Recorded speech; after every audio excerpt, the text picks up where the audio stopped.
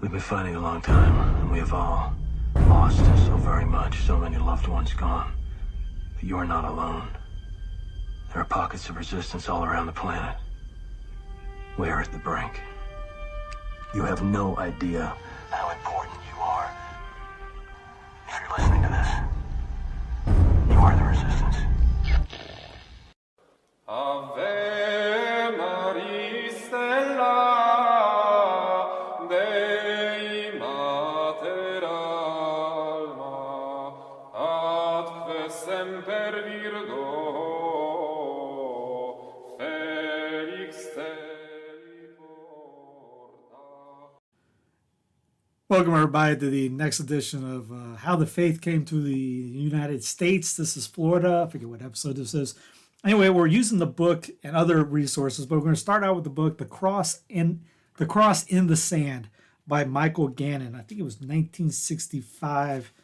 The last edition came out. And I'll read the introduction and a few chapters out of this. Well, maybe not the entire chapters, because it gets into not current, but mid 1800s, late 1800s. And if you want to look into the rest of that part, feel free, get the book. It's on Amazon. Introduction to the first edition. This is the story of the early Catholic Church in Florida, the oldest establishment of the Christian faith in the United States of America. It is a story told from original sources, as far as that was possible, and from the best secondary accounts in this century and of the centuries past. It makes no pretense at being the complete story, for many more volumes than this one would be needed to pursue 3 centuries of all of their detail. Still, the essential facts and episodes are here, and the writer hopes that they have been related in a manner likely to commend the tale to the general reader. An attempt has been made to keep the events moving at a good pace and to tell as much as possible of what happened in the words of the participants themselves. And we'll get to the martyrs. We got an interview on that, and there's 2 books on them. I'm waiting for the other one to get in. This book appears in the year when the Church of Florida is observing the 400th anniversary of its founding. That founding occurred at Nombre de Dios, a venerable mission ground at St. Augustine, where on September 8, 1565, Pedro Menéndez de Avilés landed with his famous band of settlers, and Father Francisco López de Mendoza Grajales celebrated the first Mass in America's first city. Yet just as the name Florida was once used in Spanish times to designate far more continental territory than the present peninsula of that name, so also the presence of the church in Florida extended many years, half a century in fact, beyond the September day when she was permanently planted in the sands of St. Augustine. Catholic priests sailed with Ponce de León in 1521 on his second voyage to the land that Ponce had discovered and named, and on 6 subsequent Spanish explorations to the Florida shoreline from 1521 to 1565, priests of the church were here to raise the cross in the sand and to offer unnumbered masses on wilderness altars. In the striking phrase of the 19th century historian John Gilmare Shea, the altar was older than the hearth. Whenever the historian's eyes is cast, there stands the altar with its surmounting cross. Stax crucem volviter orbis. Around that altar there gathered at one date or another all the great names that made up our state's early history when La Florida was an outpost of empire and a curve in the rim of Christendom. But with one brief interruption from 1763 to 1768, the practice of the Catholic faith was the distinguishing feature of our state's early culture and the proudly worn badge of many of her people. Priests and friars, conquistadors and hidalgos, soldiers and statesmen, Indians from the swamps and shoreline, Spaniards and Minorcans, rich and poor, the innocent and the repentant.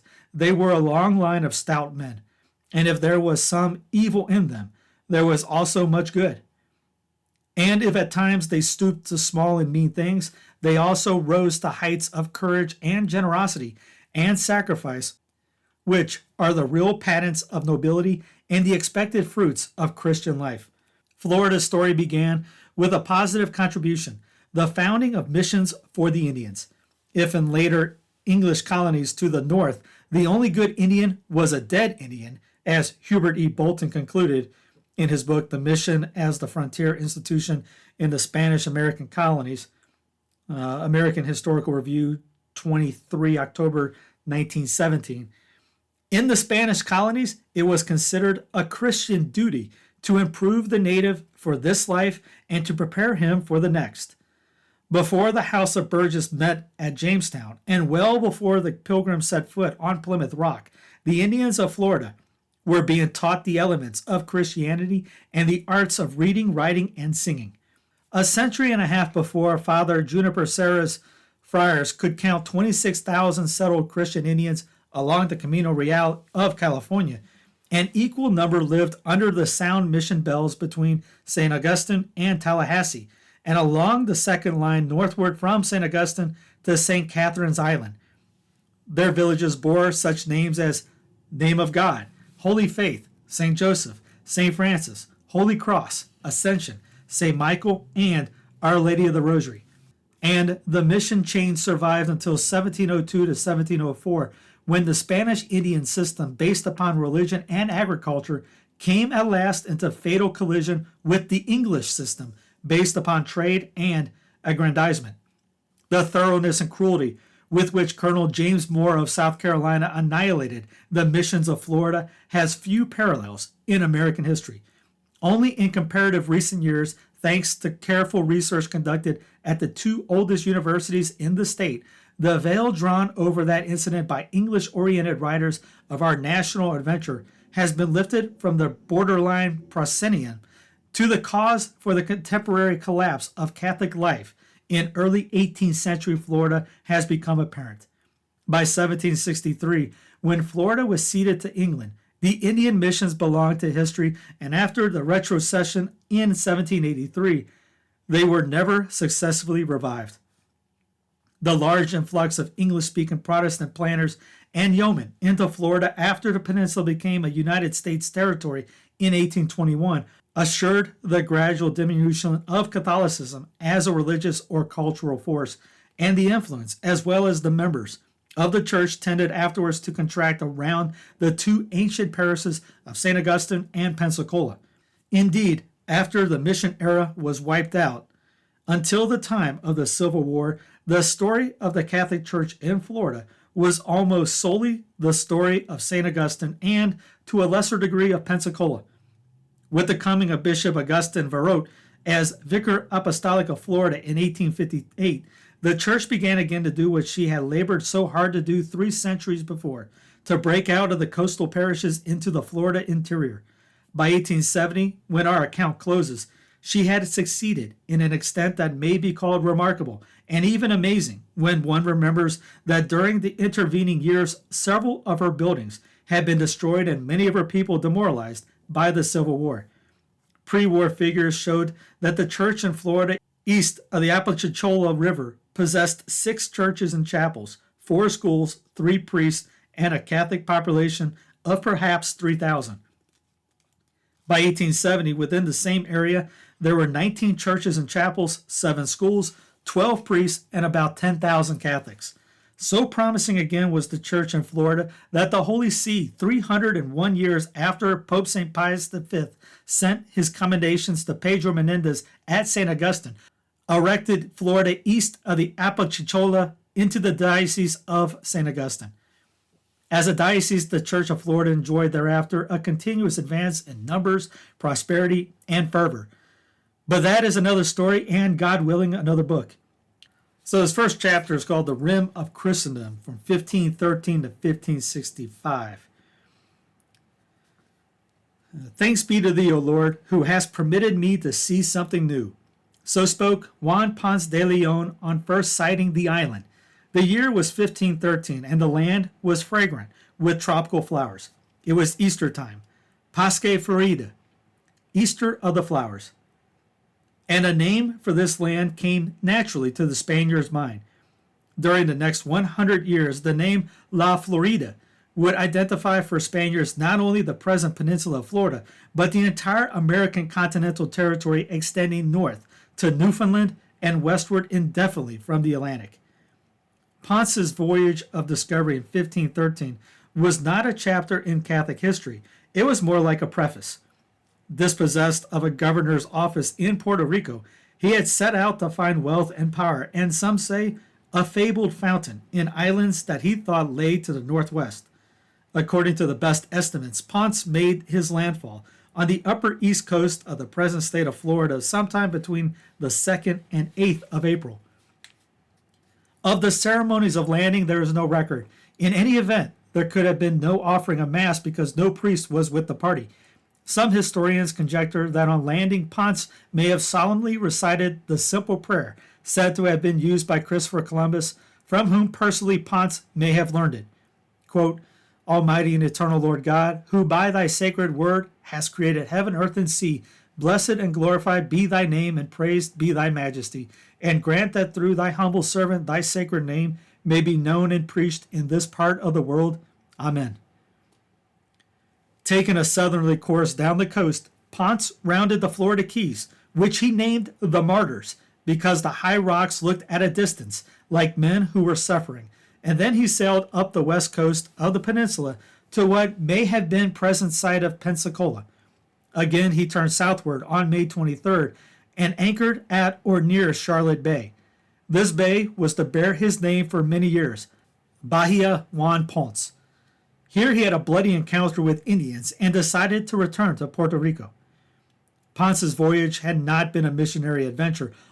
Although a Catholic, he had not ennobled his enterprise with any purposes specifically religious. The first missionary chapter would come later. To Ponce's credit, it was he who would write it. On September 27, 1514, Ponce was commissioned by the Spanish king Ferdinand V to secure possession of his new discovery. The commission empowered Ponce to settle the island of Florida and to take with him a number of priests. Treat the Indians as best as you can, the king admonished, seeking in every possible way to convert them to our holy Catholic faith. 7 years passed before Ponce could get his colonization and missionary enterprise underway. In the meantime, two events occurred that are worth our notice. First, an incident took place at sea, which may have brought the first priest to Florida's shores. His name was Father Alonso Gonzalez, and he accompanied an ill-fated voyage of Francisco Hernandez de Cordova from Cuba to the Bahamas in 1517. Stray winds blew Cordova from his course to Yucatan, where 56 of his party of 110 were killed by Indians. It is not recorded if Father Gonzalez was among those killed. If he was not, presumably he was with Cordova when stray winds blew Cordova's fleet against the west coast of Florida before the return to Cuba. Second, another explorer, Alonso Alvarez de Pineda, discovered in 1519 that Florida was not an island, as everyone thought who had heard Ponce's account in the 1513 voyage. Instead, Pineda learned the new land was a peninsula, and he himself fixed the western conjuncture to the mainland at Mobile River and Bay, which he named after the Holy Spirit, Rio de Espiritu Santo. In 1521, Ponce de León at last embarked from Puerto Rico in 2 ships with 200 men and 50 horses, together with a variety of domestic animals and agricultural implements, gunpowder, crossbows, and other arms. Secular and religious priests accompanied the expedition to establish mission posts among the Indians. Their landing with Ponce in Florida is the first positively authenticated instance in the presence of Catholic priests on the mainland of the present United States. Where precisely Ponce came ashore on the Florida coast is not known. Probably it was in the vicinity of Charlotte Harbor on the Gulf Coast. There, he was immediately and ferociously attacked by Indians. Many of his followers were killed, and Ponce himself was badly wounded by an arrow. He sadly re-embarked with his priests and people and returned to Cuba, where he died of his wound a few days afterwards. Noble in conception, the first missionary enterprise had been a conspicuous failure before it could even take root. Only 5 years later, misfortune struck another colonization attempt further north. Lucas Vasquez de Alon, a royal judge in Santo Domingo, sailed towards Florida with 600 men and women, including 2 priests and 1 lay brother of the Order of St. Dominic. The expedition followed the eastern seaboard of La Florida as far north as the Chesapeake Bay, where Alon's party disembarked on September 29, 1526, and began erecting houses in a modest chapel dedicated to St. Michael. Food supplies soon ran low, however, and widespread sickness followed the coming of winter cold. Alon died in the arms of one of the Dominican priests, and 150 famished and half-frozen survivors of his party decided to give it up and sail home to Santo Domingo. Thus, the second altar of Christian worship was abandoned like the first. Panfilo de Narvaez was a tall, commanding man, fair complexed, red-bearded, and one-eyed. He had lost an eye trying to discipline Cortez, conqueror of Mexico. By all accounts, he was a brave and resourceful soldier, and when in 1526 he returned to Spain after 26 years of royal service to the New World, King Charles I, as Charles V, Emperor of the Holy Roman Empire, awarded him settlement rights to all of Florida. On June 17, 1527, Narvaez sailed from the port of Sanlúcar in Spain with 600 colonists and soldiers. He set a course for the same Florida coastline where Ponce de León had twice been repulsed, the second time at the cost of his life. And like Ponce on his second voyage, he brought with him a company of priests to minister to the colonists and to evangelize the Indians, an unknown number of secular priests and 5 Franciscan friars. Of the secular priests, only one is known to us by name, El Austriano, the Asturian. Superior of the Franciscan party was Father Juan Zardes, named by Charles V as Bishop-elect of Florida. Father Zardes would never be consecrated, however. For all the talents of the leader Narvaez, the expedition was doomed to failure. Within 7 years' time, only 4 men of those who landed at Florida would still be alive. One of the survivors was Alvar Núñez Cabeza de Vaca, treasurer and high sheriff, who wrote a long account of the expedition. From him we learn that enough misfortunes to discourage any but the most hardy of missionaries befell the voyagers at sea before they finally reached the shores of Florida. At last, with many thanksgivings, Narvaez anchored in the vicinity of St. Clement's Point on the peninsula west of Tampa Bay. It was April 14th, Holy Thursday of 1528. Narvaez and his missionaries were anxious to meet the Indians in the area before taking formal possession of the land. On landing the next day, therefore, they immediately set out toward an Indian village spotted from aboard ship. They found the village, but it was empty.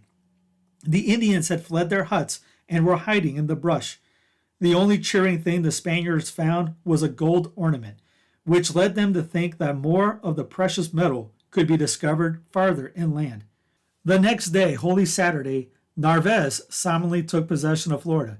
To the unseen and unhearing Indians, he delivered a formal declamation, which, because it indicates the missionary side of his enterprise, deserves to be quoted in part. He first explained how the descendants of Adam and Eve had spread abroad across the earth to form many nations, and how God had come to earth to save the nations, quote, wheresoever they might live and be. Wherefore, he continued, I entreat and require you to understand this well, which I have told you, taking the time for it, that it just you should, to comprehend and reflect, that you recognize the church as mistress and superior of the universe, and the supreme pontiff called Pope, and that you consent and give opportunity that these fathers and religious men may declare and preach these things to you. Narvaez and a large party of men then marched northward. Unfortunately, they lost contact with the fleet, which, despairing of their return, turned back towards Cuba. Cut off from all supplies, Narvaez and his companions reached the country of the Apalachee Indians near the present site of Tallahassee. There, they discovered that they were unable to feed themselves off the land, and their plight was soon desperate. The men killed their horses for food and constructed 5 rough-hewn wooden boats, which they launched in the Gulf, 50 men to a boat. Cabez de Vaca relates the sad consequences. One after another, the boats foundered in the surf between Pensacola and Matagorda. Most of the men drowned. 80 survivors were cast up on the Texas coast. Gradually, the number dwindled through illness, exposure, and starvation. After an incredible odyssey of 7 years, during which they actually crossed the continent ocean to ocean, 4 lonely survivors of all that company of governor and officers, priests and friars, and mail-clad hidalgos finally reached Mexico and safety. Cabeza de Vaca was one of them. A Negro slave was another. There were 2 soldiers. The priests had all given their lives. Narvaez, too, was dead. Don Hernando de Soto, although only 38 years of age, was a knight commander of the Order of Santiago. He was a veteran of the campaigns in Central America and had served under Francisco Pizarro in the conquest of the Incas. In 1538, he decided to conquer, pacify, and populate the peninsula of Florida and the lands extending westward to the Rio Grande. Almost alone among the Spanish commanders, he was undaunted by the failure of the earlier expeditions led by Ponce de León and Narvaez.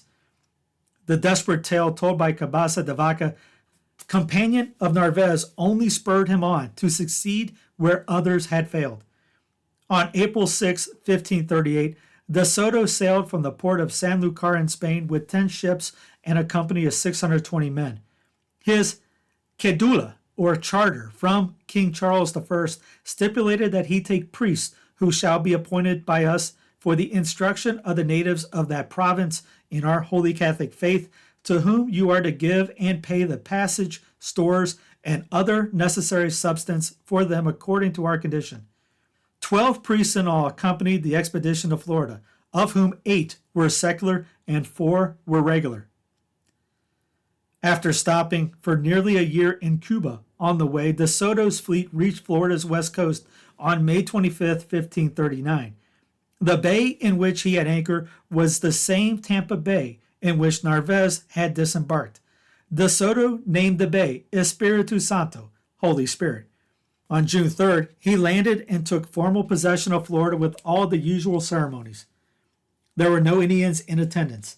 Those who lived in that region, on seeing the approach of De Soto's ships, had lit warning fires along the coast and fled into the brush. 2 Indians, captured by the Spanish patrol several months earlier for service as interpreters, made their escape on the day of the landing. De Soto, therefore, sent out 2 reconnoitering parties to capture natives, to supply the loss of the interpreters, and to make a general exploration of the surrounding country. One of the patrols was led by Balthazar de Gallegos, a relative of Cabeza de Vaca. De Soto had learned on his arrival of a Christian who lived among the Indians in one of the nearby villages, and Gallegos was ordered to investigate thoroughly if such a person existed. According to reports, the Christian was one of the men who had accompanied the expedition of Narvaez 11 years before. After a severe march of 10 days, Gallegos and his patrol of 80 men returned.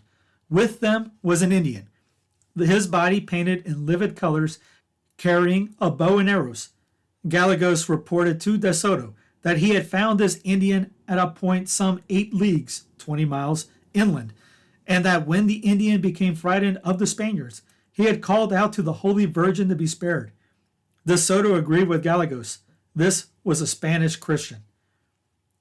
A report on the incident was written by Luis Hernandez de Viedma, the king's representative on the expedition.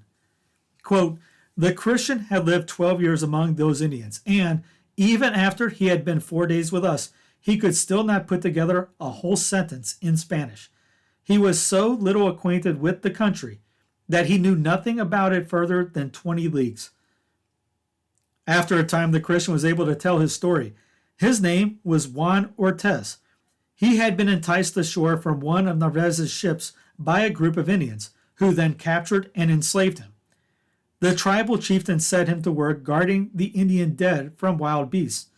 On one occasion, Ortez killed a wolf that had carried off the body of a child. Despite this act, he was eventually condemned to die.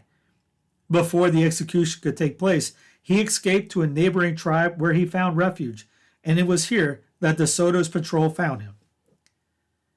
When he realized that no gold was to be found here, we left the port of Baja Honda in order to move inland with all the men who had come, except for the 26 horsemen and 60 footmen who remained to guard the port until the governor, De Soto, should communicate with them or bid them to join him.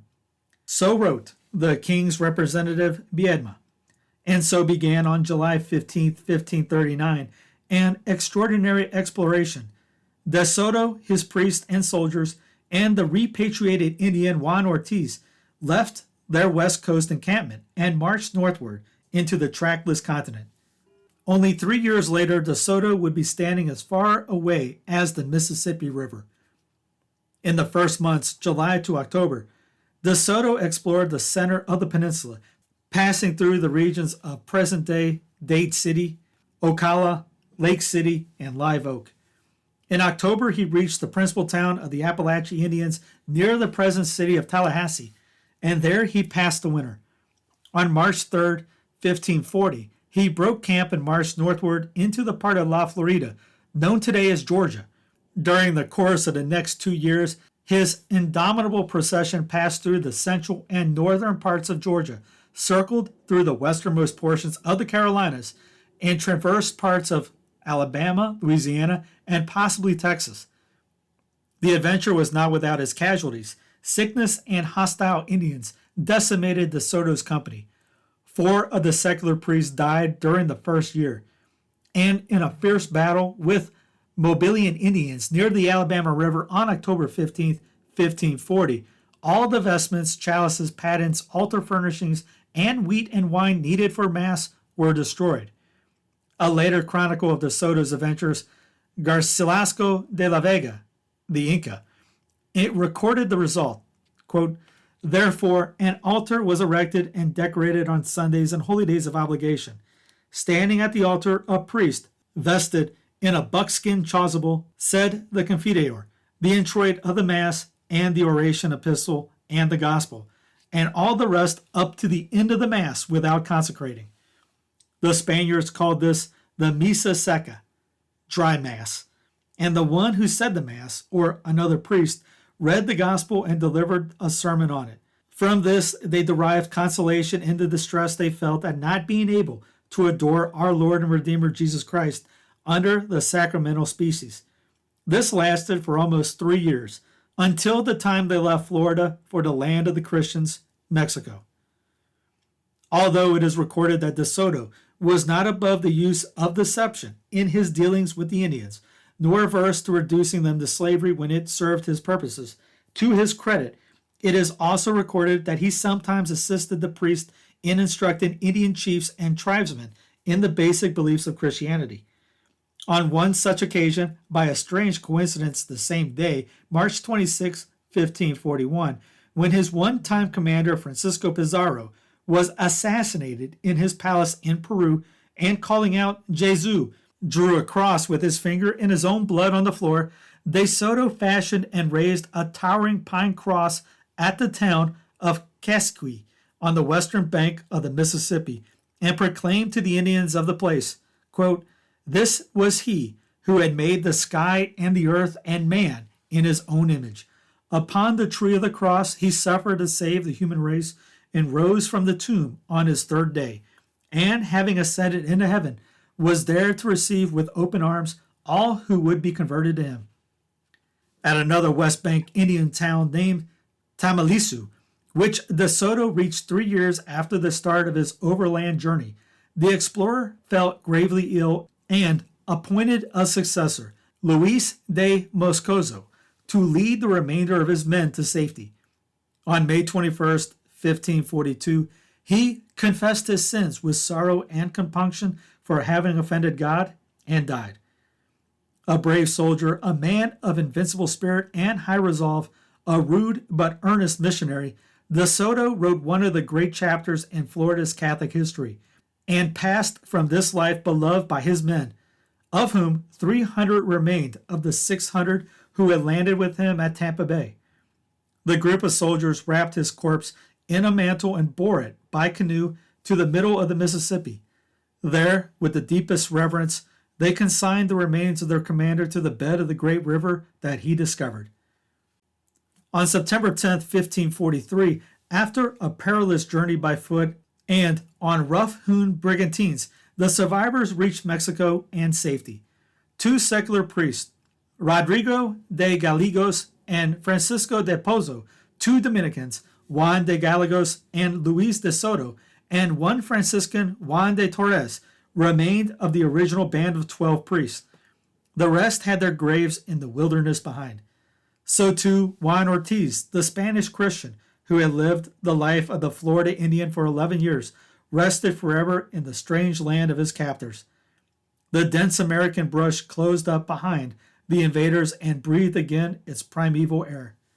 With the end of the De Soto expedition, Spain's 4th great effort in La Florida, there were still no permanent settlements, and the mass of savages remained unconverted worshippers of sun and sky.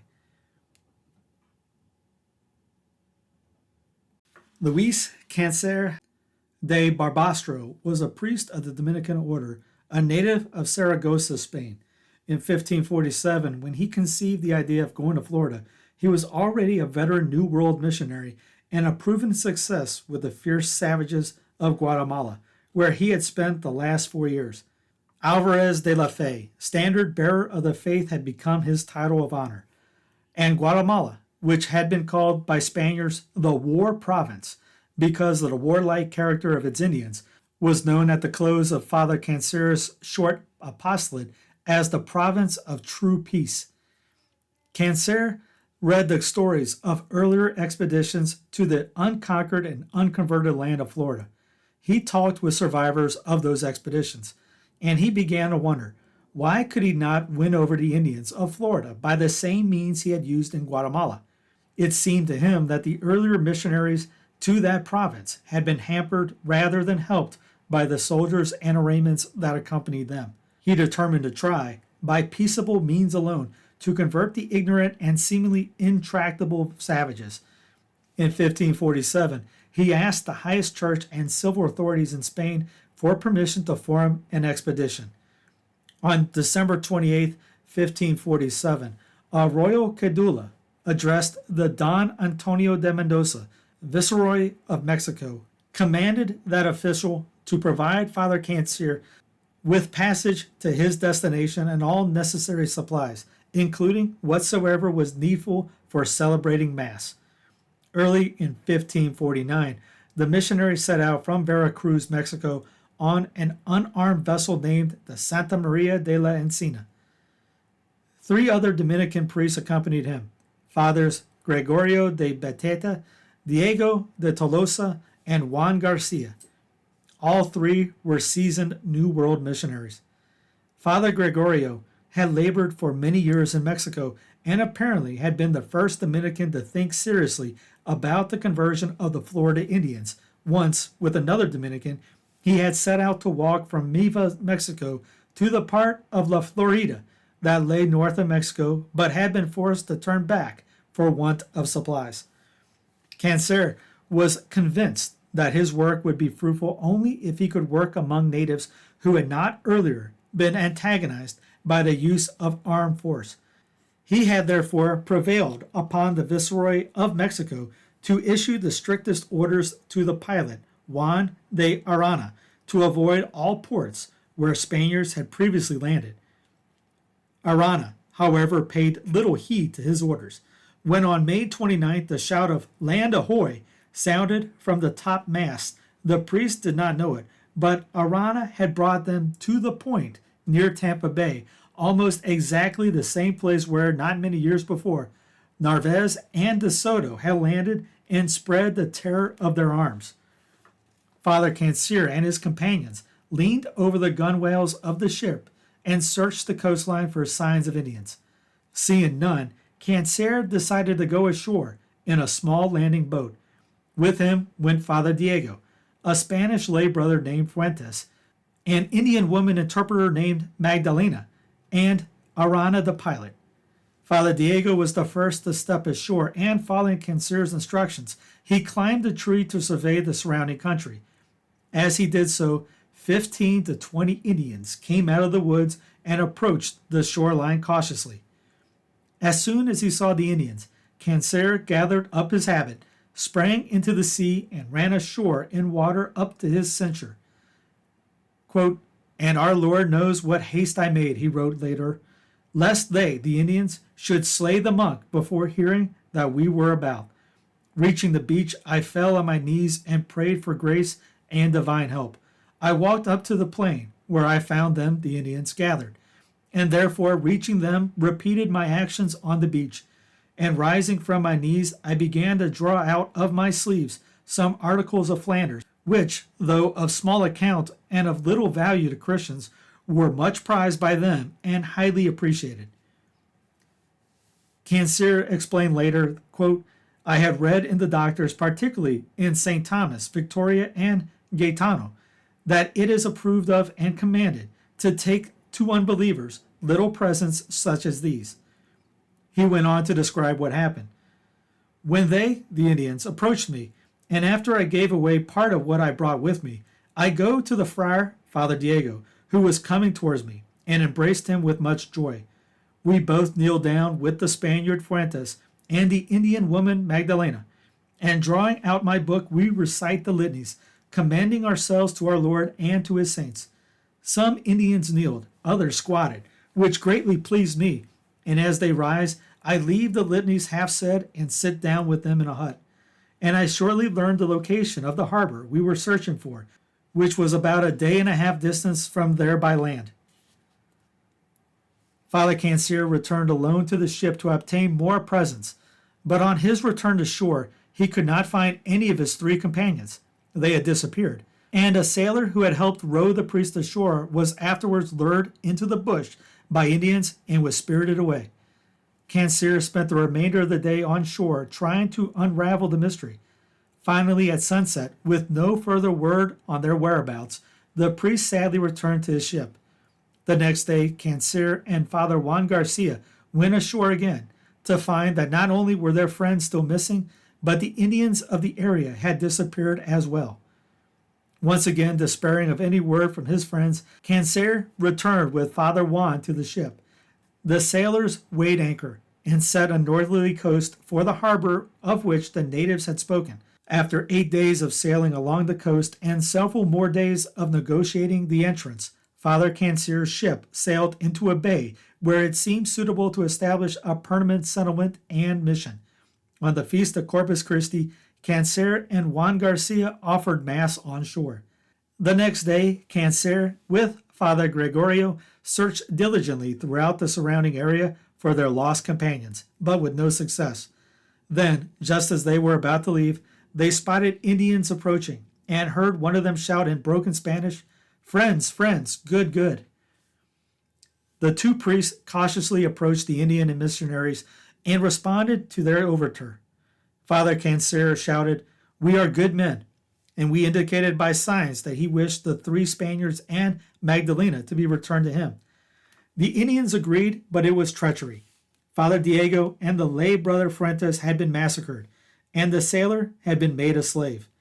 Cancer learned this agonizing news only after his return to the ship.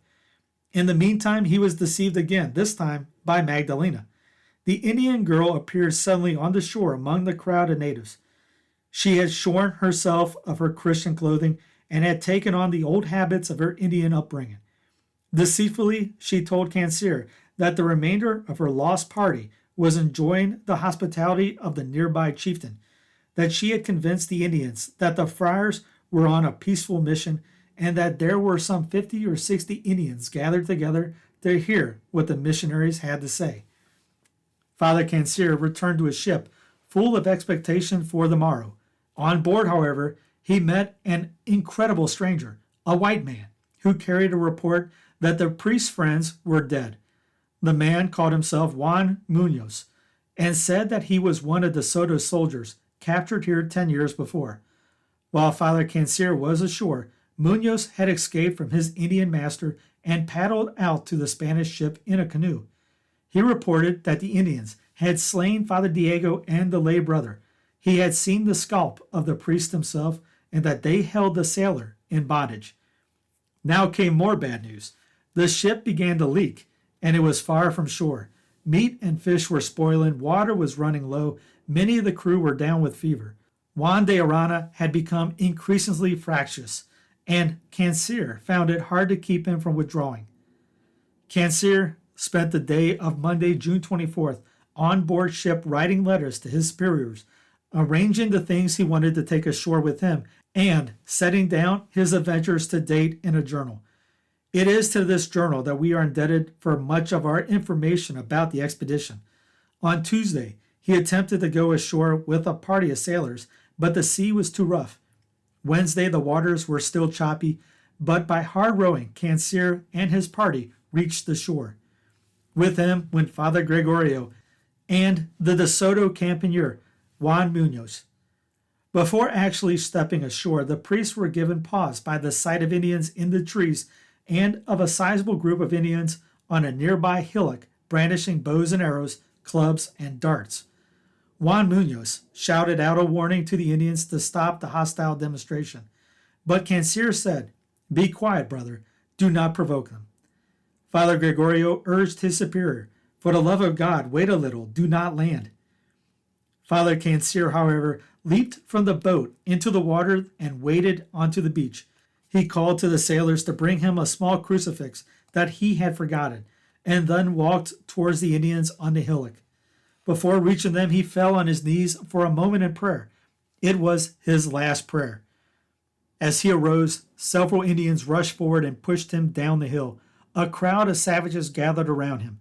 One took away his hat, another, with a vicious swipe of a club, dispatched the priest from this life. Thus died the remarkable missionary, a messenger of peace, a noble, brave, and gifted man. Father Gregorio could not persuade the captain to remain any longer, and so the voyagers who remained sailed back to Mexico. The year was now 1549, and still neither Spain nor the church had a foothold in the land of flowers. Although it seemed foolishness to some, Spanish priests and sea captains continued to dream of a colony in Florida. True, every effort to build permanently had been repulsed by the Indians, and priests who had tried heaping charity on the heads of the recalcitrant savages had been cruelly slaughtered for their pains. Florida was too important, however, to write off. Not only did the state of the Indians demand continued missionary efforts, but also Florida still loomed large as ever on navigators' maps as the strategic key to the Gulf and Caribbean trade routes. Still another reason for conquering the elusive peninsula came from Spaniards in Cuba. So many native Cuban women had married Spanish soldiers. One of the bishops on the island reported, "A Cuban male is lucky if he can get a wife 80 years old." The suggestion was therefore made by some that Florida would be an excellent source of Indian wives. Faced with a growing number of persistent and authoritative appeals to do something about Florida, the Spanish king, Philip II, decided to promote yet another voyage out of Mexico. To head the expedition, the Viceroy of Mexico chose Don Tristán de Luna de Arellano, son of the governor of Yucatan. 5 priests and 1 lay brother, all members of the Order of St. Dominic, were appointed to accompany the undertaking and to see that the colonists followed the Viceroy's instructions not to antagonize the Indians, but to settle, and by good example, with works and with presence, to bring them to the knowledge of our holy faith and Catholic truth. The Viceroy wrote to Philip II to assure the sovereign that the Dominicans, named to the enterprise, were chosen because of their tried lives, learning, and doctrine, and because they were of an age to be able to work among the Indians and learn their languages. Their names were Pedro de Feria, the superior, who resigned the priorship of the prospering house of St. Dominic in Mexico to undertake the Florida mission; Domingo de la Anunciacion, a scholar said to have mastered all the Mexican dialects; Domingo de Salazar, later Bishop of the Philippines; Juan Mazulas, and Diego de San Domingo, both veterans of the Mexican missions; and Bartolome Mateos, the lay brother who had served as an artillery officer with Gonzalo Pizarro in Peru. Accounts differ regarding the size of de Luna's expedition that set sail from the port of Veracruz, Mexico on June 11, 1559. One account lists 11 ships carrying 500 soldiers, 1,000 settlers, and 240 horses. Another lists 15 ships carrying 1,500 soldiers and settlers, including women and children. The chronicles agree, however, on the main events. Favored by winds and weather, the expedition reached Florida's Gulf Coast after 1 month of sailing. On the eve of the Feast of the Assumption of the Blessed Virgin Mary, August 14th, the party landed at Pensacola Bay. De Luna wrote to King Philip, "I set sail on June 11th, and until the day of Our Lady of August, when it pleased God that the entire fleet should enter the port of Ichuse. As we entered on the day I say, I named the bay in your honor as Baja Filipina del Puerto de Santa Maria." So pleased was De Luna with the land he saw that he sent a shipload of settlers immediately to Spain in order to persuade other Spanish settlers to join his colony. Most of the other settlers were divided into two groups. De Luna sent the first group to reconnoiter the countryside by land. The second went up a nearby river by small boats. Dominican priests accompanied both groups. De Luna instructed the reconnaissance parties to return to the harbor within 3 or 4 days, and the consequence that the men took with them only enough food to last that length of time. The reconnaissance lasted longer than expected and produced nothing of importance. By river and by land, the Spaniards saw only marshes and barren land. Food gave out after several days, and many of the men fell sick from eating roots and leaves that were not edible. The two parties made their way back to shore and toward the churning black clouds of a tropical storm. A fierce storm, probably a hurricane, bore down on the harbor out of the sea. Towering waves snapped anchor cables and battered the planks of all but 2 of the Spanish ships into tortured debris that piled up on the beach. Driving waves struck the beach with such force that those on shore had to flee inland for their lives. Many died aboard ship and on shore, including the Dominican lay brother Mateos. For the survivors, almost nothing remained of their store of provisions. Enough food for a year had sailed in those ships, nor of their pieces of gold and other articles of value that they intended to use in trading with the Indians. It was then to scenes of utter destruction and desolation that the two reconnaissance parties returned. But De Luna gathered the survivors and urged them to continue the colony at all costs. He left a captain with 50 men to guard the port and the 2 remaining ships, and set out with the rest of the settlers in search of food. The story of the colony for the next year and a half was a story of successive expeditions for this purpose, and of intermediate periods of raw hunger when priests and soldiers were reduced to eating their horses and chewing the leather of their harnesses. Human relations suffered under these pressures. In 1561, bitter dissension broke out among De Luna, the master of the camp, and the captains of the destroyed ships. At issue was the question whether another reconnaissance force should be sent into the interior. Fathers Domingo de la Anunciacion and Domingo de Salazar were troubled by the outburst of argument and anger, and they attempted to bring peace to the settlement by leading the soldiers and settlers each day in the recitation of a litany. It was the Easter season, and the two priests were afraid that many of the people, with anger and hatred in their hearts, would not be able to receive worthily the sacrament of penance and Holy Communion. Finally, Father Domingo de la Anunciacion decided to risk a prophecy. During the offering of Mass at the beachhead of Ichuse, on Palm Sunday in 1561, he turned suddenly towards the people with the sacred host in his hands and addressed De Luna. He questioned the governor about his faith. The governor stepped forward, knelt before the altar, and answered the priest's questions humbly. Father Domingo told the governor that if he would become reconciled with the captains and repent his sin in causing dissension and suffering among the people, before 3 days a ship would arrive in port with help to relieve the hunger of the colony. The governor was so struck by the confidence of the priest's voice, he turned to the congregation and announced his belief in the prophecy. While Father Domingo finished the Mass, the governor confessed aloud before all the people that he had been wrong. He asked the captains, the master of the camp, the soldiers, and the settlers to forgive him for the mischief he had done. A reconciliation among everyone present followed before the altar. And lo, on the following day, a great ship appeared on the horizon. It was from New Spain, and it was laden with supplies for Tristán de Luna's men. It appeared that it was Father Domingo's prayer and prophecy which had been answered. The vessel that entered the harbor of Ichus was commanded by Angel de Villafane, appointed by the viceroy to replace de Luna. With Villafane was Father Gregorio de Beteta, who had accompanied the ill-fated expedition of Father Cancier to Tampa Bay 11 years before. Villafane and his men stayed only a short time in Florida.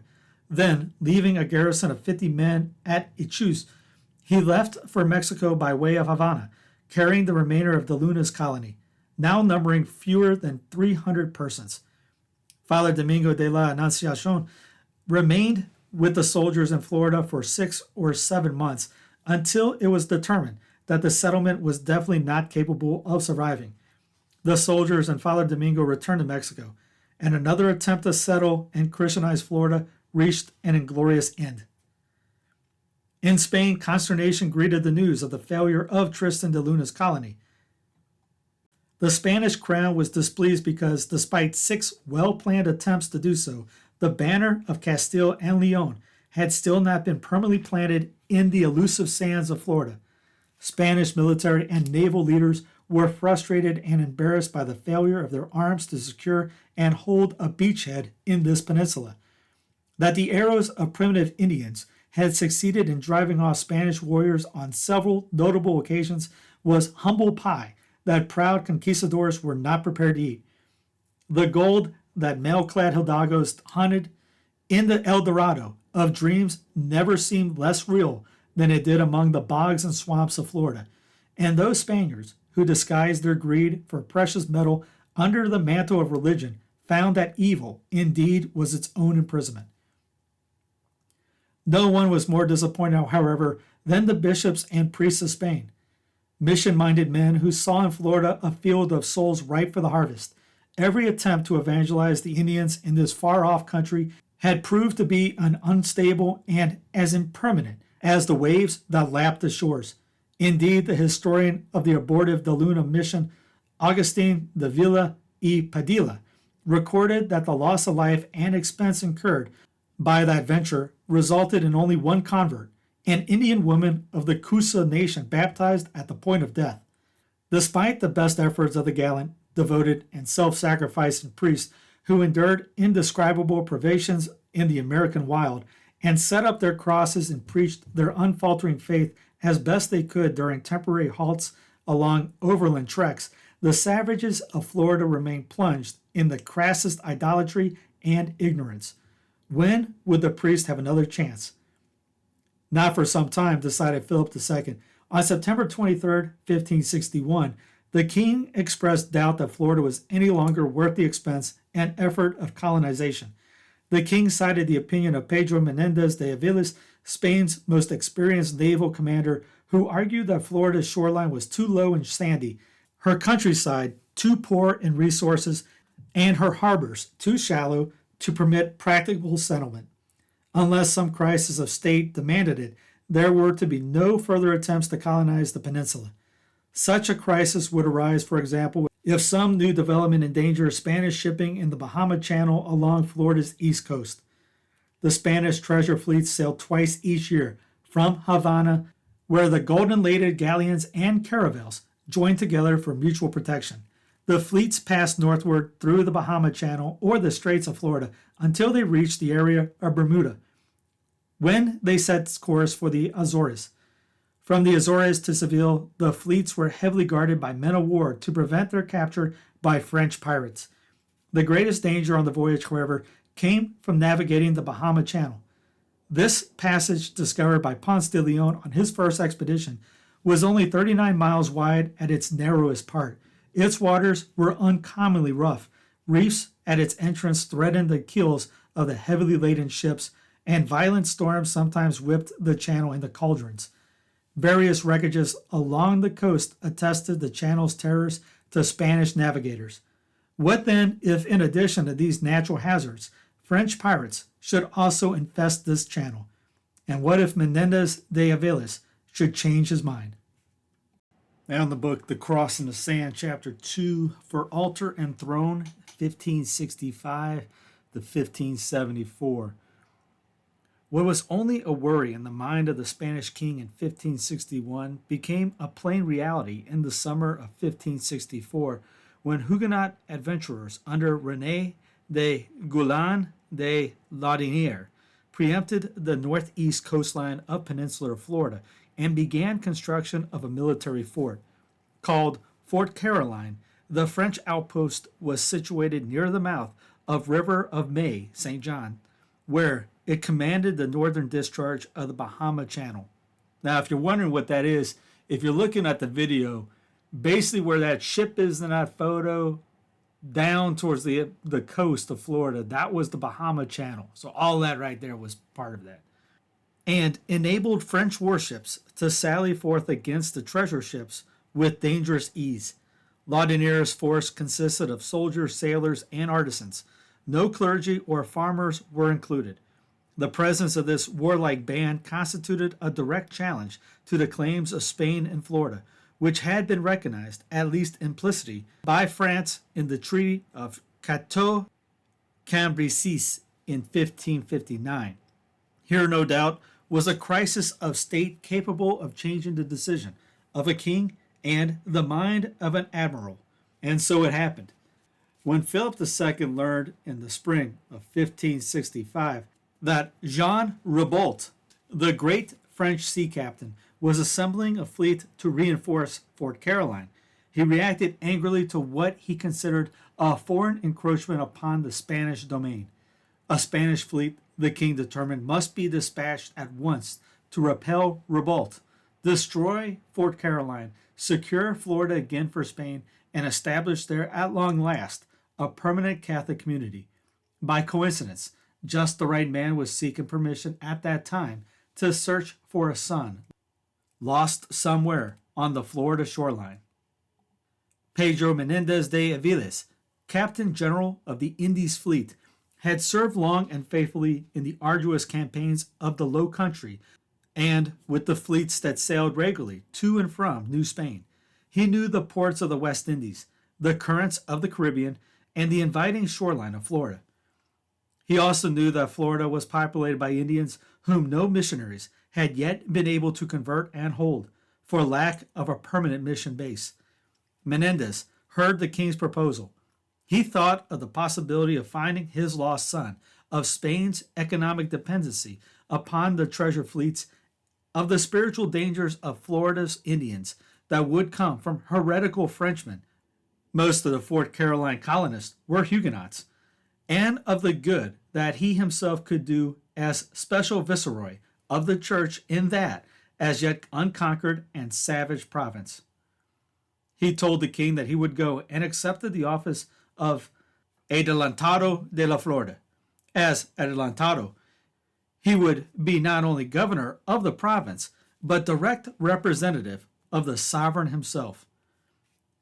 The royal asiento, or contract given Menéndez on March 20th, 1565, plainly charged him with a missionary as well as a military responsibility.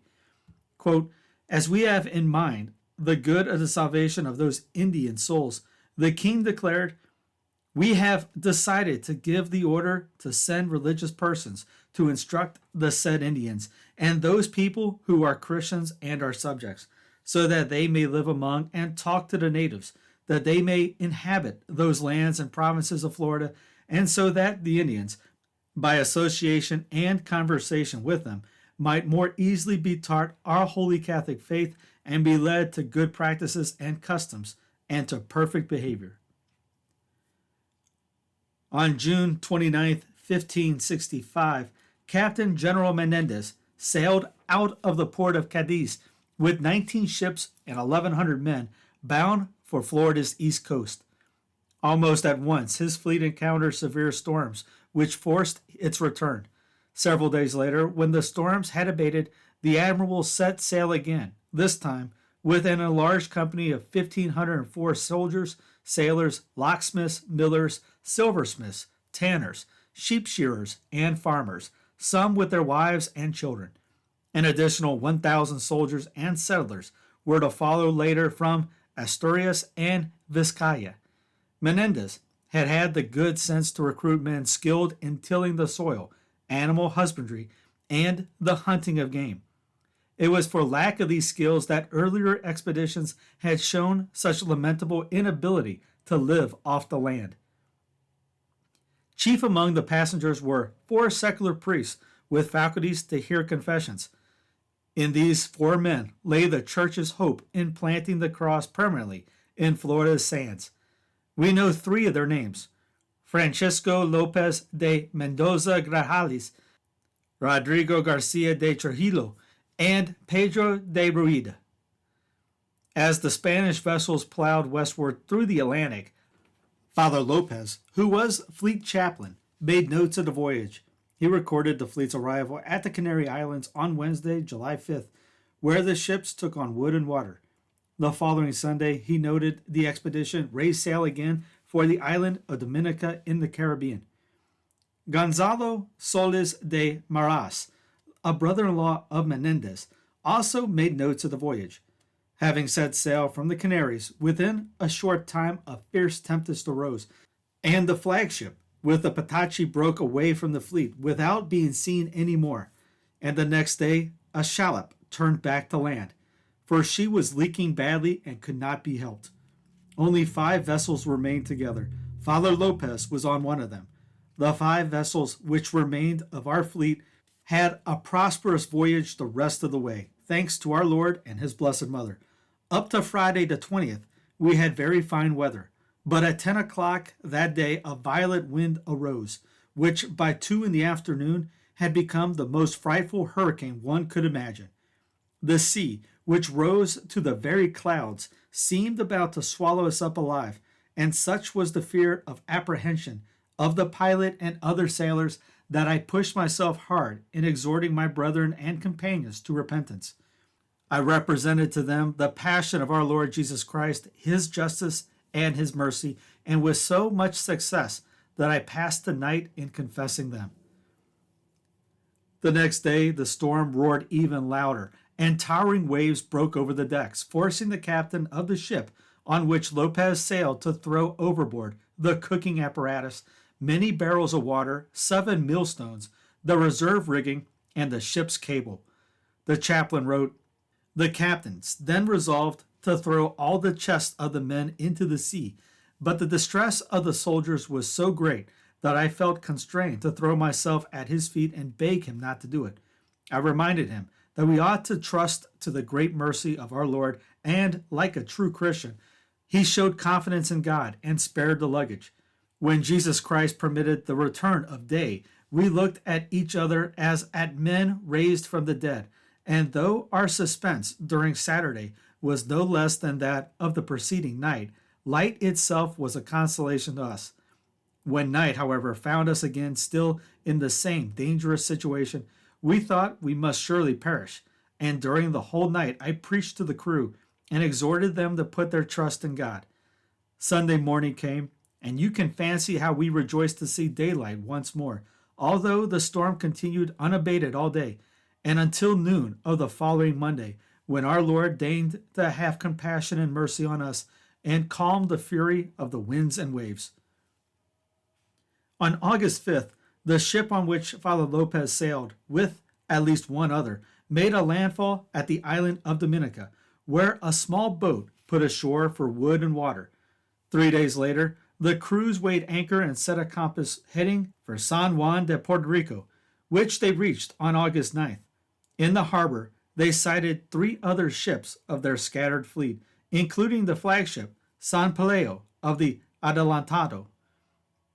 Loud cries of joy resounded on all sides, López wrote, and we thanked the Lord that he had permitted us to find each other again, but it would be impossible for me to tell how it all happened. The Spanish voyagers paused several days in Puerto Rico to replenish their store of provisions and to take on board horses and additional men that the king had agreed to furnish from the island garrison. Father López was asked to remain by Puerto Rican settlers. They offered him an attractive pastorate, but he refused. As he wrote later, "I wanted to see if by refusing a personal benefit for the love of Jesus, he would not grant me a greater, since it is my desire to serve our Lord and his Blessed Mother." Pedro Menéndez, meantime, had to face the problems created by his scattered fleet. The general was lacking over 2/3 of his expeditionary force, and he had no way of knowing when or if the remaining ships would arrive. He deliberated for a time whether he should await the balance of his fleet or press on towards Florida. Solis de Maras was with him when he made his decision, and he recorded it in these words: "Seeing that the people who were with him were persons of much reliance and bravery, despite the fact that many of the soldiers were not trained, he summoned all the captains to a council and told them that he had not taken that expedition under his charge through vanity or personal interest, but for the honor of God, who already appeared to be manifesting his mercies, since, to show his hand visibly, he had permitted that the powerful fleet which sailed from Spain should arrive near Florida in an impaired condition, in order that the success of whatever famous action could be achieved should be attributed to him. Trusting in the divine will, he said, he held it proper that they should sail at once to Florida. Trusting in the divine will, he said, he held it proper that they should sail at once for Florida without waiting for or seeking further aid." With approval from all hands, Menéndez weighed anchor on August 15th and led his ships to sea again northward towards the Bahama Channel. On Monday, August 27th, Father López noted, "While we were near the entrance to the Bahama Channel, God showed to us a miracle from heaven." He described it: "About 9 o'clock in the evening, a comet appeared, which showed itself directly above us, a little eastward, giving so much light that it might have been taken for the sun. It went towards the west, that is, towards Florida, and its brightness lasted long enough to repeat 2 crados. The very next day, the voyagers sighted land. It was Cape Canaveral, since 1965 Cape Kennedy, the thin finger of land that projected out from the center of Florida's east coast.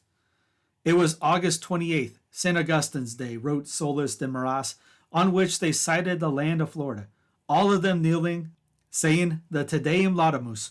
They praised our Lord, all the people repeating their prayers, entreating our Lord to give them victory in all things." And Father López wrote, "Thanks to God and the prayers of the Blessed Virgin, we soon had the pleasure of seeing land and found ourselves actually in Florida." Pedro Menéndez himself recorded, "We discovered this land off Cape Canaveral, which is the latitude of 28 degrees, at the entrance of the Bahama Channel, and we sailed along the coast, seeking that harbor of the River of May, site of Fort Caroline, as far as 29 degrees. For such was the report I had, that the Frenchmen were between 28 and 29 degrees. Not finding them, we went on as far as 29.5 degrees, slightly south of the site of the present marine land. And having seen fires on the shore on September 2nd, I ordered a captain ashore with 20 soldiers to try to get an interpreter among the Indians, that they might give us knowledge of that harbor. And so the captain who went ashore joined them and talked to them, and they told him by signs that the harbor was further on in a higher latitude towards the north. Coasting along the shoreline farther north, the Adelantado came upon the harbor, which the French called the River of Dolphins. The Indians called the site Saloy. It was, wrote Solis de Maras, a good harbor with a good beach, to which he, Menéndez, gave the name of St. Augustine, because that saint's feast was the day on which he had first sighted land. The date was now September 4th. Menéndez proceeded still further up the coast and reached the mouth of the River of May early the next morning. There he sighted 4 French warships, reinforcements for Fort Caroline. Jean Ribault had won the race from Europe. Worried that the enemy force was strong enough to prevent the founding of a Spanish settlement, the Adelantado's council of captains urged him to return to the Caribbean to await the balance of his fleet. Menéndez, however, decided to engage the French ships at once. In making that decision, he set the seal of fate on 1565 as the year of his first settlement, for in the proposition of his captains, he would not have returned to the harbor of St. Augustine until March of the following year. A brief and inconsequential battle followed. Father López recorded that, notwithstanding all the guns we fired at them, we did not sink one of their ships. The Spaniards, too, withdrew with no losses, and Menéndez, having satisfied for now his military honor, decided to retire. He put his flagship under full sail toward the newly named harbor of St. Augustine and arrived there just off the Indian village of Saloy on September 6th. Father López described the sequence of events leading to the actual founding of the parish and garrison of St. Augustine. 2 companies of infantry now disembarked on September 6th, that of Captains Andres Soyes Patino and that of Captain Juan de San Vicente, who is a very distinguished gentleman. They were well received by the Indians, who gave them a large house belonging to a chief and situated near the shore of the river.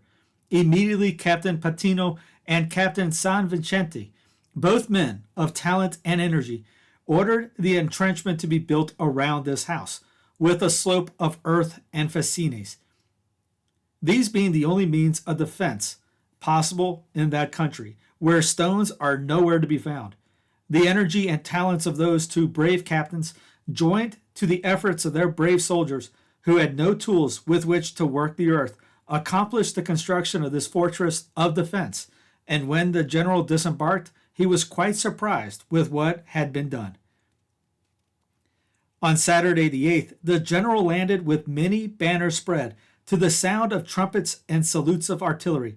As I had gone ashore that evening before, I took a cross and went to meet him, singing the hymn Te Deum Laudamus. The general, followed by all who accompanied him, marched up to the cross, knelt, and kissed it. A large number of Indians watched this proceedings and imitated all they saw done. A solemn mass was then offered in honor of the Nativity of the Blessed Virgin Mary, the feast day observed then as now on September 8th. Solis de Maras records that after Mass, the Adelanto had the Indians fed and dined himself. It was the first community act of religion and thanksgiving in the first permanent settlement in the land. It was also the beginning of the parish of St. Augustine and of the permanent service of the Catholic Church in what is now the United States. Menéndez christened the new settlement San Augustin, or St. Augustine. It was September 8th, 1565. Traditionally, the Spanish representative, the king, would go to the flag, plant the flag in the ground, and proclaim the land in the name of the king. He, however, went over to Father López and knelt down and kissed the cross. So he proclaimed the land in Nombre de Dios, in the name of God, before the name of his king. And López observed the natives imitated all they saw done. Now there is a picture for you. Father López then conducted a Mass of Thanksgiving, and Menéndez ordered that a meal be prepared for everyone, including the natives. This was 55 years before the Pilgrims even arrived in Plymouth. A few years ago, Dr. Michael Gannon drew fire when he called this meal the true first Thanksgiving. There was a guy who called me from WBZ in Boston. He said, "While I'm talking, do you realize that there's an emergency meeting of select men at Plymouth to contend with this new information that there were Spaniards in Florida before there were Englishmen in Massachusetts?" And then he said, "Well, you know how you've become known up here in New England?" I said, "No." He said, "The Grinch who stole Thanksgiving." The Spaniards christened their landing site Nombre de Dios, name of God, by which name the site is still known today. Shortly after the landing, Menéndez and his priests erected there, among the red men of Saloy, the first Christian mission to the North American Indian. Nombre de Dios became the baptismal name of a new nation. From that place, for 198 uninterrupted years, priests and laymen would carry Christianity and civilization into the wild interior. First diocesan, then Jesuit, and finally Franciscan missionaries would drop their lamps of faith and knowledge into the darkness as far as Virginia to the north and Texas to the west, and write their names into one of the least known but most heroic chapters of American and Catholic history. According to traditions maintained by the Spanish population of St. Augustine over the next 2 centuries, the landing site was situated on the mainland, on the north side of a creek called Marcaris, known today as Hospital Creek, about a quarter of a mile north of the city gates of the eventual Ciudad de San Agustin, that was marked out and erected by Menendez's successors in the 16th and 17th centuries. Both the location of the landing site and the reverence with which it was regarded by the Spaniards of St. Augustine were indicated by cartographer Juan Joseph Alexio de la Puente in a carefully drawn map of the city executed in 1769. The map's key points out the place and reads in part, place called Nombre de Dios, which is the name where the first Mass was said on September 8, 1565, when the Spaniards, under the command of the adelantado Pedro Menéndez de Avilés, set out to conquer these provinces, and afterwards an Indian village was built there with a chapel in which was placed an image of Maria Santísima de la Leche. 3 days after landing, Menendez rode home to Philip II. As for myself, your majesty may be assured that if I had 1,000,000 ducats, more or less, I would spend it all upon this undertaking, because it is of great service to God our Lord, for the increase of our holy Catholic faith, and for the service of your majesty. And therefore I have offered to our Lord all that he may give me in this world, all that I may acquire and possess, in order to plant the gospel in this land for the enlightenment of its natives, and in like manner I pledge myself to your majesty. Although it had startled many readers of Spanish Florida history to discover that men warred mercilessly against each other in the 16th century, as they do unremittingly in our own, it is a fact that Menendez accomplished with dispatch and thoroughness the military portion of his mission. Marching overland in mid-September, Menendez and his 500 fighting men captured Fort Caroline and slew the entire garrison, excepting women and children and youths not under arms. Father López observed that the Spaniards found many packs of playing cards with the figure of the host and chalice on the backs, and many saints with crosses on their shoulders, and other playing cards burlesquing things of the church. Soon afterwards, catching Jean Ribault and 2 groups of shipwrecked soldiers at Matanzas inlet south of St. Augustine, Menendez exacted their unconditional surrender and then coolly gave them to the sword, sparing only the Catholics among them and youths not under arms, about 17 in all. This act was committed with the same sang-froid of French cruiser captains off the coast of Holland, of Jacques Sauret, who had slaughtered the residents of Havana several years before, and of Dominique de Gourges, who would wreak French revenge on the Spanish occupiers of Fort Caroline, renamed San Mateo, only 3 years later.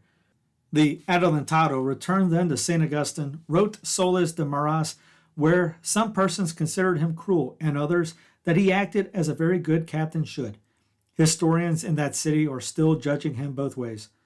Discharge of his mandate, military necessity, inability to feed the French captives from his meager stores, over 100 Spaniards would die from starvation during the coming winter. These appear to have been reasons which led Menendez to carry out his instructions so completely. Although France and Spain were not formally at war, police actions of this sort were common occurrences where national ambitions collided in foreign lands or on the seas. They were cruel times. One can imagine the fate of Menendez had he fallen into the hands of Sir Francis Drake.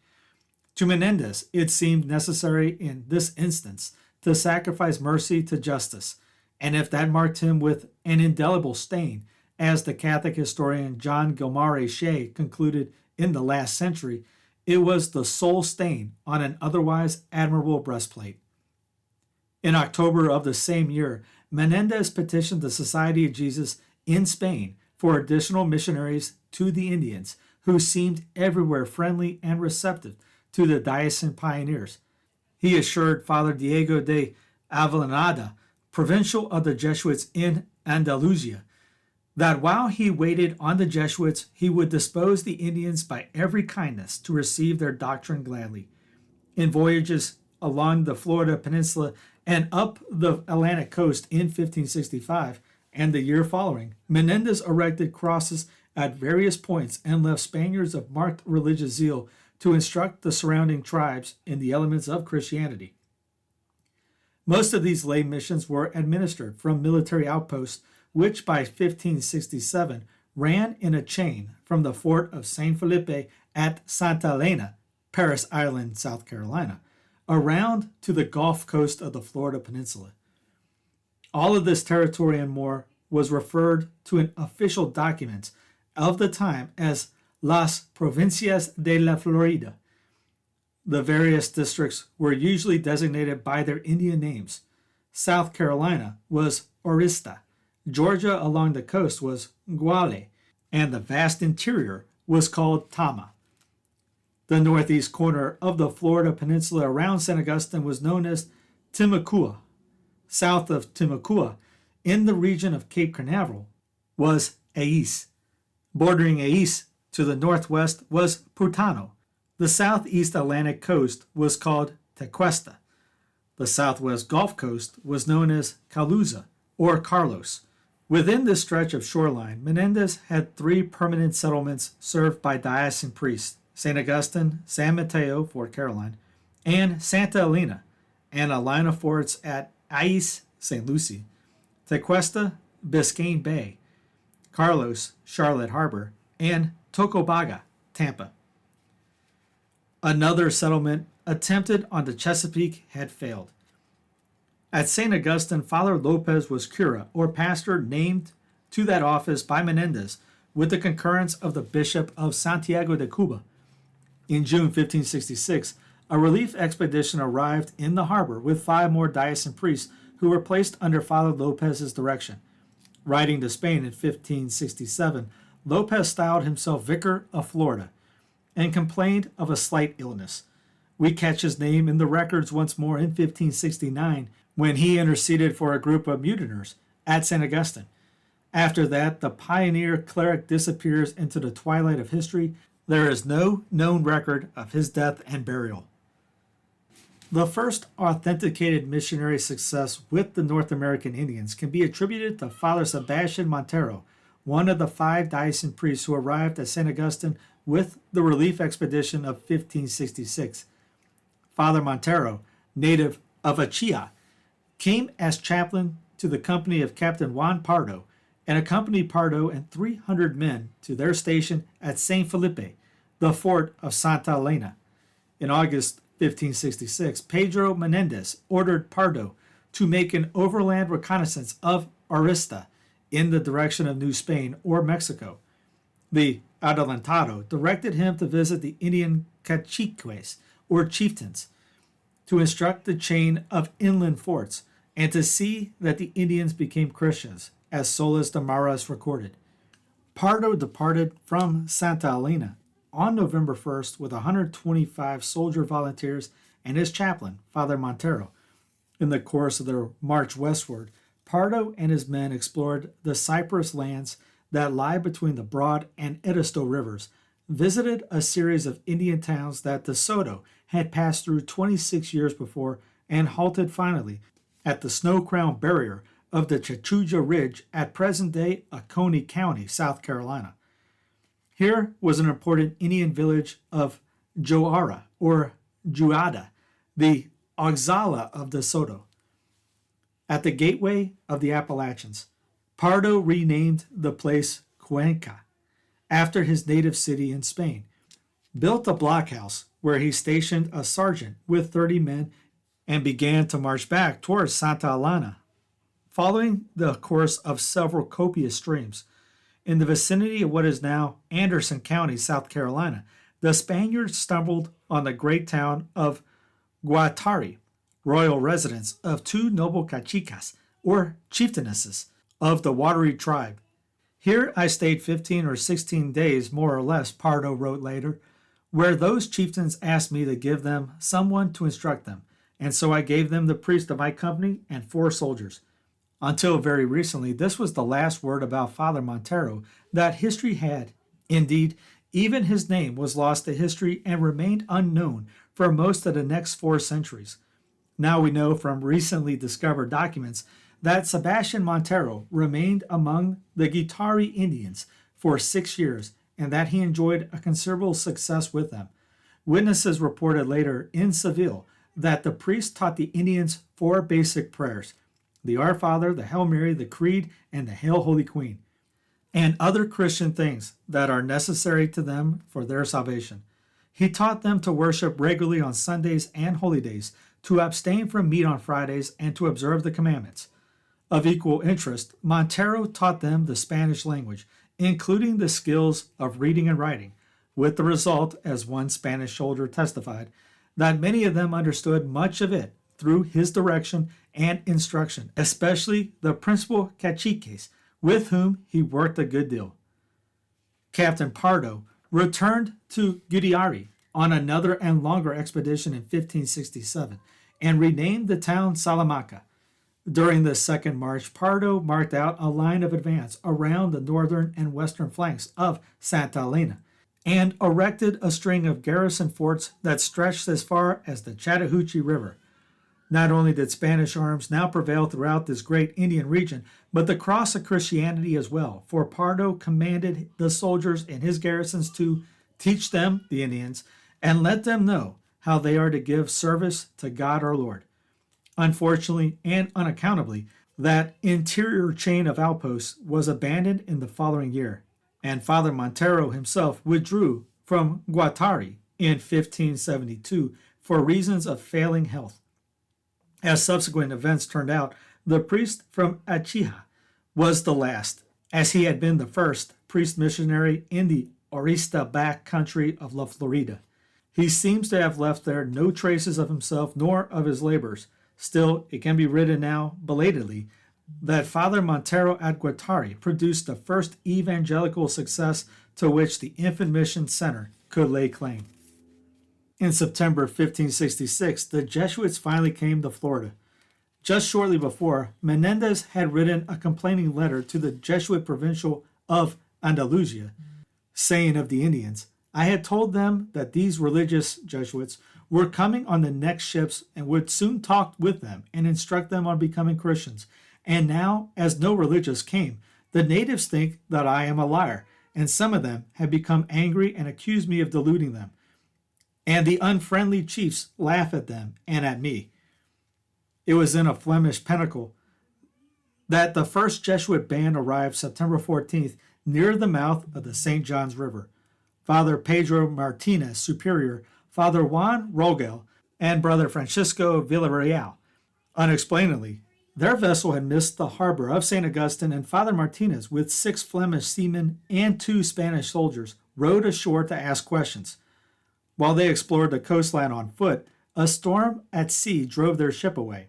The party on shore was left without food, and getting into their skiff again, Martínez and his companions coasted along the beach to look for Indians. They found both Indians and food and managed to stay alive until September 28th. On that day, while bagging fish at a village on St. Juan Island, they were suddenly attacked by 40 Indians and all but 4 cruelly killed. Father Martínez was strangled underwater and then clubbed. According to one of the survivors, the priest was not heard to utter a sound, but grasped the crucifix on his breast as he fell. His death was a martyrdom, and his name was afterwards invoked with awe among the members of his order. But for the first Jesuit mission to La Florida, it was not an auspicious beginning. Father Rogel and the lay brother had remained on board the ship during Martínez's fateful venture to shore. Now the crew of their ship, desperately hungry and not knowing where they were, sailed south towards Havana, which they reached successfully, and where rescue ships sent by Menéndez discovered them. Early in 1567, the priest and lay brother were transported to Florida. Father Rogel to the military outpost near Charlotte Harbor, where he began work among the surrounding Calusa tribes, and Brother Villarreal to the point near the present city of Miami, where he undertook a difficult mission among the Tequesta Indians. News of Father Martínez's martyrdom reached Spain and caused a large number of Jesuits to volunteer for the Florida missions. From these applicants, the Jesuit general selected a band of 3 priests, 3 lay brothers, and 5 novices. Father Bautista de Segura was appointed superior. Segura and his companions left for Florida in 1568. On their arrival, June 9th, a plan for evangelizing Florida's Indians was carefully worked out. The missionaries distributed themselves along the eastern seaboard and resolved to stay at their posts until permanent missions were established and put into a flourishing state. By 1570, however, it was clear that this resolution was more difficult in realization than the Jesuits had expected. The Indians were not accepting Christianity with the quickness and fervor expected. A reorganization of the Jesuit effort resulted, and Father Rogel, with one of the newcomers of 1568, was sent to search for better promise among the Indians further north on the Orista coastline in what is now South Carolina. Rogel wrote back after 9 months that he had managed to bring the Indians to belief in the Trinity and to a certain understanding of the cross. However, when he began to preach to them about the evil character of the devil, they would have none of it. Quote, "When I began to treat of this, so great was the vexation and hatred which they directed on my words, they never again would come to listen to me. And they said to my people that they were very angry, and did not believe a thing I said, since I spoke ill of the devil." Probably the main obstacle that faced the Jesuit missionaries was the migratory nature of these primitive peoples. The missionaries had difficulty keeping track of the various tribes who moved constantly from place to place according to the seasons or hunting conditions, from pine woods to crop-raising fields to acorn-gathering sites. A good statement of the problem was sent by Father Rogel to Spain on December 9, 1570. Quote, "In order to obtain fruit in the blind and sad souls of these provinces, it is necessary, first of all, to order the Indians to come together and live in towns and cultivate the earth, collecting sustenance for the entire year, and after they have thus become very settled, then to begin the preaching. Unless this is done, although the religious remain among them for 50 years, they will have no more fruit than we in our 4 years among them, which is none at all, nor even a hope, nor the semblance of it." In September 1570, Father Segura traveled north with another priest, 3 novices, and 3 lay brothers to establish a mission at a site near the present city of Fredericksburg, Virginia. The adventure ended in tragedy. On February 4th and 9th, 1571, only 5 months after the mission began, the missionaries were massacred by the Indians they had come to help. The martyrs' names were Father Segura and Luis de Quiros, and brothers Gabriel de Solos, Juan Bautista Mendez, Pedro de Linares, Sancho Zabalos, Gabriel Gomez, and Cristobal Redondo. The only survivor of the massacre to tell the tale was a little Indian boy named Alonzo, who had accompanied the missionaries to Virginia from Santa Elena. For the Jesuits, this was an ultimate frustration. They had not a single successful mission to show for all their labor. In 1572, Jesuit authorities in Spain decided to abandon altogether the mission field of Florida. The few remaining missionaries were recalled to Mexico. Their order would not return again to Florida until 1743, when 2 Jesuit priest explorers conducted a short-lived and unsuccessful mission in the Keys. The Jesuit failure was a keen disappointment to Pedro Menéndez. The Adelantado had expected the Society of Jesus to succeed where perhaps another order might have failed. Now this expectation had been dashed, and except for a small and tenacious band of diocesan priests, there was no missionary force in Florida to care for the unnumbered thousands of idolatrous Indians. The Jesuit withdrawal was all the more bitter for the fact that Menéndez himself had expended every effort and every resource at his command to fulfill the counsels made to him 3 years before in a personal brief from Pope St. Pius V. Quote, "You understand, we know well," the pontiff had written him, "that those Indians should be ruled and governed with good judgment and prudence, that those who are still weak in the faith may be encouraged and fortified, and that the idolaters may be converted and receive the faith of Christ, that the converts who know the benefits of divine mercy may praise God, and that those who are still unbelievers, guided by the example of those who have been rescued from their blindness, may follow them and be brought to a knowledge of the truth. But there is nothing more important for the conversion of these idolatrous Indians than to make every effort to keep them from being scandalized by the vices and bad habits of those who go to those lands from Europe. This is the keystone of the arch of this holy undertaking, and in it is contained the very essence of your pious aim. Now in 1572, Menéndez too went home, called there by Philip II to direct the organization of an invincible armada with which Spain hoped to clear the Flanders coast of pirates. He had crossed the ocean 7 times in the interests of his colony. Now he crossed it for the last time, exhausted and impoverished. St. Augustine in Florida had cost him his health and his entire personal fortune. Apparently, he counted it no special loss. A soldier in his command said of him, quote, "He considered nothing but the service of God and of his majesty, without looking to human interest." On September 8, 1574, while busy with his fleet at Santander in northern Spain, the Adelantado wrote to his nephew in Florida, quote, "After the salvation of my soul, there is nothing I desire more than to be in Florida, and there in my days saving souls. This is my desire, and it means all my happiness.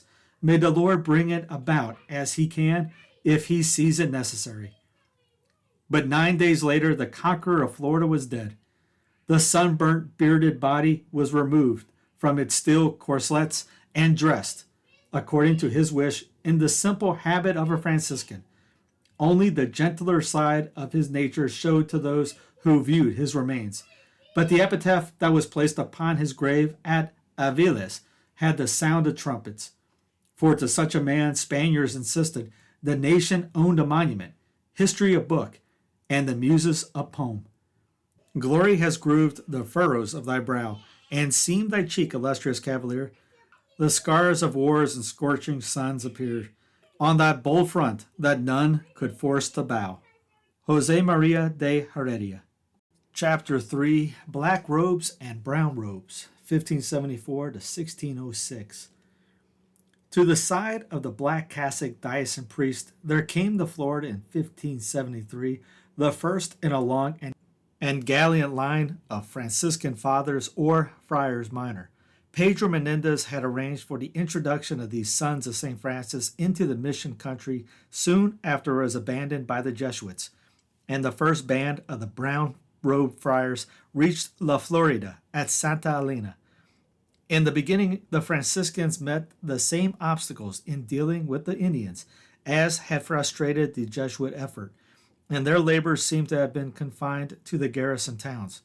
In 1578, we find mention of a Friar Alonso Cavillas at St. Augustine and a Friar Francisco del Castillo at Santa Elena. During these first years, the friars never numbered more than 4 or 5. Not until 1595 would the Order of Friars Minor launch a large-scale concerted effort to win Florida's native population for the church. How well they would then succeed is attested by the fact that only 100 years after their coming, they could account for over 30 thriving missions at which 26,000 Indians had been taught the catechism of Christianity and the rudiments of European arts and crafts. The hardships they met and overcame in working this triumph beg the imagination. One reason why their story is still so little known. Another reason is that there is no consecutive chronicle kept by the Florida Franciscans themselves. The history of their labors must be pieced together from royal decrees, memorials, reports, letters, and fragments of a similar nature. But there is enough information of this kind to support the judgment that the Spanish mission system in Florida was one of the most heroic and successful humanitarian efforts for the elaboration and spiritual development of backward people that the American nation has experienced. The Order of Friars Minor, founded by St. Francis of Assisi in 1209, was a mendicant order devoted to the ideal of holy poverty. As such, its members were forbidden to possess private property, ride horseback, the mark of knighthood, wear other than the simple robe, cowl, and sandals of an Italian peasant, or have incomes beyond the alms that they daily begged. Yet in Florida, where no gold or other riches had been discovered, and where the colonists themselves lived from hand to mouth, for a friar to live on alms alone was impossible. Recognizing this, King Philip II stipulated that each friar on the missions should receive from the local governor 3 reals a day for his maintenance, as well as his clothing, medicine, and the necessary furnishings and articles required for Mass. The friars, for their part, always referred to the royal honorarium as the alms which your majesty gives us. The crown also provided for all the needs of the missions themselves and for the transportation of the friars between Spain and Florida, and between St. Augustine and the individual missions along the coastline and in the interior. The crown, in fact, exercised direct jurisdiction over the entire mission process by virtue of the Patronato Real de Indias, or Royal Patronage of the Indies, granted to the Spanish sovereigns in 1508 by Pope Julius II. The king was, for all intents and purposes, the vicar of the Pope in the ecclesiastical administration of the Indies, including La Florida. Missionaries to Florida were named by him. Their stipends or alms were paid by him. Their chapels, churches, and friaries were erected at his expense. The same royal jurisdiction applied to secular priests and to their parishes. One cannot read the multitude of cedulas, asientos, and capitulations issued by the kings of Spain to the long succession of explorers and governors who came to Florida, and to the missionaries who accompanied them, without being struck by the prominence given to the command that they provide for the health, welfare, and conversion of the New World savages. No historian of note has questioned the sincerity of that command. Vast sums of the crown's money were spent for this purpose, and there was no expectation of financial return. While the closeness of the church-state alliance might not suit the taste of a later time, still it was probably the only really effective way to get the mission work done. The first significant band of Franciscan missionaries arrived in St. Augustine on September 29, 1587. Numbering 13 priests, the band was led by Friar Alonso Reynoso and launched Friar Alonso Escobedo, a noted scholar, from whose metrical narrative, La Florida, we learn many of the facts about the group. Governor Pedro Menéndez Marquez, a nephew of the first governor, was so pleased by the missionaries coming that he expressed himself in these moving lines. Franciscan fathers, so you have come from the distant parts of the east to settle this poor and barren nest, where the sun's fair face is hid. What humbly now I beg you all is to teach these western tribes, who look upon Satan as a friend, but their maker God regard as foe. The missionaries were assigned to various nearby Indian towns. Friar Escobedo went to the pioneer mission Nombre de Dios, where he soon had 100 converts. The other priests, with the exception of Father Reynoso, went to missions under the names of San Sebastian, San Antonio, San Pedro, and San Juan de Puerto. Father Reynoso returned to Spain to seek more priests. Curiously, few of these Franciscan arrivals stayed very long. In 1592, there were only 3 Franciscan priests and 2 lay brothers in the entire province. Perhaps because of the poverty of the land, Father Reynoso's recruits decided that the mission effort was doomed. It was true that the missions, like the garrison towns, were suffering at the time under severe financial strain. The new colony had not proved to be self-supporting. There were no prospects of mines, agriculture was poor, and aid from the mother country had been slow. Already, Santa Elena had been abandoned in 1586 because of economic difficulties and incessant Indian raids. Then on September 23, 1595, a new band of Franciscans arrived who were destined to remain in Florida for many years. With this group, and with the new and efficient Franciscan superior in Florida, Friar Francisco Marron, the friars' missionary program began in earnest. The missionaries were distributed along the coastline north of St. Augustine in Indian towns where already 1,500 Christians could be counted. There were 5 missions to the Timucuan Indians, who inhabited the coastline between St. Augustine and what is now the Georgia border. In Georgian territory, there were missions along the Gual Indians at what are now Cumberland Island, St. Simon Island, Jekyll Island, and St. Catherine's Island. The friars who went out to the missions in 1595 were personally escorted by the governor, who knelt to kiss the hands of the missionaries before the assembled Indians, as a sign of the sacred authority granted to these bearers of the Word of God. A mission where there was a resident friar was called by the Franciscans a doctrina, a subsidiary mission station where the friar visited on Sundays and holy days was called a visita. A friar on the missions was called a doctrinero, that is, one who taught Christian doctrine at the doctrina. The mission buildings themselves were of simple, even primitive construction.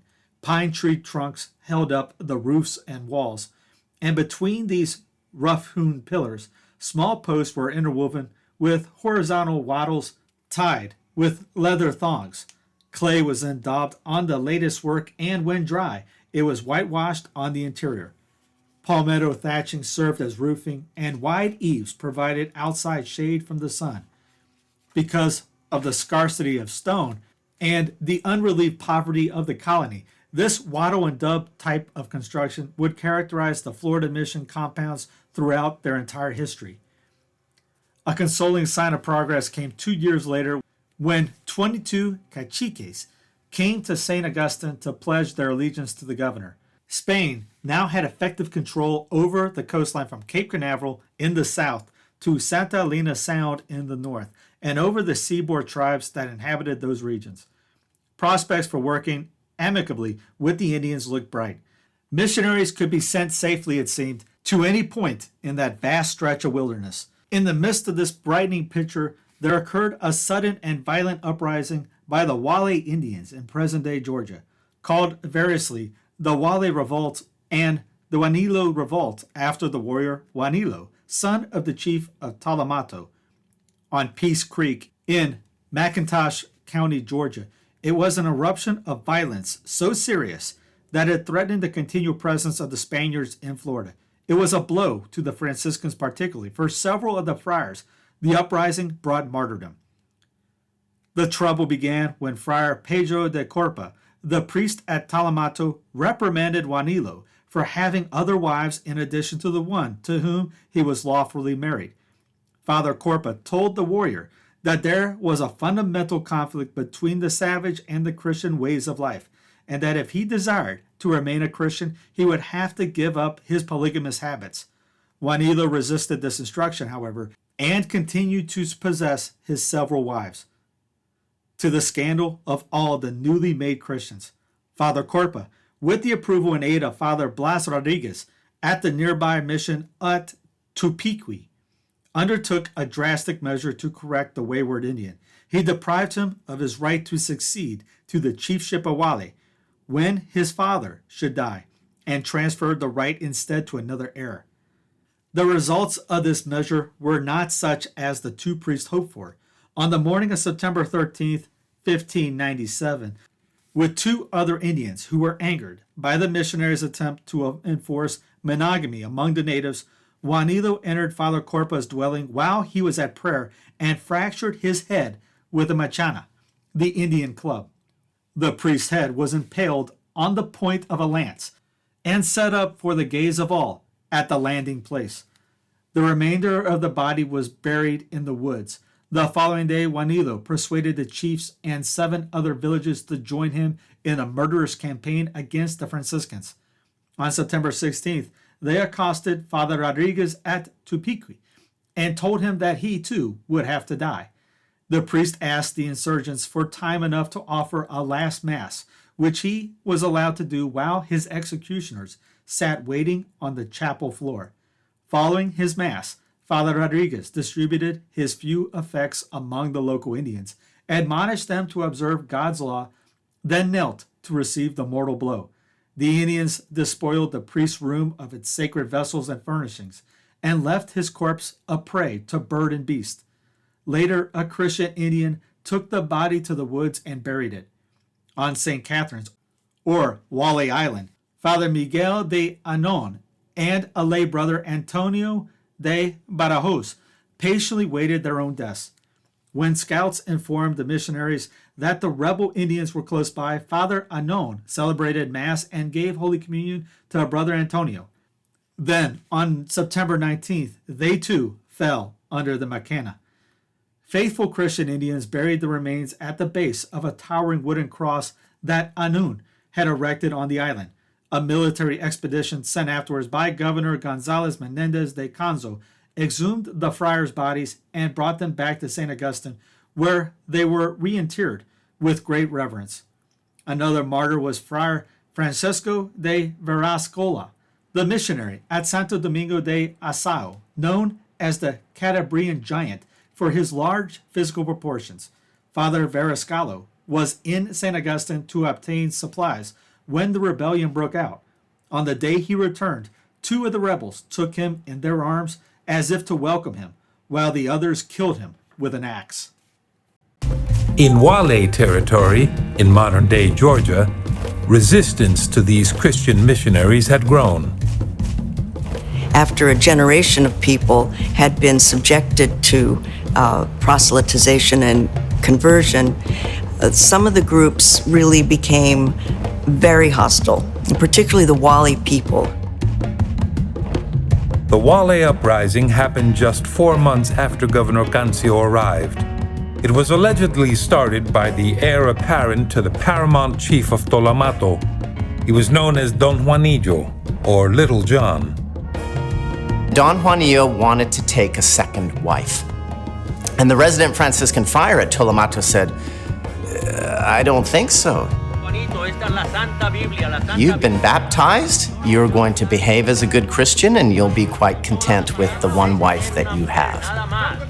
The friar threatened him with preventing his rise to chief of the tribe when his father died, and that angered the young man just as much as being told he could only have one wife. Don Juanillo did not appreciate this interference in his private affairs. So he ventured into the interior, gathered a force of infidels, the Spanish sources tell us, and he returned. And he ordered the friar decapitated. And then he put the severed head, he put the head on a pike and placed that at Tolomato's boat launch as a warning. Don't interfere in local affairs in Tolomato. The war party then moved on to other Wale communities, and 5 more friars were attacked. 2 of the friars to be executed asked to celebrate Mass first. And the executioners sat around on the floor while he celebrated Mass. And then when he finished, they killed him. Governor Cancio was concerned that the unrest could spread. Although he lacked any hard evidence about who led the massacre, he blamed the incident on Juanillo's decision to take a second wife. He also blamed the friars who were killed. It's a convenient story for him, so as he writes the letter, he concludes by saying, the friars deserved it. They were interfering in political matters, in matters over which they had no jurisdiction. In fact, a new theory actually points to a different perpetrator. Witnesses claimed it wasn't Juanillo who led the war party. It was another Wale chief named Don Domingo, who then convinced the governor that Juanillo was to blame. Cancio asked him to bring Juanillo in to face trial, but instead, Don Domingo served up his own brand of justice.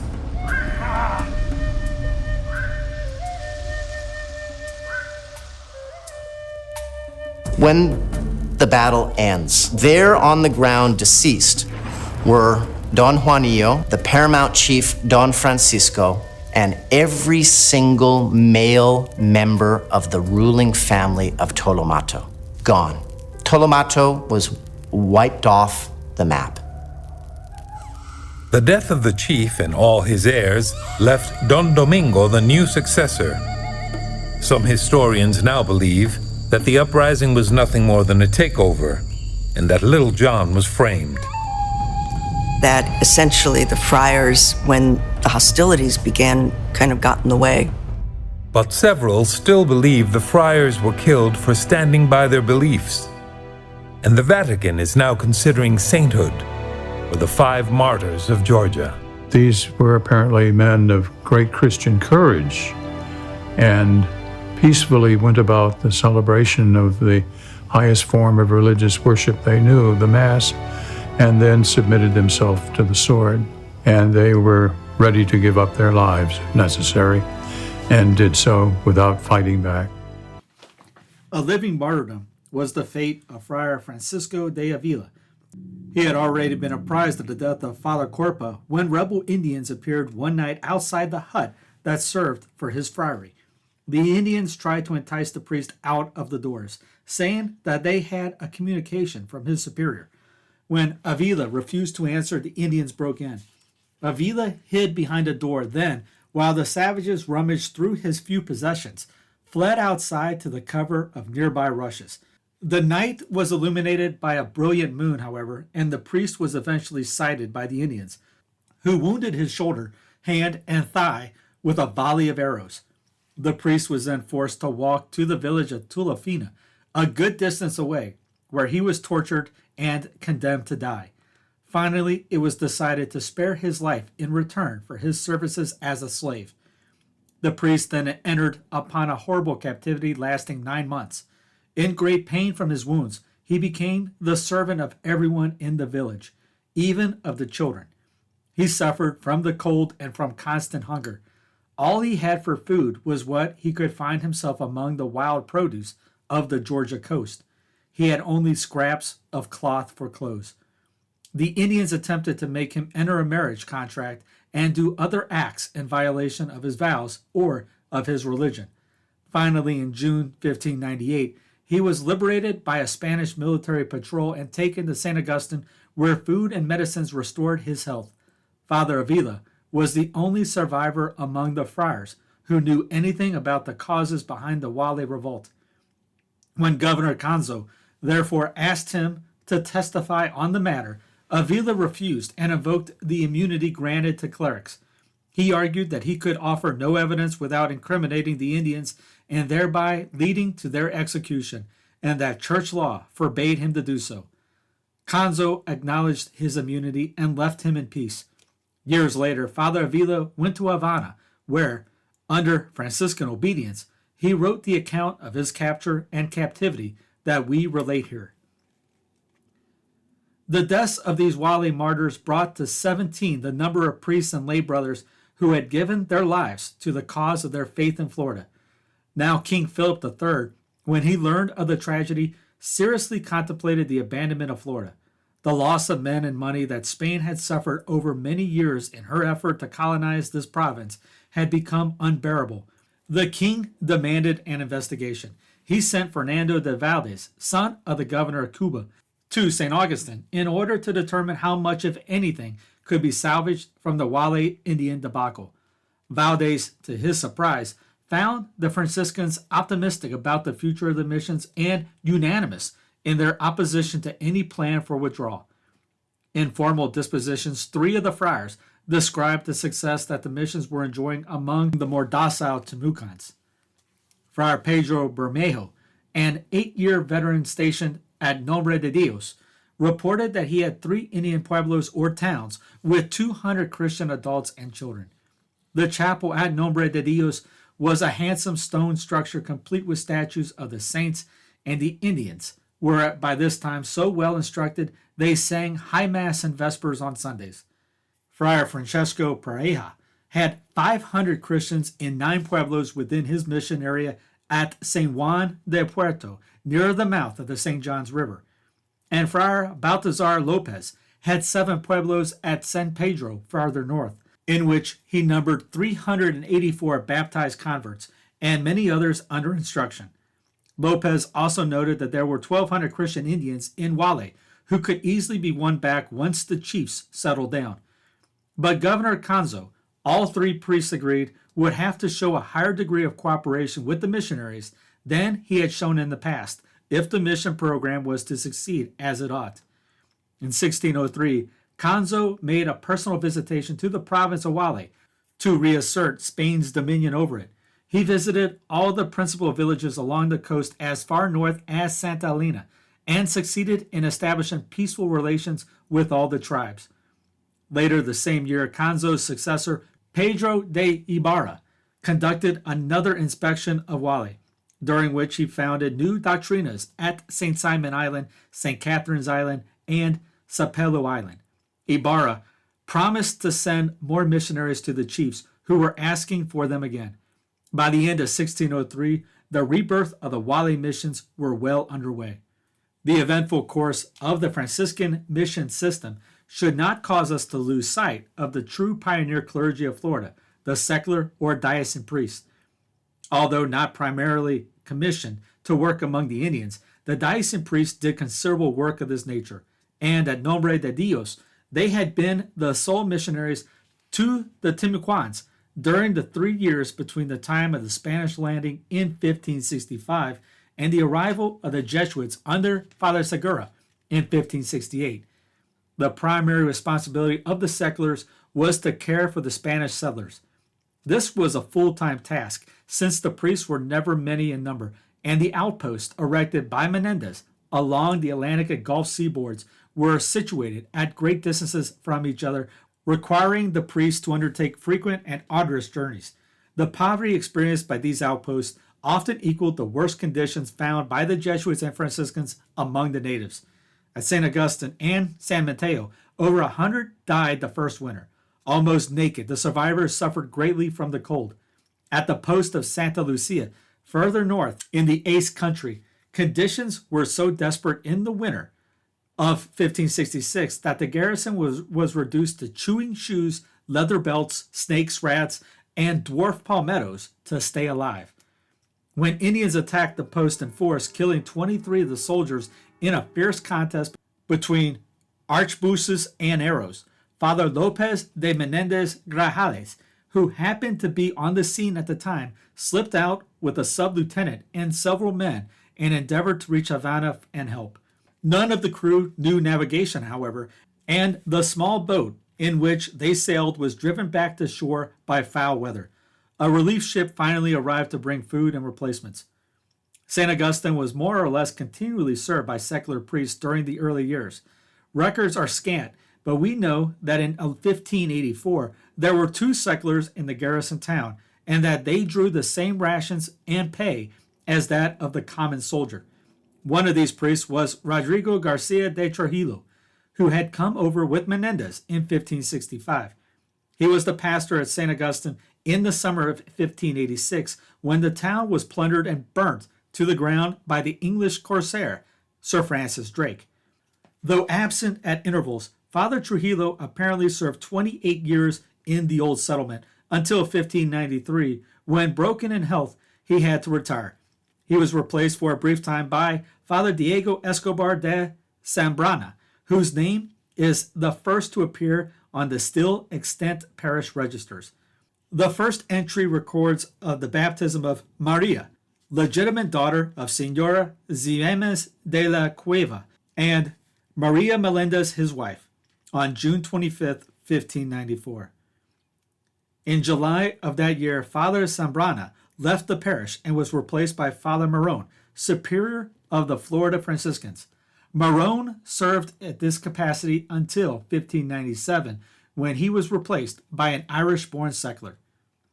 Father Ricardo Artur, Richard Arthur, was the first pastor at St. Augustine of whom we have any substantial record. He was also the first Irish priest to serve in what is now the United States. Although details of his early life are lacking, he probably had served as a layman with the Irish Brigade and Legion, formed by Sir William Stanley to help the Dutch in their revolt against Spain in 1586. This so-called Wild Geese Brigade later went over to the side of Spain. Father Artur arrived in St. Augustine by ship from Spain in June 1597, in company with the newly appointed Governor Canzo. Father Marone turned over the parish to Artur. We read in the records, quote, while preaching one Sunday in the principal church in this city. Underlying the different responsibilities of the regular and secular clergy, the records add that Morone could no longer serve as pastor because he was a Franciscan friar. 9 years later, the Franciscans would not be so obliging. On February 10th, 1598, the Bishop of Santiago de Cuba, Don Antonio Diaz de Salcedo, confirmed Artur's appointment as pastor of St. Augustine and also made the Irishman his vicar and ecclesiastical judge for the entire province of Florida. All persons, Franciscan friars as well as lay colonists, were instructed to obey him in all ecclesiastical matters and not to interfere with the performance of his office under pain of excommunication. The next year, Artur was appointed visitador as well. By this office, he was empowered to visit and inspect the friaries of the district.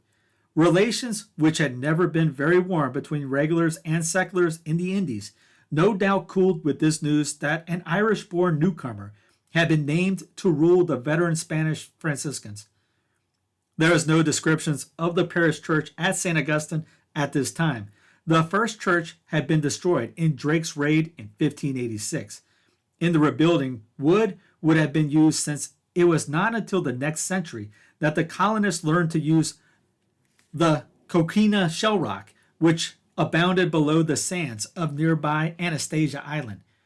We know that on March 14, 1599, the Franciscan monastery burned down, as well as a number of houses, and that the friars had to move into a hospital completed by Governor Canzo the year before.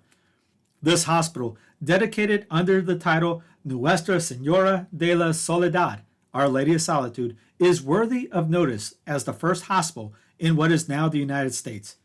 Except for the brief period of its occupancy by the burnt-out friars, 1599 to 1605, it would serve as a hospital for most of the next century and a half. When the friars moved into La Soledad, Governor Canzo erected another hospital at his own expense and dedicated it under the name Santa Barbara. By 1605, the friars had moved into new quarters and opened up a small seminary. Thus, St. Augustine gained the distinction of also having the first school in what is now the United States, antedating by more than a quarter century the educational foundations in English and Dutch colonies to the north. As a crown colony, Florida was not subject to its civil and judicial administration to the Tribunal of Santo Domingo, as other Spanish settlements in the general geographic area, but directly to the Spanish crown. Ecclesiastically, too, Florida was in great part controlled by the crown, by virtue of the Patrino Real. Certain jurisdiction, however, was exercised by the Bishop of Santiago de Cuba, whose see was situated at Havana, and in 1606 it fell upon that prelate, Juan de las Cabezas de Altamirano, to make an official visitation of his distant charge. Many in Florida, including the governor, felt that such a visitation was long overdue. None of the converted Indians or second-generation Spaniards had yet received the sacrament of confirmation. Bishop Altamirano arrived at St. Augustine on March 15th on board a captured English pirate ship, and the colonists turned out in force to greet him, the first consecrated bishop to visit Florida. For the drab Presidio town, it was an event of the first magnitude, and the panoply and pomp must have startled the Spaniards as much as it did the Indians. The week following the bishop's arrival was Holy Week. On Holy Thursday, Altamirano consecrated the holy oils and chrism. On Holy Saturday, he ordained more than 20 young men, some from Cuba, the rest from Florida families. It is not recorded if these were major or minor orders. On Easter Sunday, he conferred confirmation on 350 adults and minors at St. Augustine's Parish Church. And on the Sunday following, he began his visitation of the missions, going first to nearby Nombre de Dios, where he confirmed 216 Indians and 20 Spaniards, soldiers, fishermen, hunters who lived in that settlement. Then came the Guale missions in Georgian territory to the north, where he confirmed 1,652 Indians and remonstrated against their nearby nudity. And the Timucuan missions, which by this date went westward to San Diego Salamoto on the St. John's near Tacoy, and as far as San Francisco de Patano, near present-day Gainesville. Altogether, the territory, now Floridian, the bishop confirmed 981 persons, Indian and Spanish. On his return to St. Augustine, the bishop spent a good part of his time ironing out jurisdictional problems that had arisen in the relations of the friars with the governor. He concluded from his investigation that one reason for the strained relations was the youth and independent spirit of some of the friars. Quote, the labors and hardships of the fathers in their missions, the bishop wrote to Philip III, are indeed very great, and it is much to their credit to have produced the fruits that I have seen in several of the charges here. Beyond a doubt, they eat their bread in sorrow in these places. However, he went on, the religious best adapted to these provinces are those who have reached the age of 40 and are humbler rather than learned, those who have been brought up on Spanish goodness and piety, trained in the austerities of their institutes, and have, to use the expression common in the order, trampled worldly wealth underfoot. Altamirano also took note of the ambition of certain Franciscans to gain control of the parish church at St. Augustine and the chaplaincy of the fort. The Franciscans based their petition on the fact that they had actually filled those posts when, from time to time, a secular priest was not available. The bishop's comments to the king on this matter were interesting because they point up the independence of the friar, who, unlike his diocesan counterpart, was exempt from direct obedience to the bishop. Quote, I can only tell your majesty that my predecessor, although he belonged to that Franciscan order, did not wish a religious to be parish priest or chaplain here because of certain difficulties, not the least of which was that they, Franciscans, worked when they wished to work and took off when they did not. Neither the bishop nor the governor could call them to duty, for on such occasions they pleaded, as it suited them, their privilege of exemption. For my part, because of what I have seen, I declare that I would not venture to entrust this parish to them unless your majesty positively commands me to do so. The parish remained in diocesan hands, and the Franciscans concentrated again on the missions. Priest, friar, Indian, Creole, soldier, and official took heart from the episcopal visitation. A vast and relatively disjointed stretch of primitive territory inhabited by aborigines had been consolidated under the touch of the highest authority the church could offer. Bishop Altamirano went home to Cuba, and Florida readied itself for the Golden Age. The Golden Age of the Florida Missions, 1606 to 1675. The story of the rapid growth of the missions that followed Bishop Altamirano's visit and reached its zenith 3/4 through the 17th century is also the story of a long succession of hardships, obstacles, and worries. The hardships came from the nature of the work and from the forbidding circumstances in which it was often carried on. The obstacles were raised by Spaniards, usually governors or governors' officials, who compromised the spiritual labor of the friars and exploited the converted Indians for purposes not religious. A particularly egregious example of this predatory policy would arise in the 1650s during the administration of Governor Diego de Rabaledo. The worries were occasioned by the constant threat that Spain would withdraw from Florida for economic reasons, leaving the mass of Indians to their savagery. This threat came very close to reality in 1607. The incident deserves the attention of our narrative, for it discloses that the Golden Age almost did not happen. In 1607, King Philip III had reached the conclusion that the Presidio of St. Augustine was serving the defense of the West Indies only indirectly, and at a disproportionate cost. He knew that no mines or no sources of wealth had been discovered in the area, and that the bar that blocked its shadow harbor allowed entrance only to the smallest ships. Also, that when the town was not being inundated by the sea, it was, as one of the Franciscans put it, impossible to walk 1/4 of a league without coming in contact with swamps or sloughs, with the result that we are marooned. That the land was poor for agriculture and out of the path of commerce, that without an annual subvention of food and other necessities from Mexico or the Caribbean, the colony could not survive, and that a determined foreign corsair, such as Drake in 1586, could easily overwhelm the present fort whenever he wished.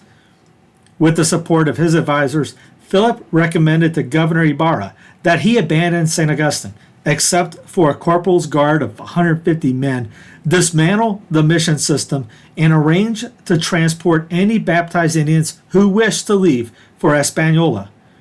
Ibarra vigorously objected to this plan, arguing that Spain's continued presence in strength on the peninsula was necessary to the maintenance of the Spanish suzerainty over the continent.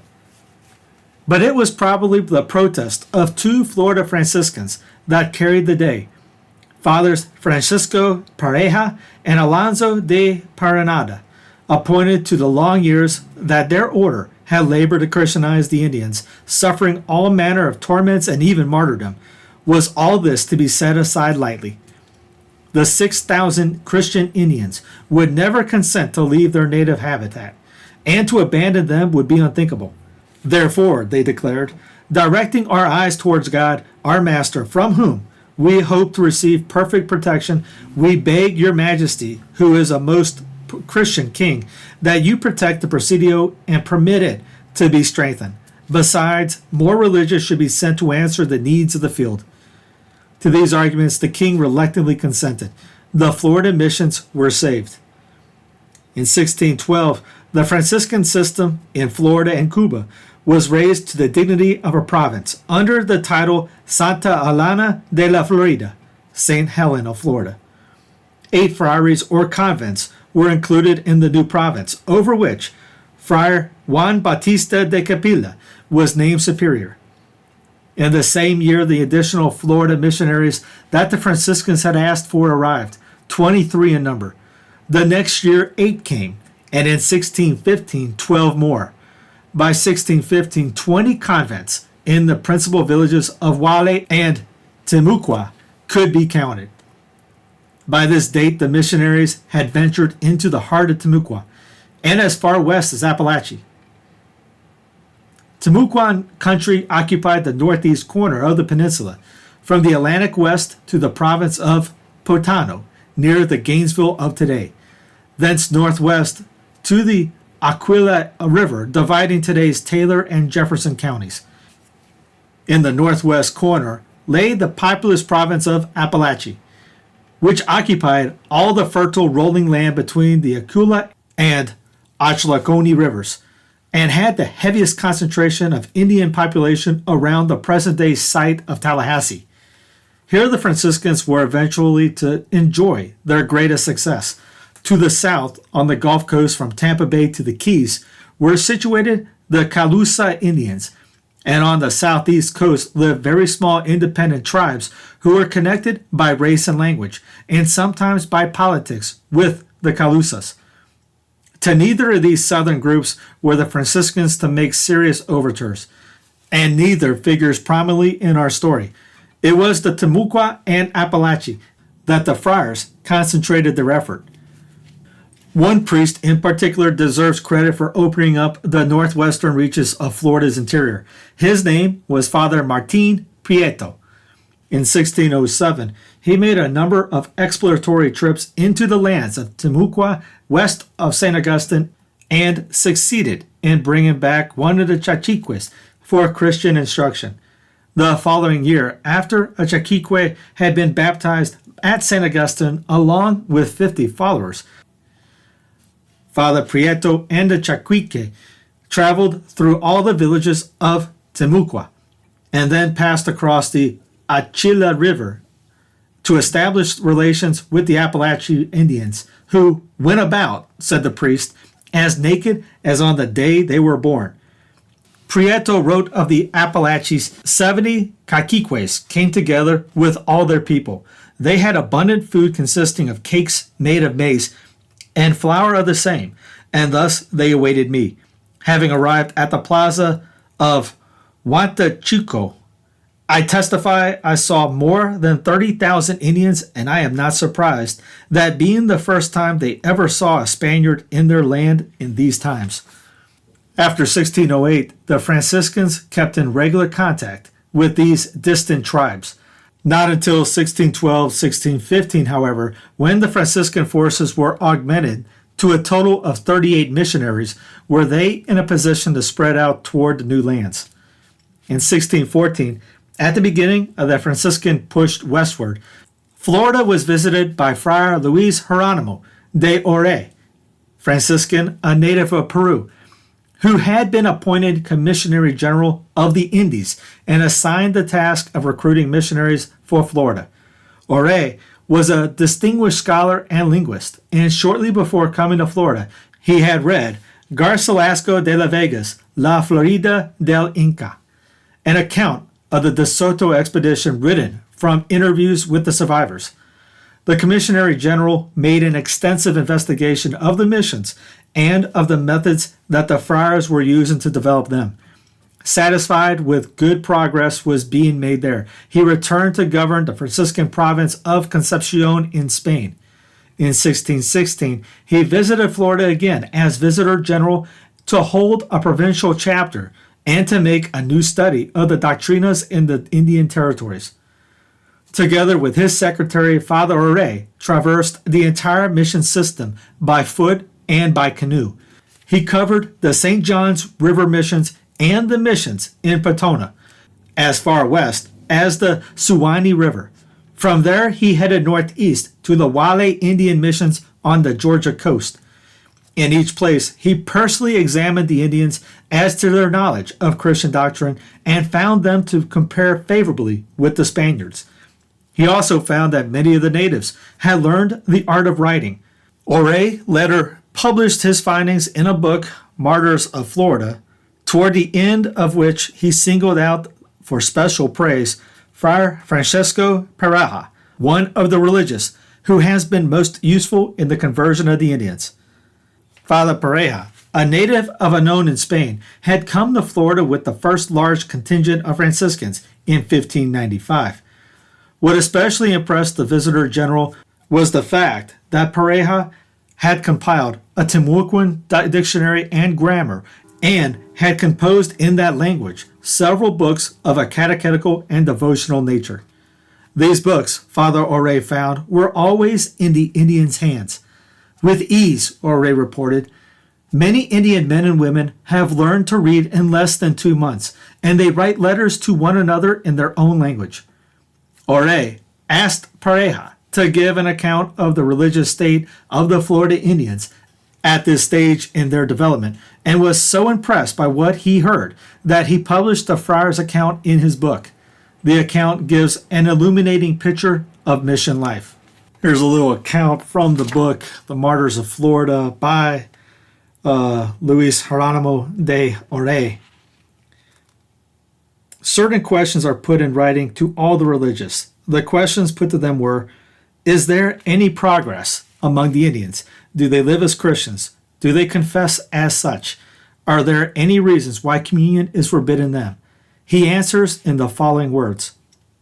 Friar Luis Geronimo de Ore, Commissionary of the province, and other fathers of this province being gathered, commanded us under holy obedience and ordered us at the same time to place our hand on our breast and to swear in verbo sacerdotis to tell what we know concerning certain questions which is paternally asked, signed with his name.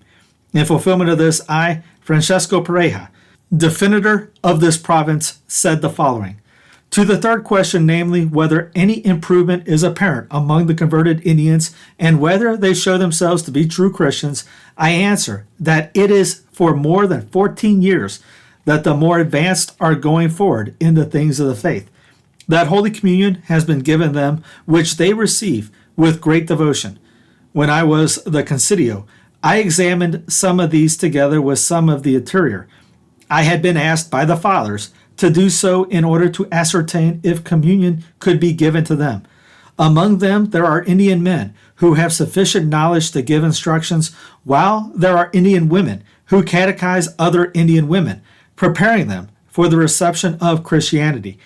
They assist at masses of obligation on Sundays and feast days in which they take part and sing. In some districts, they have their confraternities and the procession of Holy Thursday, and from the mission stations they come to the principal mission to hear the Salve, which is sung on Saturdays. They stay there to sleep over Saturday night in order to hear Mass on Sundays. In all the towns, they have their churches, and they emulate one another in building better ones. They take holy water and recite their prayers in the morning and evening. They come together in the community house to teach one another, singing and reading. Whenever a religious goes out of his convent to a rather distant place, as for example to the Presidio on some necessary business, or if he goes there to be cured of some indisposition from which he is suffering, many Indian men and women ask him to hear their confessions, saying, "Perhaps I shall die before your reverence returns." When someone is ill, they immediately send one of the runners of the town for the priest in order that he might hear the person's confession and administer extreme unction. Although some die in the mission stations, in their testament, which they make orally, they order that for their burial they be carried to where the fathers say Mass every day. This is the principal place over 3 or 4 towns which every religious has of substations. Others, when they are ill, have themselves brought in canoes to where the priest is in order to confess, and after they have done this, they return to their houses or huts. They show reverence for the dead, for not only in the general commemoration of the dead do they bring them an offering, such as pumpkins or beans or a basket of maize or a hamper of toasted flour, but they also, during the year, they have Mass said for them with some offering of the aforementioned articles which they offer as an alms. On Monday, at the procession of the departed souls, they come to be present at it and to hear Mass. These are the signs I have seen together with others which I omit, in order not to be too long. I shall add that they have left all their rites and ceremonies and abuses to which they were prone. Do they confess as Christians? I answer yes, if they are sufficiently instructed. As a person who has visited this custody, I have looked carefully into this matter to see that they had that sufficient to receive Holy Communion, and I have found no reason why they should be denied this sacrament. Many persons are found, men and women, who confess and who receive Holy Communion with tears, and who show up advantageously with many Spaniards. And I shall make bold to say and sustain my contention by what I have learned by experience, that with regard to the mysteries of faith, many of them answer better than the Spaniards, because the latter are careless in these matters. The religious never cease to instruct them and repeat to them the word of God daily. What pertains to faith and belief, God is the one who can judge. We can judge only by a person's exterior manifestations, who by the actions he performs, presumably, shows forth the workings of faith. As to the question whether there are any reasons why they should be denied Holy Communion, I reply that for many of them I find no reason, except the scruple of some of the religious, for among them I have never found a trace of idolatry or witchcraft or superstition. For instance, they never say, quote, "By means of this you will be healed. If you do not cure yourself with this herb, you will die." Or, "If the owl hoots, it is a sign that some disgrace must overtake me." Or, "Do not cook the fish in warm water if it was the first that entered the fishing grounds where no other fish enter." Or, "Do not eat maize of the cultivated land where lightning struck, for you will be sick with such a sickness." When a woman gives birth, she does so apart, but she no longer places a laurel at the door of her house, saying that the devil should not strike her as she used to do. All these things and others has the word of God extirpated so much so that the Indians do not even remember them. Furthermore, the younger generation, which has been nourished on the milk of the gospel, makes fun of and laughs at some old men and women who carelessly have recourse to these abuses. There is no need of treating of drunkenness, for their drink does not cause it.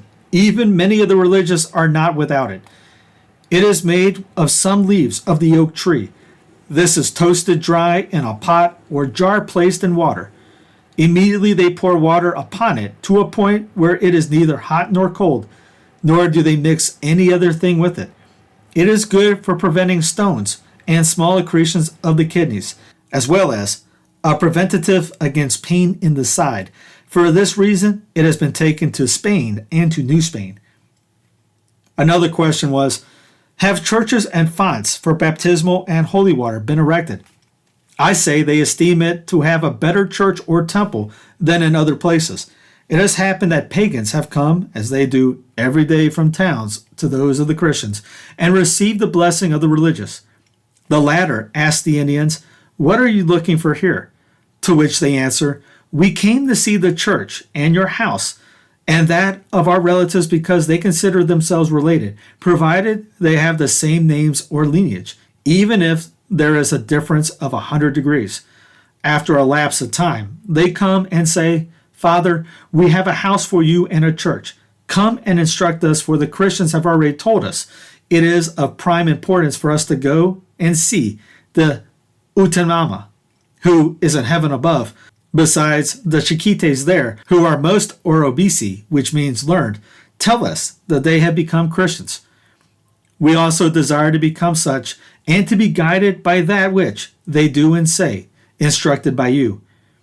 With regard to the question of furnishings, I say that despite their poverty, they are accustomed to bring some deer skins in order to buy wax for the burial of the dead, in other parts by means of some arrobas of maize and machos. For so they call the pigs, they have gathered enough to purchase some small bells. For the rest, the religious are accustomed to do without some of their food and drink and clothing, which your majesty provides for the friars, in order to adorn the altars. I testify that Friar Pedro Ruiz and I have made chalices of lead, which we have used at Mass many times, that for weeks it was necessary for one to have the vestment and the other remain without saying Mass until we provided ourselves with the necessaries of the sacred ministry by the sacrifice of our meals. The lead out of which the chalices were made and the stones for the altar were obtained by contributing to the common cause from the meager ration that was given us or from the alms which your majesty commands to be given us. Often it appears that they, the government officials, throw it to the dogs, since it seems to them that the soldiers are the necessary ones here, and that we are of no use. But we are the ones who bear the burden and heats, and we are the ones who are subduing and conquering the land. It has been proposed at times that your majesty, our king and lord, give an arroba and a half of wine for Mass, and also be pleased to give 2 arrobas of wax for the same purpose, for the period of a whole year, because of the great penury that is experienced here. But since we have not the means to buy it, there has been no one to ask for it. This good religious relates other things in greater extent, and his account is very true. The other religious agree with the account of Father Prejeja. He is the oldest of them, a man of great virtue, and is approved of the accounts given by other religious, so that I have contexted myself with giving his alone in order to avoid prolixity. In 1633, the Indians of Apalachee received their first full-time resident missionary. A doubtful Franciscan authority estimated at that time that there were some 34,000 Indians in that province alone, of whom now over 5,000 are baptized. Both figures were probably exaggerations. In 1635, writing to the king, Friar Francisco Alonso de Jesus, custodian of the province of Santa Elena de la Florida, wrote that Florida was in dire need of priests for the newly opened mission in the Northwest. Of 12 friars who had been sent out in 1630, he wrote, 1 died on the voyage from Spain, 2 others had to be left in Cuba to recuperate from illnesses contracted on the voyage, and 5 had died from the severe and continuous labors of their apostolate to the Indians in Florida. He went on to say, quote, "The friars suffer greatly in this mission field. They must walk barefooted in this cold land when going about from mission to mission. The Indians are very widely scattered about in 44 doctrinas. For this great number, there are only 35 religious. Many times it is necessary for a missionary to walk 8 or 10 leagues to hear a confession, all of which sufferings are augmented by the fact that the missionaries get very little aid in the form of assistants who might lighten some of their burdens. Some of the priests, being so overburdened with work and seeing so many Indians without hope of converting them, become discouraged and return to Spain. Those priests who remained, about 43 in all, kept at the job of conversion despite the seemingly hopeless odds. The more the Indians they brought into the faith, the more time they had to give to ministering to the faithful, and the less time correspondingly they had to devote to new conversions. Yet all the while, during the 1630s and 1640s, they were importuned by new tribes and villages which sought their ministrations. Sometimes pagan Indians would come to the doctrina, watch with awe what was going on, and then disappear. After several weeks, they would return and say to the missionary, "Father, we have a house for you and a church. Come and instruct us, for the Christians have already told us it is of great importance for us to go and see the Uttanama, the all-powerful one who is in heaven above." Convert making was a slow and painstaking process. The records leave no doubt that the natives were not admitted to baptism until they had undergone a long and thorough preparation as catechumens or initiates. There was never a note of hurry in this regard, nor was there coercion of any kind. Even after baptism, the convert, now called a Cristiano, had to convince the missionary that he understood the basic theology behind penance and the Eucharist before he could receive those sacraments. The Cristianos were made to understand, furthermore, that they had taken on new obligations of faith and morality, which must be rigorously observed under a day-by-day Christian discipline. The only veneer to be found in this conservative missionary program was the quasi-Spanish culture they sometimes characterized villages where the Cristianos were also very Hispanicized. There the Indians had Christian names prefixed by dawn and recited the prayers of Catholic Europe. Although the number of missions and Indian converts increased with each passing decade, no similar progress marked the material lot of the missionaries and Indians. We learn some of the practical problems of the priest's life in the field during the 1640s from a memorial by the Franciscan provincial Friar Francisco Perez. Writing at St. Augustine in July 1648, Father Perez said that there were then 43 Franciscans at work in Florida. They lived, he said, among much material poverty and spiritual frustration. Maize or Indian corn was the only crop harvested in the entire province, and often the land was too sterile even for maize. The poor soil conditions were largely the result of poor farming, and the missionaries expended a great deal of their time in trying to get the Indians to cultivate the fields properly. Not only had the Indians proved to be discouragingly lazy, but most of them, from poverty, lacked hoes and axes and other basic farming tools. Some of the Indians went about completely naked for lack of clothes. Commodities that New Spain was charged with sending to Florida each year had not arrived intact for 10 years. This assistance, which originated at Mexico City and was called the situado, was largely eaten up by the expenses of first procuring it and then shipping it to St. Augustine. In transport, it was subject to shipwreck, piracy, and the dishonesty of officials. With the situado arriving in depleted shape or not at all, the Indians were so hard-pressed by hunger they often disappeared into the woods to hunt for acorns, palm berries, water grapes, and wild roots in order to keep their bodies and souls together. When this happened, the missionaries would have to follow them into the wilds and minister the sacraments to them under jungle conditions. In his account, Father Perez could only hint at the hardships suffered by these selfless men of God, the constant hunger, the long and exhausting treks overland, the ceaseless torments from mosquitoes, and the risk to life that came from frequent wars between tribes. It was a truly apostolic life, he wrote, completely devoid of all ambition for human glory. Adding to the missionaries' ordinary problems, some of the Apalachee Indians revolted against Spanish rule in 1647. At issue was the exploitation of the Indians for personal services by a military garrison stationed in the province. Although the missionaries opposed the military in this matter, 3 of their number were killed in the outbreak. Royal Treasurer Francisco Menéndez Marquis, with a small force, easily quelled the uprising, executed 12 of the rebels, and sentenced 26 others to forced labor on the fortifications at St. Augustine. The severity of the sentences was a setback for the Franciscans, who argued unsuccessfully that their program in Apalachee was seriously compromised as a consequence. It was bad enough to have provoked an uprising, they said, but the punishments meted out only increased the Indians' grievance. The disenchantment of the Indians with the white man's justice continued to grow as civil officials began to inflict new indignities on the natives. In 1648, the Franciscans, taking the Indians' port, protested to King Philip IV that the governor, the royal officials, and the soldiers were exploiting the Indians and their impoverished condition by forcing them to cultivate their private gardens. Even the married men, the friars said, were being taken out of the doctrinas and worked so hard for such long periods that many of them were dying. Some were being kept under conditions of forced labor, away from their wives and children for as long as a year.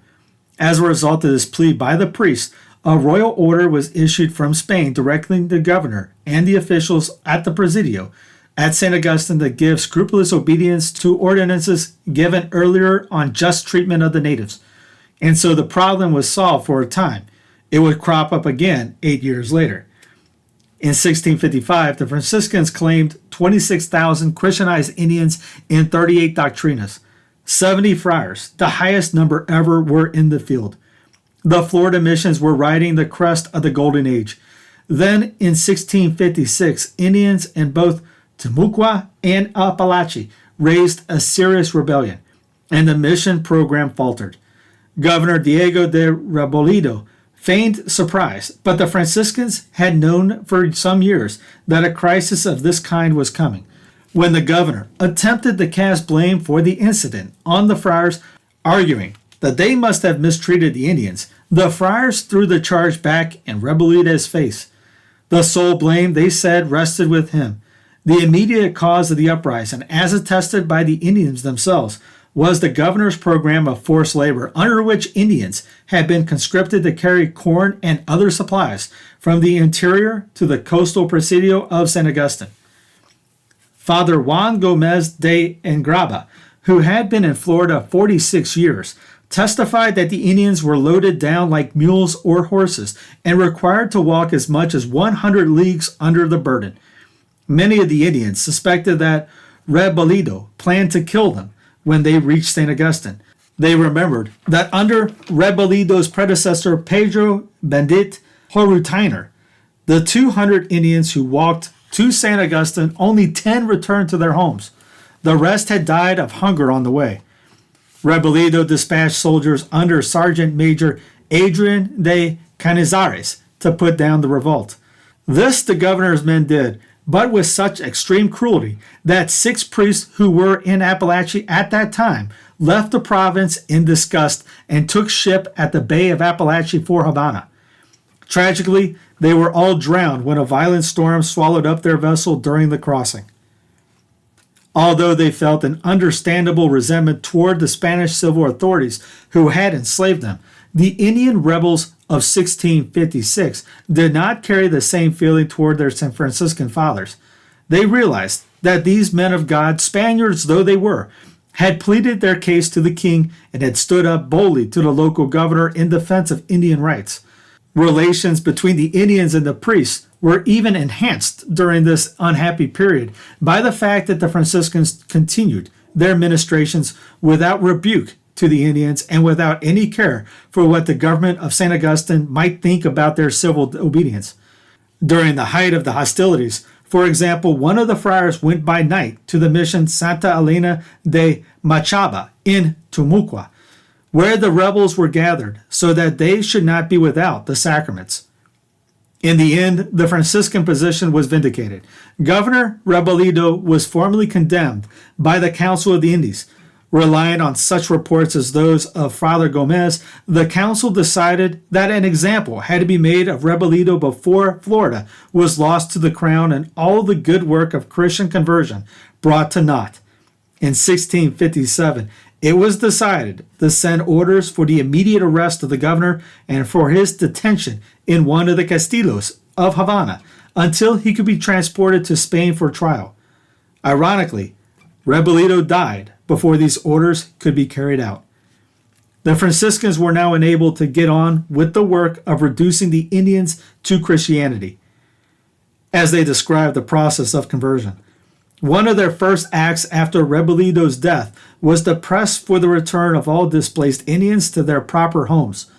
Among the displaced were many Indians of the province of Timucua, whose pueblos had been moved by Rebolito from their original sites to new sites along the principal road that led from St. Augustine to Apalachee.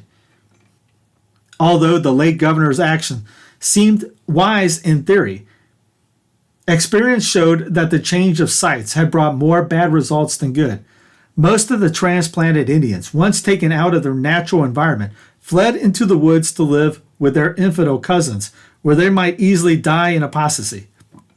The Franciscans urged that these Indians be allowed to return to their homes, as subsequently was done. Relations between the Franciscans and civil authorities continued strained during the next 2 decades. A particular nettle in the side of the friars was the military garrison that St. Augustine insisted on stationing in the center of the Appalachian mission country. The soldiers and their arms were there not for any altruistic reasons, but to guard the fertile Apalachee lands that were then being farmed for corn and developed for cattle raising. The friars argued that their presence was unnecessary, as there was nothing in Apalachee that an enemy might want. Besides, the presence of the military offended the spirit of peace that the friars were trying to inculcate in their charges. Finally, and this was their principal objection, the soldiers gave bad example by their disrespectful language and conduct toward the friars. The soldiers went about saying that the friars were good for nothing but to say Mass. One Franciscan complained to St. Augustine, "When the Indians see that the soldiers show no consideration to the friars, they themselves lose respect for us. The religious then speak to deaf ears when they talk about sufferings and hard labor. The Indians flee off to the woods to return to their pagan ways." In St. Augustine, the secular clergy maintained their pastoral influence over the capital, and by mid-century showed appreciable progress in their organization of the town's Catholic life. In 1646, there were 3 priests in the town, a pastor, assistant pastor, and a chaplain to the 300 soldiers of the garrison. The regular force of seculars never seems to have gone beyond 4, although there is mention of 5 clerics in the town during 1655. Before 1666, the duties of sacristan was performed by a soldier.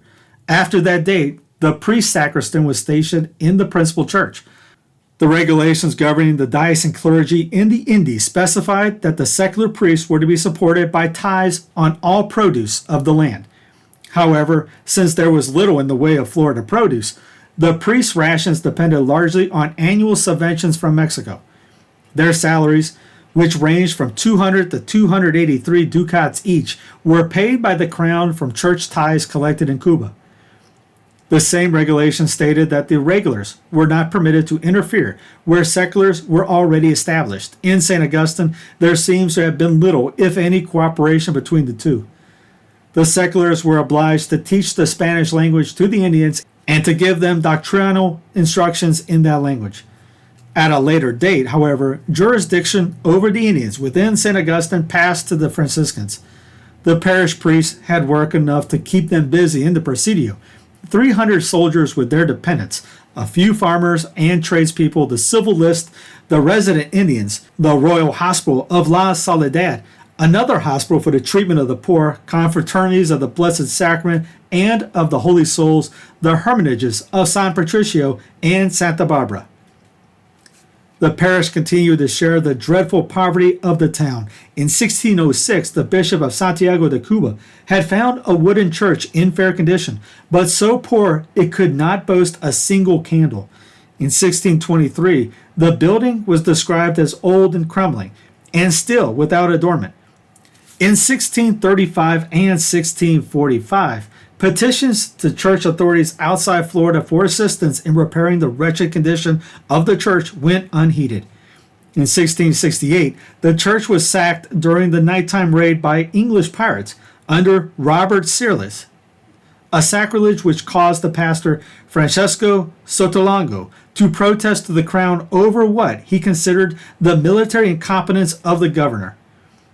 The parish was so poverty-stricken by 1673 that during a portion of that year, the sacristan priest complained that Mass could not be celebrated for lack of hosts and wine. The enduring destitution of St. Augustine and Florida was one reason, along with the scant population of the province, why Florida was never erected to the dignity of a diocese during Spanish times, although the possibility had been raised by the Council of the Indies in 1655 and would be put forward again in the century that followed. In the meantime, St. Augustine and Florida were solely in need of an episcopal visitation. On August 14, 1674, the Bishop of Santiago de Cuba, Gabriel Diaz Vara Calderon, wrote to Queen Mariana of Spain to acknowledge 2 royal cedulas of the previous year. In them, Queen Mariana, a member of the House of Austria and a religious person much interested in the spread of Christianity in the New World, had directed Bishop Calderon to make an episcopal visitation of the provinces of Florida. Calderon had held the Cuban see since 1671, and within his jurisdiction was the nearby mainland of La Florida. In the beginning, he had attempted to govern the province through the pastor of St. Augustine, Father Sotolongo. This nettled the Franciscans, however, who did not like being subject to a secular priest, and now, after the insistent letters of the Queen, there was nothing for it but to go to Florida himself. Calderon told the Queen that he would leave for Florida at once to administer a confirmation, correct faults and abuses, investigate the work of Indian conversions, and lend encouragement to efforts of the friars to extend the mission network into the country of Apalachee, which bordered Apalachee to the west. He added that he would take with him chalices and all the necessary vestments of the divine cult. Bishop Calderon arrived in St. Augustine on August 23, 1674. The next day, he ordained 7 young priests, sons of the best families in St. Augustine, the first positively authenticated instance of ordinations to the priesthood to take place within what is now the United States. Shortly afterwards, he left on his visitation to the missions. Where he went and what he saw during the next 10 months was recorded in a remarkable letter written to Queen Mariana on his return to Cuba in 1675. The letter reported, as Calderon wrote in the opening sentence, quote, "What has been discovered up to today concerning the entire District of Florida, both along the seacoast and inland." He went on to give a reasonably accurate description for his day of the entire southeastern United States, including a list of the principal Indian tribes, a brief geographical description of the entire coastline from Charleston around the Florida Peninsula to the Apalachee River, a description of the customs of the Christian Indians, and, most valuable of all, a list of the missions of Tamaqua, Apalachee, Apalachoa, and Wale, with measurements of the distances that lay between them. The Calderon report is an illuminating picture of the missions and probably the most valuable single document that remains to us from the Golden Age. The bishop began with the description of St. Augustine, which seemed to him almost uninhabitable, owing to the poverty, hunger, and unhealthy, even hazardous conditions that prevailed. The parish and its various works were adequately served, and the bishop produced no complaint about them. Then he wrote, "Going out of the city, a half a league to the north, there is a small village of scarcely more than 30 Indian inhabitants called Nombre de Dios, the mission of which is served from the convent. Following the road from east to west, within an extent of 98 leagues, a league is roughly 2.5 miles, there are 24 settlements and missions of Christian Indians, 11 belonging to the province of Tamaqua and 13 of that of Apalachee." The bishop then enumerated the missions situated along the mission trail that began at Nombre de Dios and traversed the peninsula as far as present-day Tallahassee, giving the distances in leagues between them. His is the best list that remains to us, and it enables geographers and archaeologists to determine with reasonable accuracy the general areas in which the Franciscan settlement stood. Setting out across the interior, Calderon arrived after traveling 10 leagues at the mission and village of San Diego de Samatoto on the St. Johns River near present-day Tecoy. The bishop noted that the mission was at a spot where the St. Johns was almost a league and a half in width and very turbulent. From that point, it was 20 uninhabited leagues to the principal mission of Tamaqua, Santa Fe de Taloca, which stood about 8 miles north of present-day Gainesville.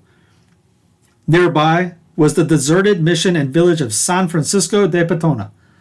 Then followed, in order along the trail westward, the missions of Santa Catalina, near the Santa Fe River in Columbia County, Santa Cruz de Ajojica, near the junction of the Santa Fe and Suwannee rivers, Santa Cruz de Tarijica, 2 leagues farther along the road, San Juan Guacara on the Suwannee, near where Lauraville now is, San Pedro de Potohiriba on Sampala Lake in Madison County, Santa Elena de Machaba, near today's Madison, San Mateo in Madison County, and San Miguel de Azul, near the Achula River in Madison County.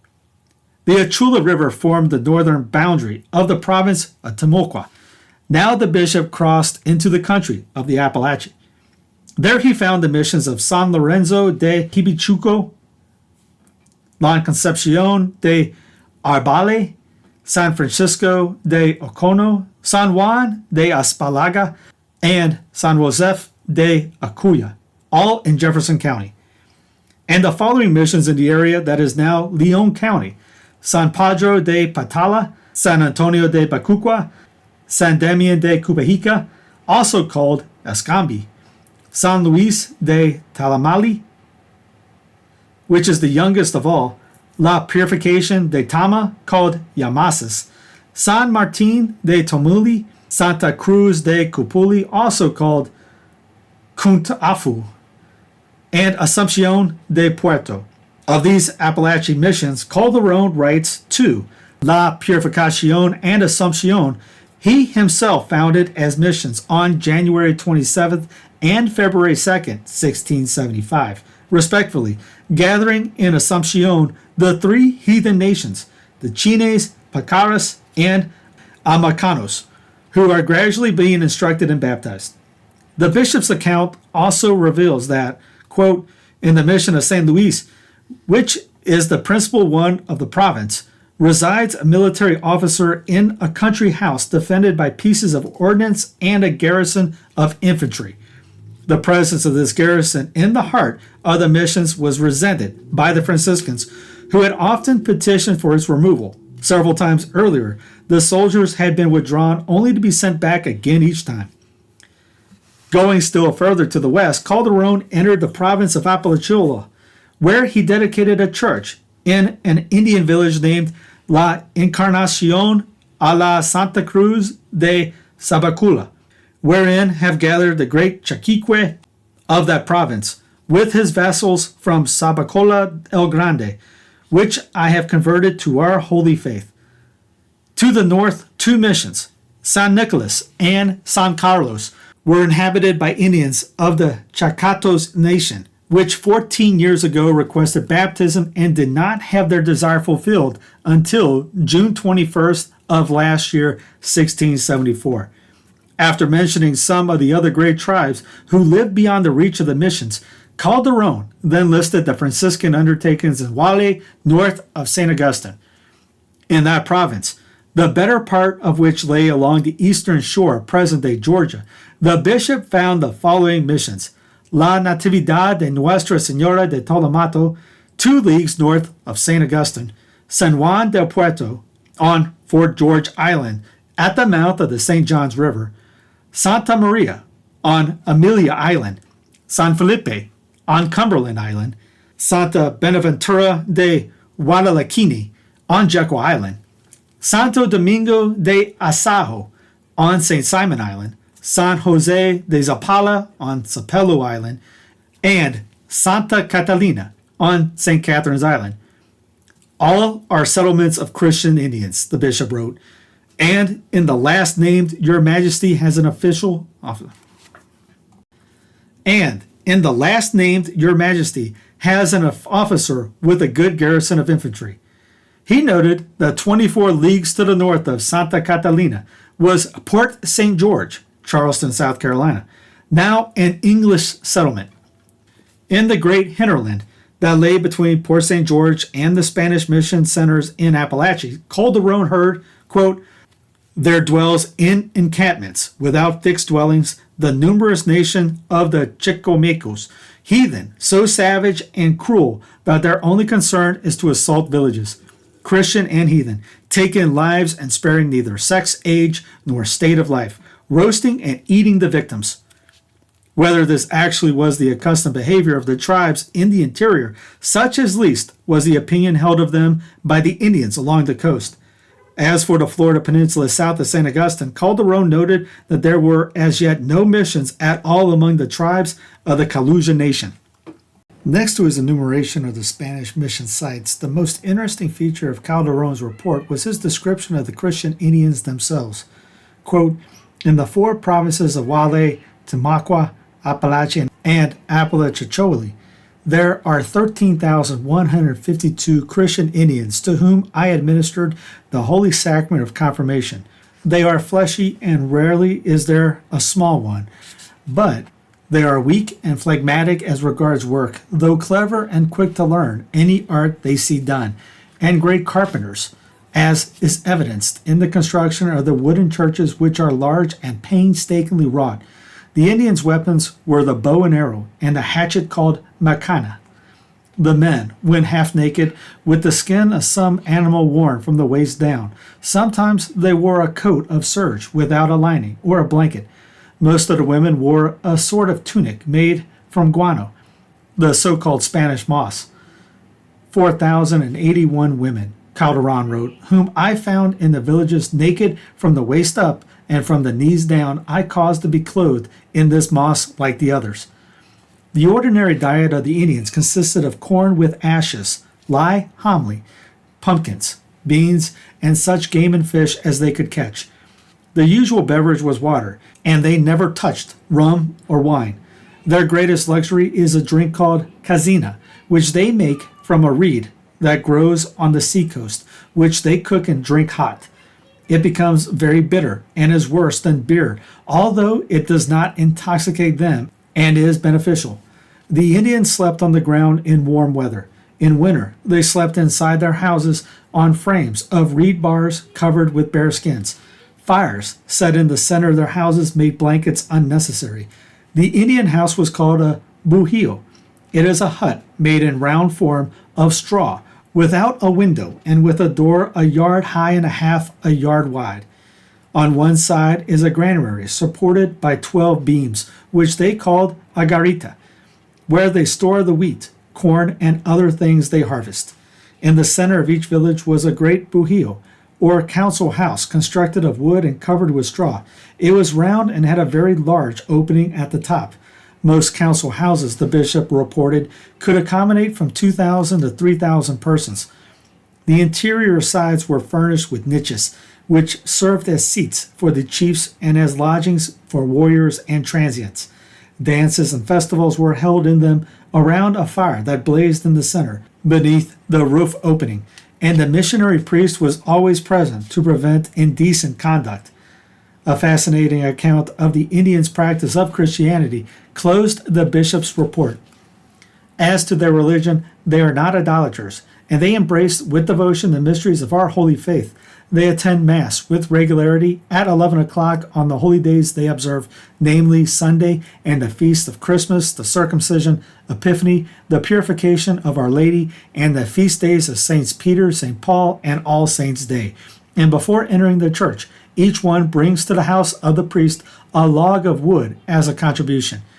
They do not talk in the church, and the women are separated from the men. The women on the epistle side of the altar, the men on the gospel side.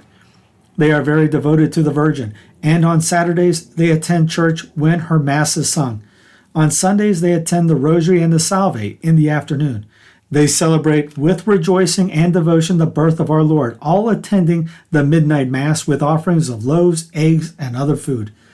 They subject themselves to extraordinary penances during Holy Week, and during the 24 hours of Holy Thursday and Friday, they attend standing, praying the Rosary in complete silence.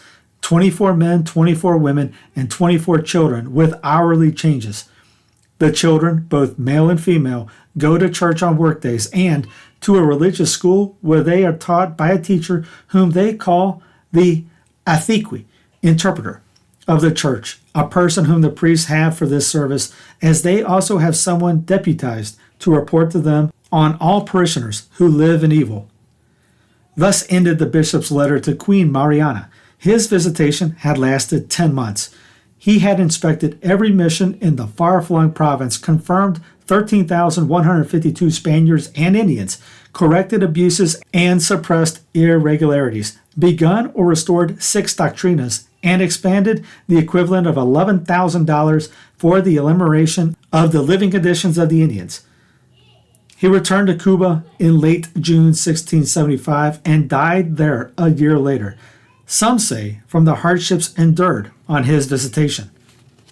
The year 1675 marked the finest hour of the missionary movement in Florida, the highest point, as events would determine, to which the aspirations of the Franciscans led.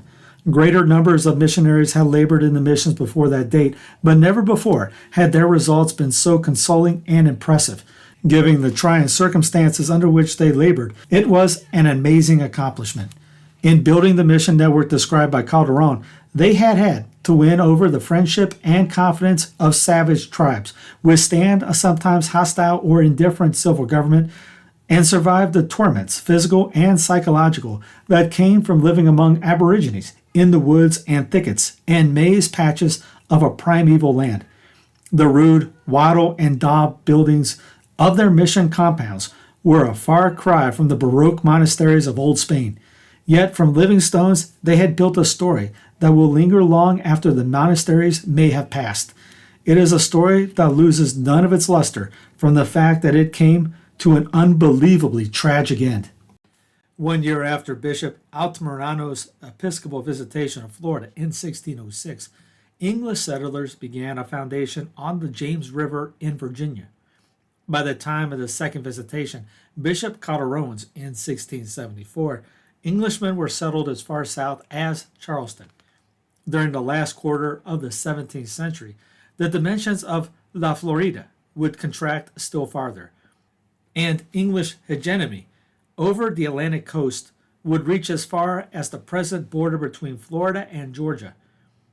Lands associated for nearly a century and a half with the Spanish missions suddenly found themselves overrun by Indians under the captaincy of English Carolinians. Drawn on by a profitable trade in skins, the English moved out from Charleston into the Yamasee and Creek country of central and western Georgia, where, with their cheaper and more abundant supply of manufactured goods and firearms, which Spaniards had never provided the Indians, they easily won the trade and friendship of the interior tribes.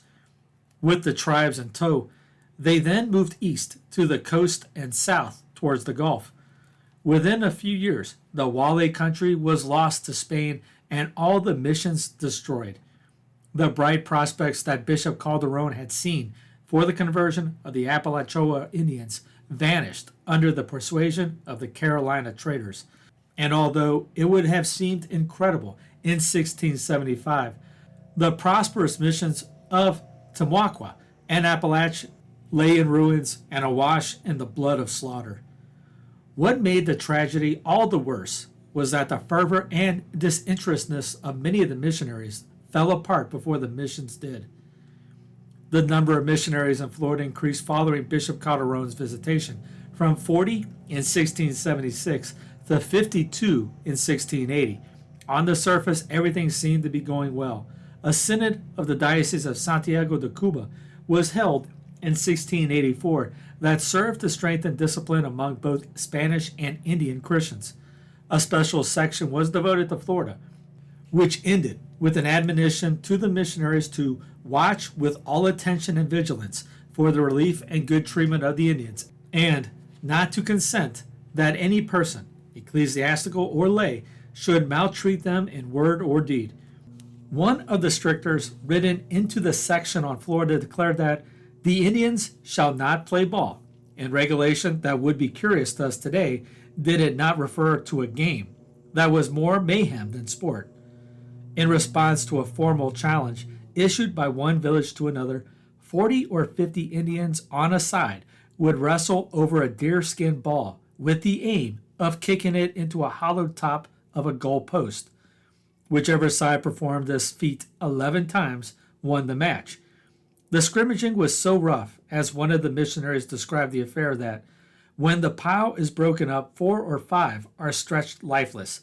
Others have their eyes gouged out, and many arms and legs and ribs are broken.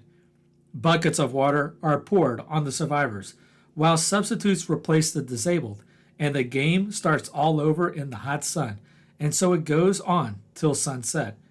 It is little wonder that the church banned the game of ball. In 1679, the pastor at St. Augustine, Sebastian Perez de la Cerda, informed the governor that he and a group of secular priests stationed in Cuba desired to go as missionaries to the Calusa Indians who inhabited the lower Gulf side of the Florida Peninsula. The year before, a Franciscan mission to the Calusa country had come to a speedy and comical conclusion. The friars entered one of the villages at night in solemn procession, hoping, no doubt, to conquer Jericho with one elegant display. But the Indians fled into the woods terrified. When the friars repeated the performance the next evening, the Indians came at them with their hatchets. The noisy visitors were stripped of their brown robes, but they got out with their lives. A royal cedula for the secular mission was issued in October 1680. It directed the governor of Cuba to appropriate 300 gold ducats for each priest's transportation expenses. The first secular in Cuba to offer himself for the work was Dr. Don Juan de Cisneros, senior canon of the Cathedral Church of Santiago de Cuba, a man of letters and of high virtuous repute. 7 other seculars stepped forward to join him. The necessary funds, however, were not forthcoming as ordered, and the project languished. It was revived in 1687, but there is no record that any seculars came to the Calusas as a result. In 1688, Florida was visited by a young secular, Father Juan Ferro Machado, emissary of the Bishop of Cuba. Machado's visit proved a great success, especially in correcting some abuses that had crept into Florida's ecclesiastical life. He seems not to have gotten along very well with the Franciscans, however, who disputed his right to inspect them, and one of their number, Friar Francesco Ayeta, wrote a polemic charging that Florida was not even a part of the Cuban diocese. For his part, Machado criticized the friars for not having unified all the Indian tribes under one language, as had been done in Peru, despite the fact that conditions in Florida and Peru were not at all comparable. Finally, Machado recommended that Florida be erected into a separate diocese. The proposal for a separate diocese had been made before by 2 of Florida's governors, Robledo in 1655 and Juan Marquez Cabrera in 1683. Only 2 of the 23 bishops of Cuba since the foundation of St. Augustine had visited the peninsula. Pleading the great distance or the danger from pirates, which was very real, the feeling in Havana was that Florida ought to be cut off from the cares and the funds of Cuba and be allowed to shift for itself ecclesiastically. It was never to be. But from this day forward, the idea became increasingly popular. In 1693, an expedition led by Don Andres de Pez landed at Pensacola Bay, site of the ill-fated Tristán de Luna colony of 1559 to 1561. With Pez was Father Carlos de Siguenza y Góngora, a well-known professor of mathematics in the University of Mexico. The priest chanted the Te Deum and then surveyed the shore for a suitable site for a settlement. When he was satisfied that he had chosen a good location, the Spaniards marched to it in procession, chanting the Litany of Loretto. A cross was set up, and Father Seguenza offered Mass. It was St. Mark's Day, April 25th. Thus began again the story of Pensacola, although a permanent settlement was not established until 5 years later. As the second large Spanish settlement in Florida, it would one day rival St. Augustine as headquarters of the province. As early, in fact, as 1693, before a single building had been built, Andres de Pez was proposing that St. Augustine be partly abandoned in favor of the new site, a proposal that was hotly contested by the Franciscans. We know that there were 2 Augustinian fathers and several Franciscans in Pensacola when a French expedition visited the site in 1699. But a search by one historian through Spanish documents relating to Pensacola's early history failed to turn up any evidence of missionary activity among the Indians during these first years. The frequency of English incursions into Wale country increased during the 1670s and reached the northernmost mission stations by 1680. In that year, a band of Creek Indians, allied with the English, struck the mission station of Santiago de Acone on Jekyll Island. A few of the Christian Indians were killed, but the remainder, under a Spanish lieutenant, successfully withstood the attack. Shortly afterwards, an attacking force of 300 Indians under English leadership laid siege to the Doctrina of Santa Catalina on St. Catherine's Island. Although heavily outnumbered, Captain Francisco Fuentes, with 5 Spanish and 16 Indian musketeers, managed to drive off the attackers. Governor Cabrera now ordered a general retreat from the exposed missions of northern Wale and endeavored to persuade the converted Indians of those parts to relocate on the islands of Santa Maria, San Juan, and Santa Cruz farther south. The Indians, however, refused to go. Many revolted and fled into the woods or, responding to blandishments of the English, joined the warring tribes of the interior. The friars heaped kindnesses on the Chaquites who remained in an effort to counteract the influence of the Carolinians. But it was in vain. The populations of the northernmost islands, aroused to action by the Chaquite of the Yamassees, revolted and passed over to the English in a wholesale exodus during 1684. Armed by their new friends, these same Indians unexpectedly crossed into the Spanish territory of Tamaqua the next year and laid waste the mission of Santa Catalina near the Santa Fe River.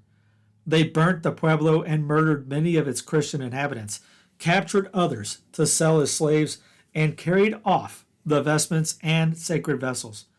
About this same time, a series of pirate raids on the mission south of Zapala, on Zapala itself, and on the station on Jekyll Island added to the debacle. The Spaniards might have held out against one enemy alone, but the combination of heathen and apostate Indians, aggrandizing Carolinians, and covetous buccaneers was more than their 290 Spanish soldiers could handle. The defense perimeter began to shrink, and with it, the dimensions of La Florida.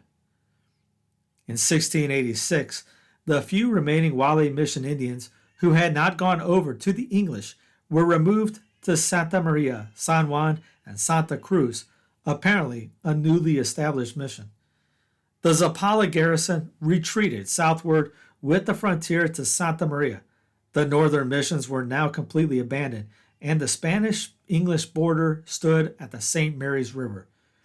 When the English Quaker Jonathan Dickinson was shipwrecked below St. Augustine in 1697, he recorded that the missions among the Tamaquans at this date were still active. At Santa Cruz, 3 leagues north of St. Augustine, Dickinson and his companions found that the Christian Indians were a civilized and industrious group who were well-schooled, modest, reverent, and as diligent in their devotions as were any of the Spaniards. Above Santa Maria on Amelia Island, however, he reported that no missions any longer remained. What the English destroyed, they did not replace. Why had the Indians so quickly repudiated their allegiance to Spain and to the Church? Surely the firearms and other inducements with which they were applied by English adventurers formed the major and immediate reason. Yet the English had also been able to play upon certain injustices, real or fancied, that hot debates between the priests and Spanish civil officials had called to their attention. After the attack in 1680 on Santa Catalina and Wale, for example, the defending officer, Captain Fuentes, informed the governor that many of the Indians were repudiating their allegiance to Spain because of maltreatment that they had received in the doctrinas. Fuentes reported that against all existing rules, some of the friars were demanding stipends from the Indians, were forcing them to perform personal and menial services with no recompense, and were exacting heavy penalties for disobedience to their orders. Similar charges against the arbitrary and overbearing attitude of the friars occurred periodically in official reports during the next 2 decades, particularly in the papers of Governor Cabrera, who confessed to being a bigot where Franciscans were concerned. Some of the charges had the ring of exaggeration about them, as though the civil officials were anxious to offer the friars as scapegoats for the loss of Wale, and to screen their own indisputable harshness toward the Indian during these years. One such report in 1691 mentioned that 300 Indians in the mission of Nuestra Señora de la Candelaria de la Tama had taken refuge in the woods to avoid the whip of Friar Domingo Santos. Whatever the truth of charges such as these, and Governor Cabrera was not disposed to question them, they made their way to Spain in 1697, where the Council of the Indies issued instructions for the friars to treat the natives well in both word and act, and to see that suavity and sweetness guided their mutual relations. The episode was an unfortunate one, not only because it contributed to the loss of the Wale missions, but also because it formed the only stain on the otherwise glorious habit of the Florida Franciscans. Within the Franciscan house itself, a certain amount of apathy could be discerned during these years, as the century drew to a close. There seemed to be something lacking in the Franciscan spirit, something vital that had marked these men before the heroic measure, and now was conspicuously absent. The missions atrophied. For many months, certain villages went without mass. The friars settled down to routine, or else allowed themselves to be worried sick where the English would strike next. Friar Blaise Martinez de Robles, with 37 years' service in 5 missions, lamented that, except for the robes, the Franciscan order had ceased to exist in Florida. But it had not. Only a few years later, Franciscans would be defending the faith with their lives. The terrible climax to this story of decline and ruin began in 1702 with the outbreak of the War of Spanish Succession, Queen Anne's War in America, in which Spain was allied with France against England. Governor James Moore of Carolina seized on the war as an opportunity to attack St. Augustine itself. With a force of 1,000 men, half English, half Indian, Moore descended on the city by both land and sea. The marauders forced the missions back from the St. Mary's to San Juan, sent the Christian Indians scattering in fright, took 3 Franciscans captive, and put to the torch 3 churches and convents on the island of San Marcos.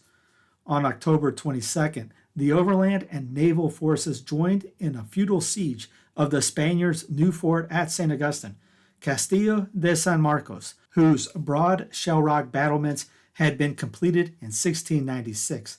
The entire population of 1,500 soldiers and civilians spent over 50 days inside the fort, while Moore's men, without bombs, could do little more than fume outside. Frustrated, the English raised the siege and prepared to retire to Carolina. Before withdrawing, however, they wreaked vengeance on the old Catholic city, burning down its parish church, the hermitage of Nuestra Señora de la Leche, and the convent and chapel of the Franciscans. The friars' library had already been burned on the first day of the invasion. Of that incident, a Protestant clergyman of that time said, quote, "To show what friends, some of them Moore's men, are to learning and books, When they were at St. Augustine, they burnt a library of books worth about 600 pounds, wherein were a collection of the Greek and Latin fathers, and the Holy Bible itself did not escape because it was in Latin. As they retired, the English attacked the mission stations of San Jose and San Francisco, killed many of the mission Indians, and took 500 others away as captives. Meanwhile, in the heart of Temuco, another English-led raiding party had devastated the church and pueblo of Santa Fe. The land of the missions was dissolving into a land of terror. Apalachee would be next. Discredited by the St. Augustine fiasco, Moore soon resigned as governor of Carolina.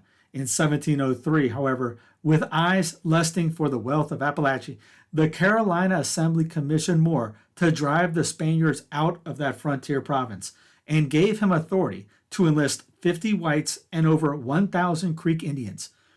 Crossing the Ocmulgee River, Moore's warriors surprised the mission village of La Concepcion de Ayubale on the morning of January 25, 1704, and quickly penetrated as far as the council house before the Friar Angel de Miranda, could gather enough Indians with muskets to stay the attack.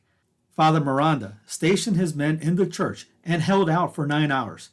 Then, his ammunition exhausted, he was compelled to surrender. Word of the attack reached the nearby Presidio of San Luis Patali, and Captain Alonso Diaz Mexia, with 30 Spaniards, 2 friars, and 400 Indians, rushed to give assistance. Twice they drove Moore back, but on the evening they too ran out of ammunition and had to surrender. Moore was immensely satisfied with himself for having, quote, regained the reputation we seem to have lost.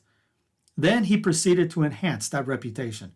At Ayubale and the next day at Patali, his men slew the 3 priests and committed acts of gratuitous barbarity on the Christian Indians. Friar Juan de Parga Araujo was beheaded and his body butchered. Friar Manuel de Mendoza's body was later found in a charred state, his hands and a half-melted crucifix sunk into his flesh. Father Miranda's remains were never found. To a Spanish rescue party that reached the 2 towns several days later, the scene was one of indescribable horror.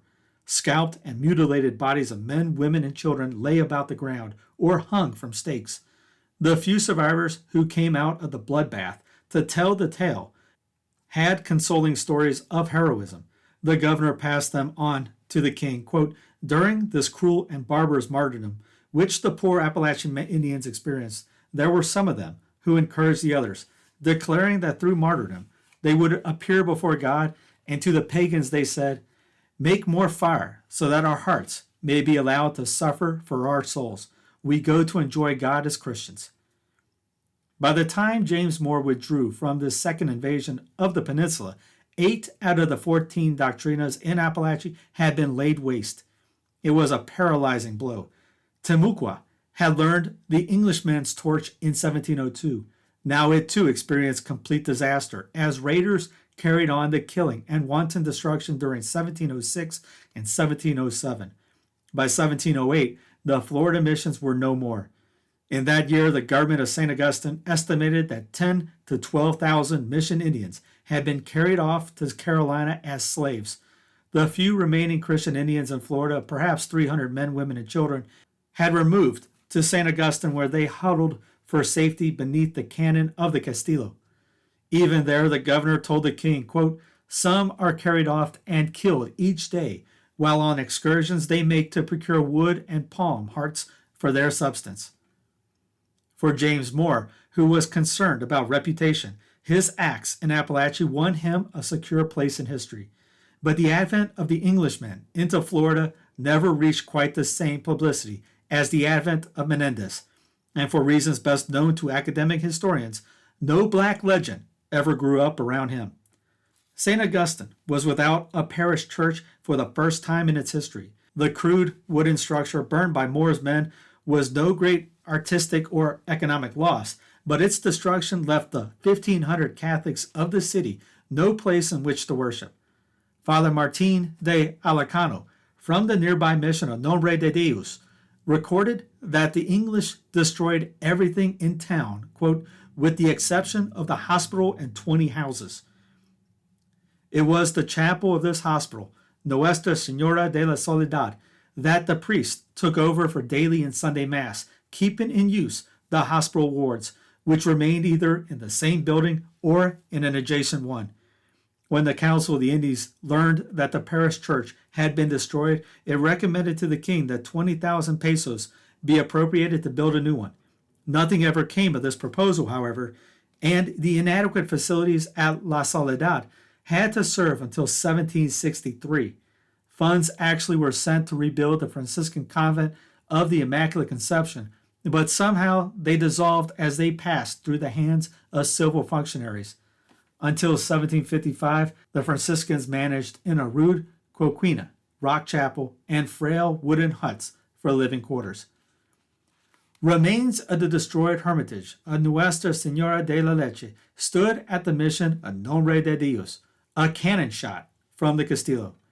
It was patiently rebuilt from coquina rock, the shell conglomerate that was now being used extensively by the Spanish engineers. The reconstructed chapel ran north and south, 33 by 15 feet, and easily accommodated the estimated 40 Christian Indians who could still be found at the pioneer mission. Most of the Indians of Nombre de Dios by the 1720s were Yamasis, Carolina Indians who had once been allies of the English, but now were settled peaceably among the Spaniards. Some of the Yamasis went north on occasion to raid outposts of their former friends. In March of 1728, they were attacked themselves by a combined English-Indian force under Colonel John Palmer, a member of the Commons House of Assembly in South Carolina. Palmer attacked the Yamasis head-on at their strongest point, which was Nombre de Dios. He killed 30, wounded and captured many more. When the survivors retired to the Castillo, Palmer burned the Hermitage Chapel on March 20th and carried off the few statues and altar furnishings that adorned the little building. Among the statues was the figure of the Blessed Virgin nursing the infant Jesus, Nuestra Senora de la Leche y Buen Parto, our nursing mother of happy delivery. Under which title the Spaniards of Florida had venerated Mary since early in the 17th century. The special devotion had originated in Madrid in 1598, when a reported miracle persuaded King Philip III to erect a shrine under the title of the Church of San Luis in Madrid. The original statue and shrine were destroyed by communist elements of the Loyalist Army on May 13, 1937, during the Spanish Civil War. In the mop-up after this latest English raid, Florida Governor Antonio de Benavides decided to break up the remaining stones of the mission lest they be used in the future as shelter for an attacking enemy. A new chapel and hermitage were therefore built inside the outer defense line or hornwork that crossed the south line of the original mission property, and the new image of the mother and child was ordered from Spain. Violence also erupted around the infant church at Pensacola. In May 1719, the Spanish fort and settlement were invested by French warships, and being too weak to withstand the siege, had to surrender. The two priests of the settlement, both Franciscans, were given safe escort to Havana. Spanish arms later recovered the fort, only to lose it a second time to Frenchmen under the Count de Champlezen. When the French decided that they would not hold the site, they destroyed the fort and the town by fire. The church went up in flames with the rest. When in 1720 the site was restored to Spain by treaty, a new fort and church were built on the western extremity of Santa Rosa Island. Some years later, the settlement was moved to its permanent location where a third church was erected. The most significant religious event to occur in Florida during these years after the destruction of the mission chain was the arrival in 1709 of Florida's first resident bishop. Although the bishops of Cuba had pressed since 1690 for the erection of the independent bishopric in Florida, the Council of the Indies determined that the peninsula could best be governed ecclesiastically by an auxiliary bishop of Cuba, who should have permanent residence in St. Augustine. Under this arrangement, Florida would not itself be a diocese, and the auxiliary bishop would not exercise ordinary jurisdiction over the province, Both province and bishop would remain directly subordinate to the See of Santiago de Cuba. King Philip V acted favorably on this arrangement and proposed it to Pope Clement XI, who gave approval in May of 1703. Named to the new post was Dionisio Rezino, the oldest priest in Cuba. Several years' delay ensued before the new bishop could be consecrated as the Bishop of Cuba. The governor of Florida and the king argued the question who should support the auxiliary bishopric financially. An equitable solution was reached finally in 1708, and Rezino was consecrated early the next year in Yucatan. He arrived to a warm welcome at St. Augustine on June 23, 1709, after a narrow escape from 11 English warships. Unfortunately, all the buildings of the parish were in ashes, except for the chapel of La Soledad. No episcopal residence could be provided, and with the loss of the missions, the Franciscans had almost no Indians to present for confirmation. Disheartened, Rezino sailed back to Cuba only 3 weeks after his arrival. 2 years later, he died. The question whether Florida should be raised to an independent diocese was debated again in Cuba and Spain. The arguments continued until 1723, when the See in Cuba finally agreed to underwrite another auxiliary bishop. Nothing was done about it, however, until 1731, when Francisco de San Benaventura y Tejada, professor of theology and guardian of a Franciscan convent in Seville, was appointed to the post. Benaventura sailed from Spain the next year, was consecrated at Veracruz, and arrived at St. Augustine in July 1735. He was shocked to find the capital in a state of spiritual decadence. Families were racked by scandals, drunken Indians roamed the streets, English traders preached heretical doctrines on street corners, and the parochial church at La Soledad was an unkept disgrace. Quote, "When it rains, it is the same as being outside." The bishop put a new roof on the church, reinforced the planking it had for walls, and built a stone sacristy alongside. He gave new encouragement to the pastor and 3 assistants of the parish, gathered the children of the town in the church 3 days a week to teach them their catechism, struck out at immoral behavior, private and public, and prohibited gambling in the local taverns, opened a classical school for young boys, the only school in Florida since the English invasion, promoted religious processions through the streets of the town, and by April 1736, conferred the sacrament of confirmation on 630 Spaniards and 143 slave and free Negroes. In 1740, when St. Augustine was invested for 37 days by a powerful English land and sea force under General James Oglethorpe, the bishop roused the zeal of the population with pious exhortations, and with each round of the English cannonading led the people in choruses of Ave Maria. Under this title, he composed a description of the siege, which was printed at Seville in 1740. Benaventura was presented for the See of Yucatan in 1745 and left St. Augustine the same year. By the date of his departure, he had sparked a moral regeneration of the rude frontier town, which now was once again remarked for its stable moral life and its civilized amenities. Unfortunately, his successor was not equal to the same task.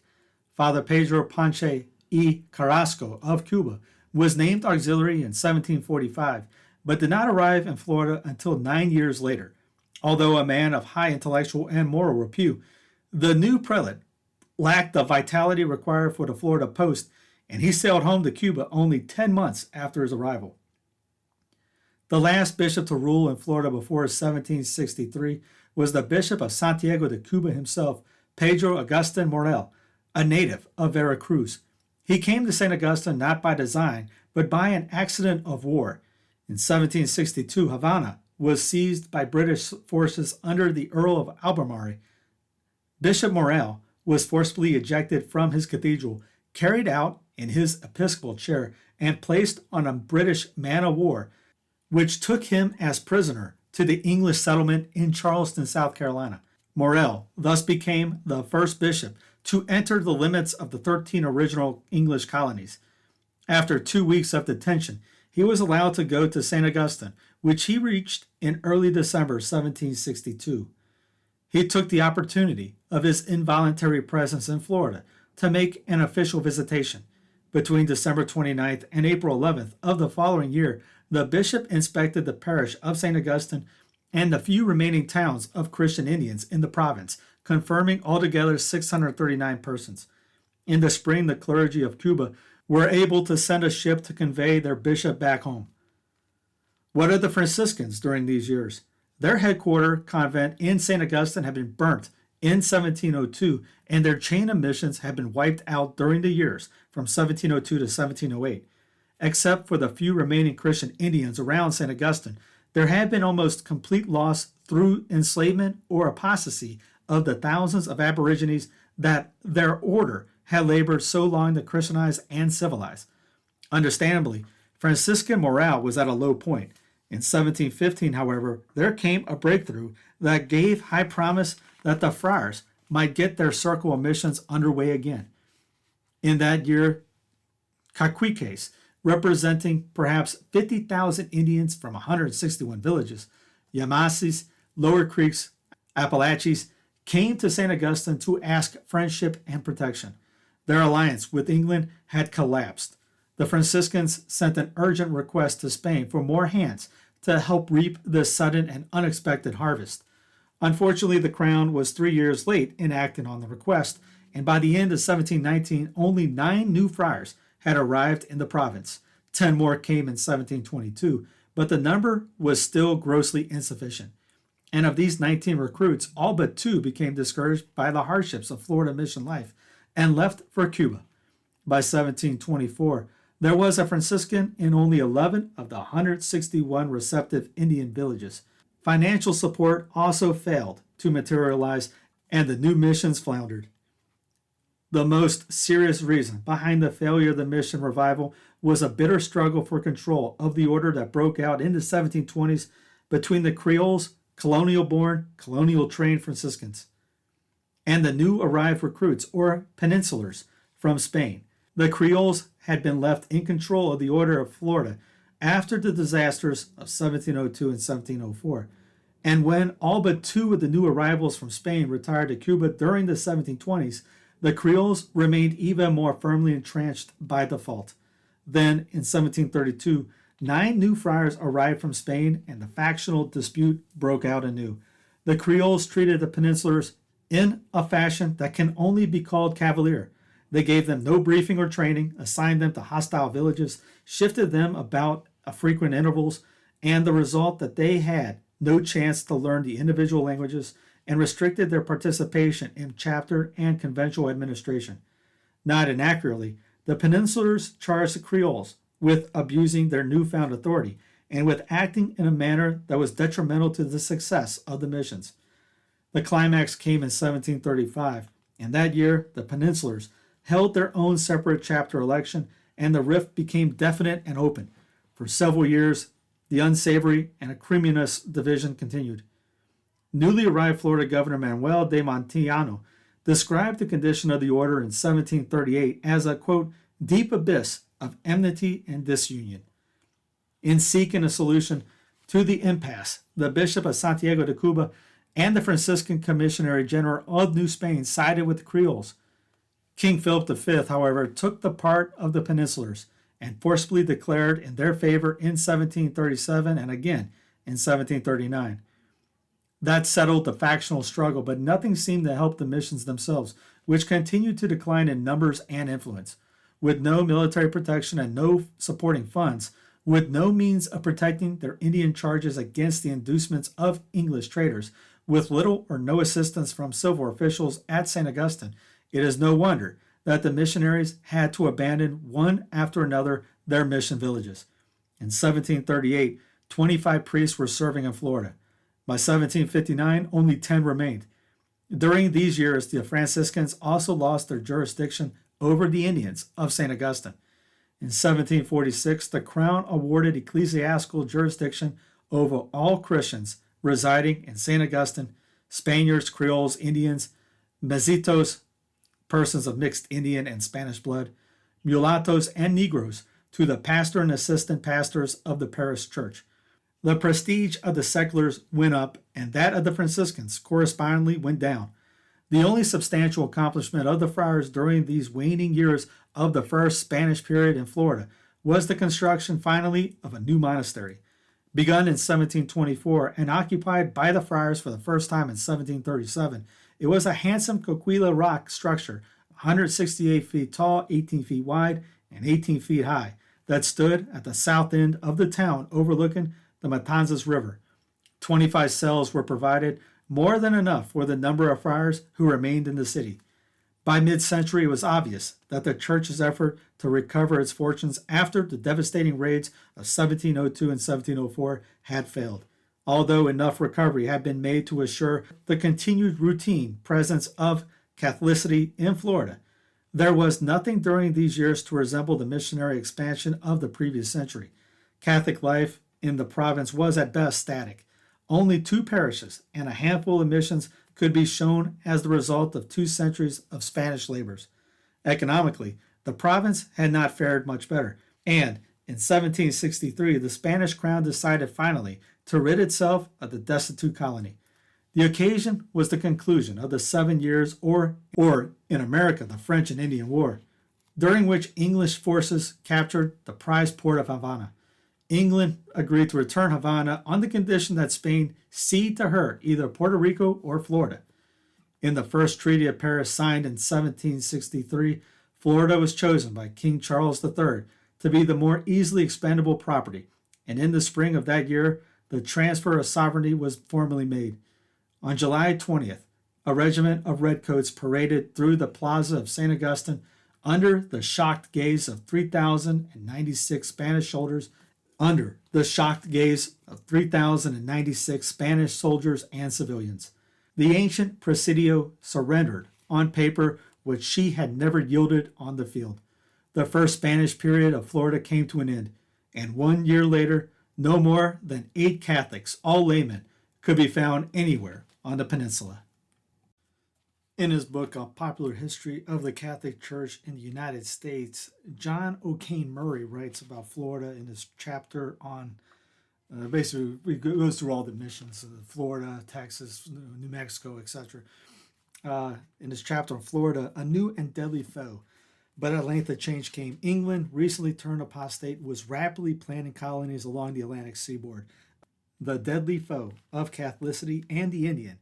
We need not be astonished to learn that she aimed at the destruction of both. Such was ever her American policy. From the English colony of Carolina, war was soon carried into the peaceful Indian towns of Florida. In 1703, a body of fanatics ravaged the country.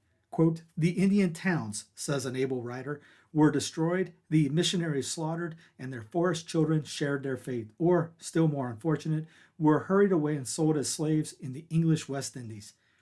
In 1763, by the Treaty of Paris, Spain ceded Florida to England. Quote, "This was the death blow of the missions. They were destroyed, the Indians dispersed, and St. Helena, the convent whence Christianity had radiated over the peninsula, became a barrack, and such is that venerable monastery in our own day. Driven from their village and fields, which the English seized, the unhappy natives of Florida were forced to wander in the wilderness and resume the nomadic life of barbarism, whence Christianity had reclaimed them. Cursed by the tyranny of a guilty nation, deprived of liberty, the consolations of religion, and the friendship of the black robes, these unhappy sons of the forest might well exclaim with the young priest in Macbeth, 'Let us seek some desolate shade, and there weep our sad bosoms empty.' Buried in pathless Everglades without spiritual guides, the Florida Indians took the name of Seminoles, which in their own language means wanderers. They gradually lost the faith and became the scourge of the whites. At the date of our Revolutionary War, not a single mission had escaped the destroying progress of England."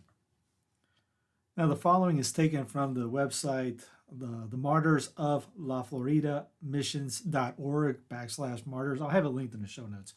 And also, there's a book out there which pretty much does the same thing. You'll see it over there, over here.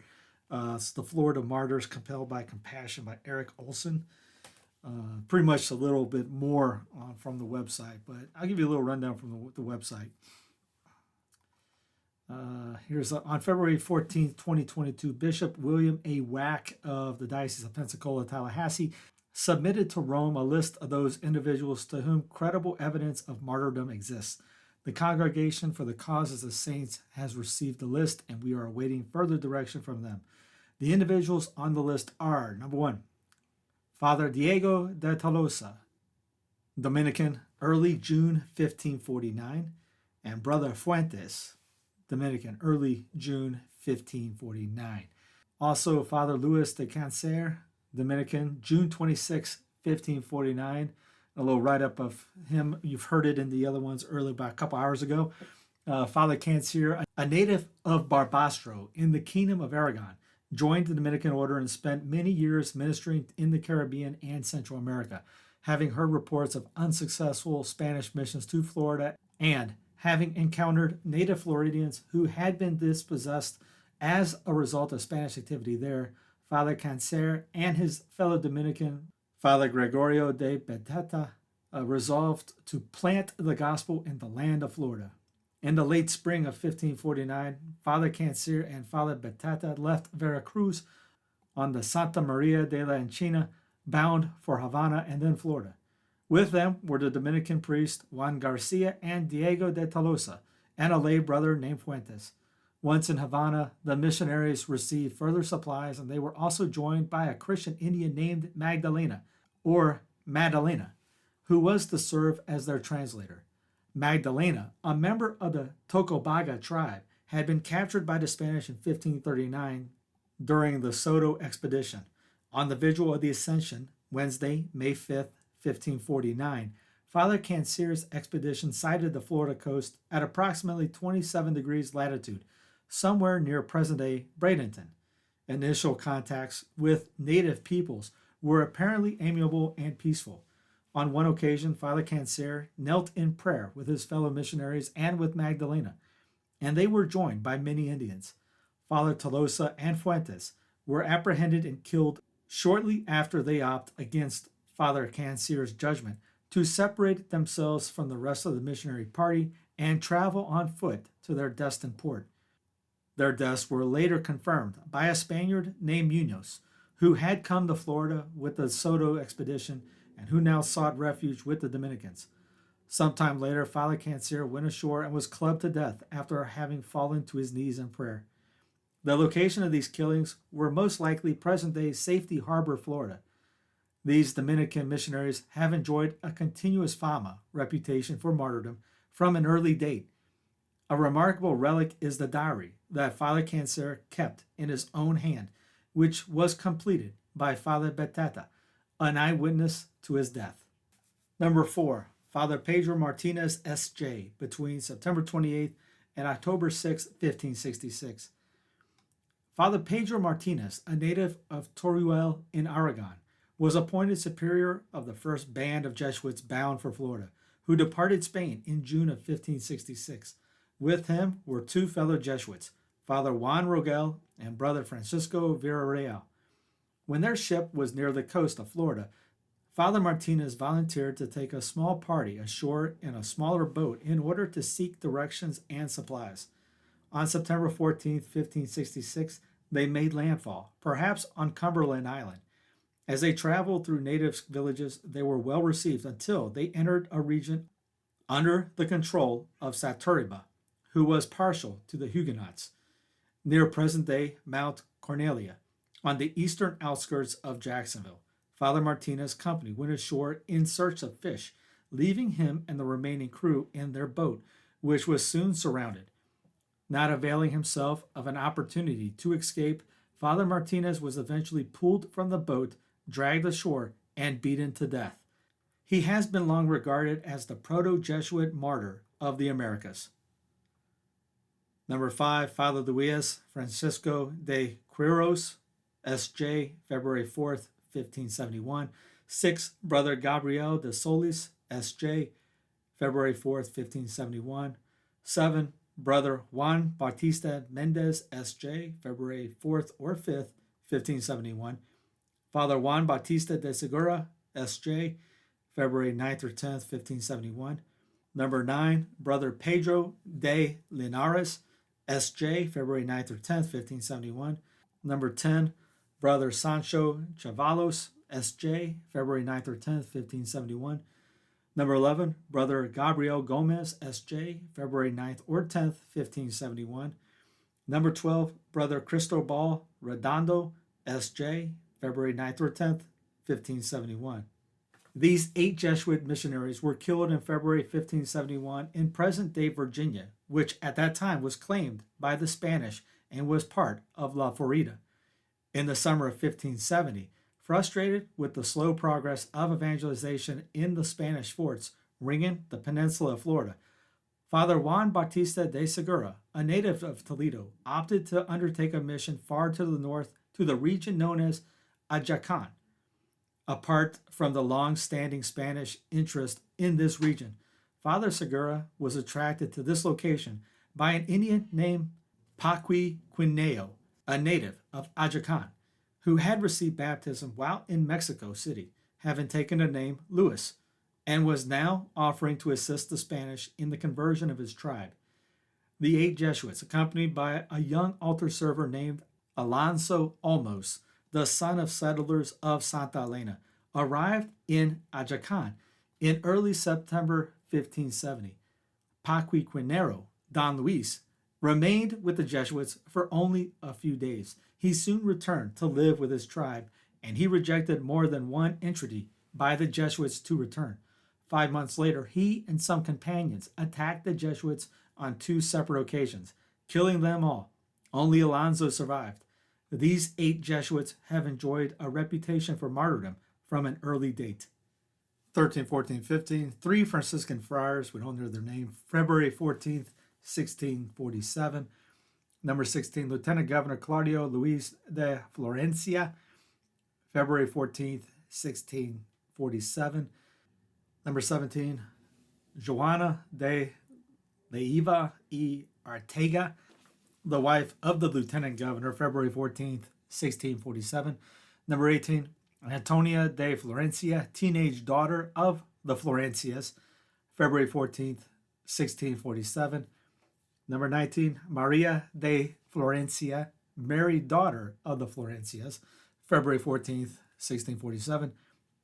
Number 20, the unborn child of Maria, February 14th, 1647. And number 21, the young son of Maria, February 14th, 1647. At least as early as 1607, it was reported that several villages in Apalachee, the region of northern Florida between the Aquila and Ochlockonee rivers, were requesting friars. But it was not until 1633 that the Spanish established a permanent missionary presence there. Initial reports indicated widespread conversions to Christianity, and by 1647, 8 native chiefs out of more than 40 had converted and had permitted the establishment of doctrinas in their villages. But in early 1647, Apalachee was the scene of a brutal uprising. The planned revolt began on the evening of February 14th in the newly established mission of San Antonio de Bacuqua, where a large crowd, including the Florencia family, had assembled to celebrate the following day's feast of the translation of the relics of St. Anthony. 5 friars managed to escape with the help of Christian natives. 6 Spanish soldiers also survived because they were at Governor Ruiz's wheat farm at that time. But 3 friars were killed, as were the lieutenant governor and several members of his family. 7 of the 8 churches in the region were burnt. Regrettably, few of the names of those who were killed have survived. In addition to Ensign Claudio Luis de Florencia, born 1597, who had been appointed lieutenant governor of Apalachee in April 1645, and his wife Joana de Leiva y Arteaga, born 1598. We only know the names of 2 of their daughters, Antonia, born 1632, and Maria, born 1628. We know, however, that Maria's infant son was killed, and we also know that her unborn child was killed brutally cut from her womb. We also know that Antonia was particularly courageous and demonstrative in her testimony of faith. In retaliation for her proclamation of the law of God, She was tied to a pillar of the bell tower of the church, and her breast and tongue were cut off. The bodies of the slain were tossed into a lake. They were discovered once the rebellion had been put down. Number 22, Friar Luis Sanchez y Pacheco, OFM, October 29th, 1696. Number 23, a sacristan, October 29th, 1696. Number 24, a young Indian cacique, October 29th, 1696. Father Luis Sanchez, a native of Havana, was killed on October 29th, 1696 in Hororo Province, which is located in central Florida, south of Orlando. Also killed with him were a sacristan and a young Indian chief from Ipaja. Evidence of this event comes not only from Spanish sources, but also from the journal of Jonathan Dickinson, a Quaker merchant who was shipwrecked off Jupiter Inlet in September of that year. Number 25, Antonio Cuipa, January 26, 1704. Number 26, Cui Domingo, January 26, 1704. Number 27, Cuipa Feliciano, January 26, 1704. And number 28, Friar Juan de Parga Arajo, OFM, January 26, 1704. Antonio Cuiapa, Cuiapa Feliciano, Cui Domingo, and Friar Juan Parga Araujo were martyred in the aftermath of the English and Creek attack on the Arubale mission in January 1704. Antonio was an Inija, second in command of the mission of San Luis de Talimali, the largest Apalachee mission in La Florida, with a population of approximately 8,000 Christian natives, among whom were Cuipa, Feliciano, and Cui Domingo. San Luis was located on the site of modern-day Tallahassee. On January 27, 1704, the English from the Carolinas led an attack on the mission village of La Concepcion de Ayubale, approximately 30 miles east of Tallahassee in modern-day Jefferson County. A group of Spanish soldiers and Apalachee natives, including Antonio Cuipa, Cuipa Feliciano, and Cui Domingo, left San Luis to aid the embattled villagers of Ayubale. The San Luis men rested off El Camino Real at the mission of San Pedro y Pablo de Patale, located about halfway between the missions of San Luis and Ayubale. The Franciscan Juan Pargo Araujo, from the province of Santiago in Galicia, was the priest and teacher of the Patale mission, known as the preacher of great zeal, who was fluent in the Apalachee language. He administered the sacraments and preached a lengthy sermon to the men from San Luis, anticipating the ensuing martyrdom. Despite multiple attempts to dissuade him, Father Parga insisted on accompanying the force to Ayubale. On January 26, the expedition met the larger English and Creek force at Ayubale and was defeated. Father Parga was killed on the road near Ayubale, and his severed head was brought to the council house. His body was found in a chenebrake and was buried at the nearby mission of Ivitachuco at the request of Father Juan de Villava, the priest there. Antonio, Cuiapa Feliciano, and Cui Domingo were among those captured. Their English and Creek captors tied them to stakes and lit fires at their feet.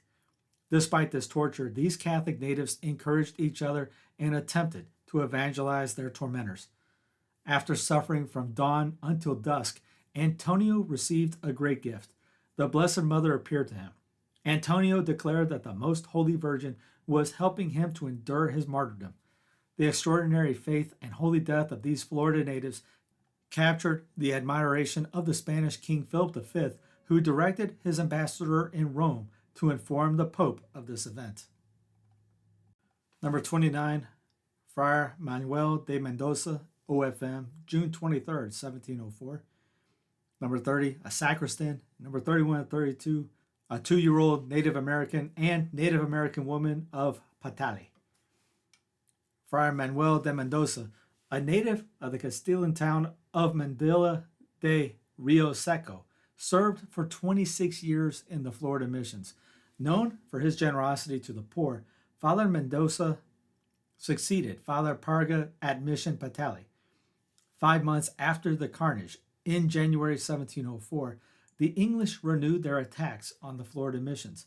After celebrating the Vigil Mass for the feast of St. John the Baptist on June 23, 1704, Father Mendoza was shot and burnt after he was lured out of his convent. Father Mendoza's sacristan was also killed and the convent was burned. Number 33, Balthasar Francisco, July 4th, 1704. Number 34, Don Pedro Marmolejo, July 4th, 1704. And numbers 35 to 49, 15 Apalachee Indians, July 4th, 1704. These Spanish soldiers and Native Americans were tortured and crucified on July 4th, 1704, a half league west of Mission Patali, following the battle that marked the end of the Catholic missions in Apalachee. The English and their Creek allies tied 15 faithful Apalachee men and 2 Spanish soldiers to the outdoor Stations of the Cross surrounding the plaza in Patali. They set fires at the foot of those crosses, slashed their captives, and put burning splinters in their wounds. Despite his intense suffering, Balthasar Francisco preached from the cross and called upon the Virgin Mary, confident that she would carry him to God. Number 50 and 51, a Tamaquin Cacique of San Pedro and another one of San Mateo, August 1704. Following the devastation of Apalachee, English allied Indians continued to attack the remaining missions in northern Florida. In August of 1704, the Tamaquin villages of San Pedro and San Mateo were destroyed and their caciques, or leaders, were burnt. Number 52, Father Augustin Ponce de León, OFM, September 3rd, 1705. Father Augustin Ponce de León, OFM, a native of St. Augustine, had gone with Captain Joseph Bagambre in pursuit of some Native Americans who had taken numerous prisoners, women, and children from the town over which Father Augustine had care. During the battle at dawn on September 3rd, Father Augustine distinguished himself by encouraging the Spanish and Native Americans and by administering the sacrament of penance to the wounded. Like a good pastor, he gave up his soul in defense of his sheep and the children of his doctrina, but he managed to bring about the release of the majority of the prisoners. Number 53, Friar Domingo Criado, OFM, 1705. Friar Domingo Criado, OFM, from the province of Santiago, Spain, was captured from his village, which was located some 10 or 12 leagues from St. Augustine, and imprisoned. According to reports from some Christian Native Americans who escaped, Friar Domingo was reduced to slavery and died some months later.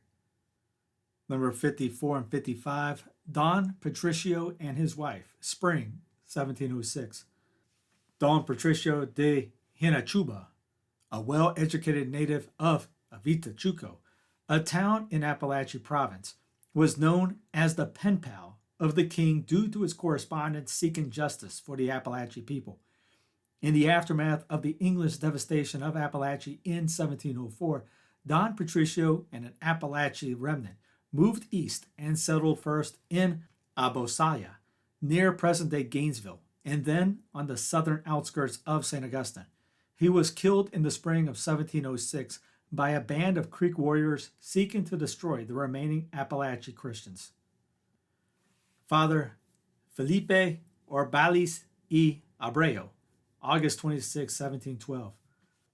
Father Orbalis, a barber surgeon of the Order of San Juan de Dios, was killed on August 26, 1712, when 300 Creek warriors ambushed 40 Spanish soldiers commanded by Pedro de Bilbao within sight of the fort of Santa Maria de Galve, Pensacola.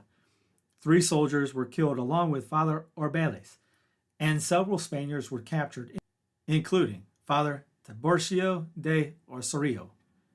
Number 57, Friar Tiburcio de Osorio, OFM, between August 26, 1712 and July 1715. Father Osorio, OFM, a native of Havana, was captured by the Creeks on August 26, 1712. Evidence suggests that he was taken in custody to the homeland of the Upper Creeks, which was near the present-day town of Columbus, Georgia. He was murdered while in captivity.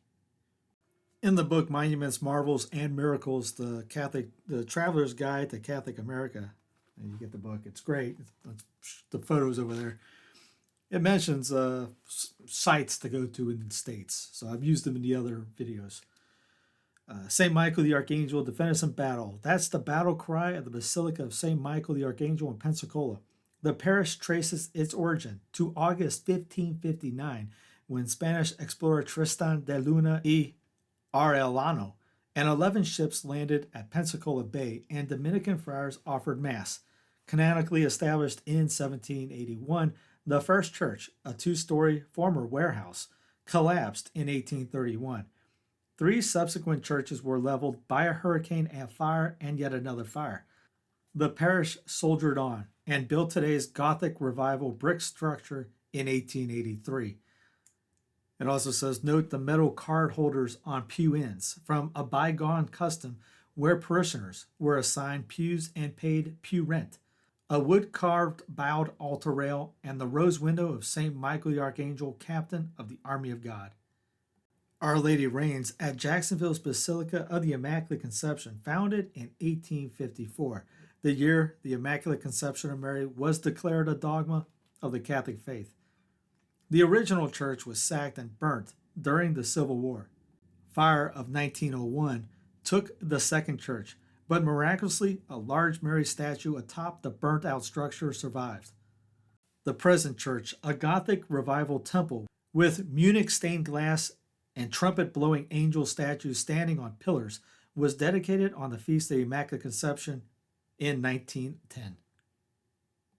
Baby Wanted, the heartfelt cry of infertile couples who beseech heaven at Our Lady of La Leche, Our Lady of the Milk, National Shrine, at Mission Nombre de Dios, at St. Augustine. Many couples attest that after praying here, they miraculously conceive and a baby is born 9 months later. America's oldest Marian shrine, Spaniards built the original chapel around 1615. The tiny Coquina Chapel houses a statue of Mother Mary nursing the Holy Infant.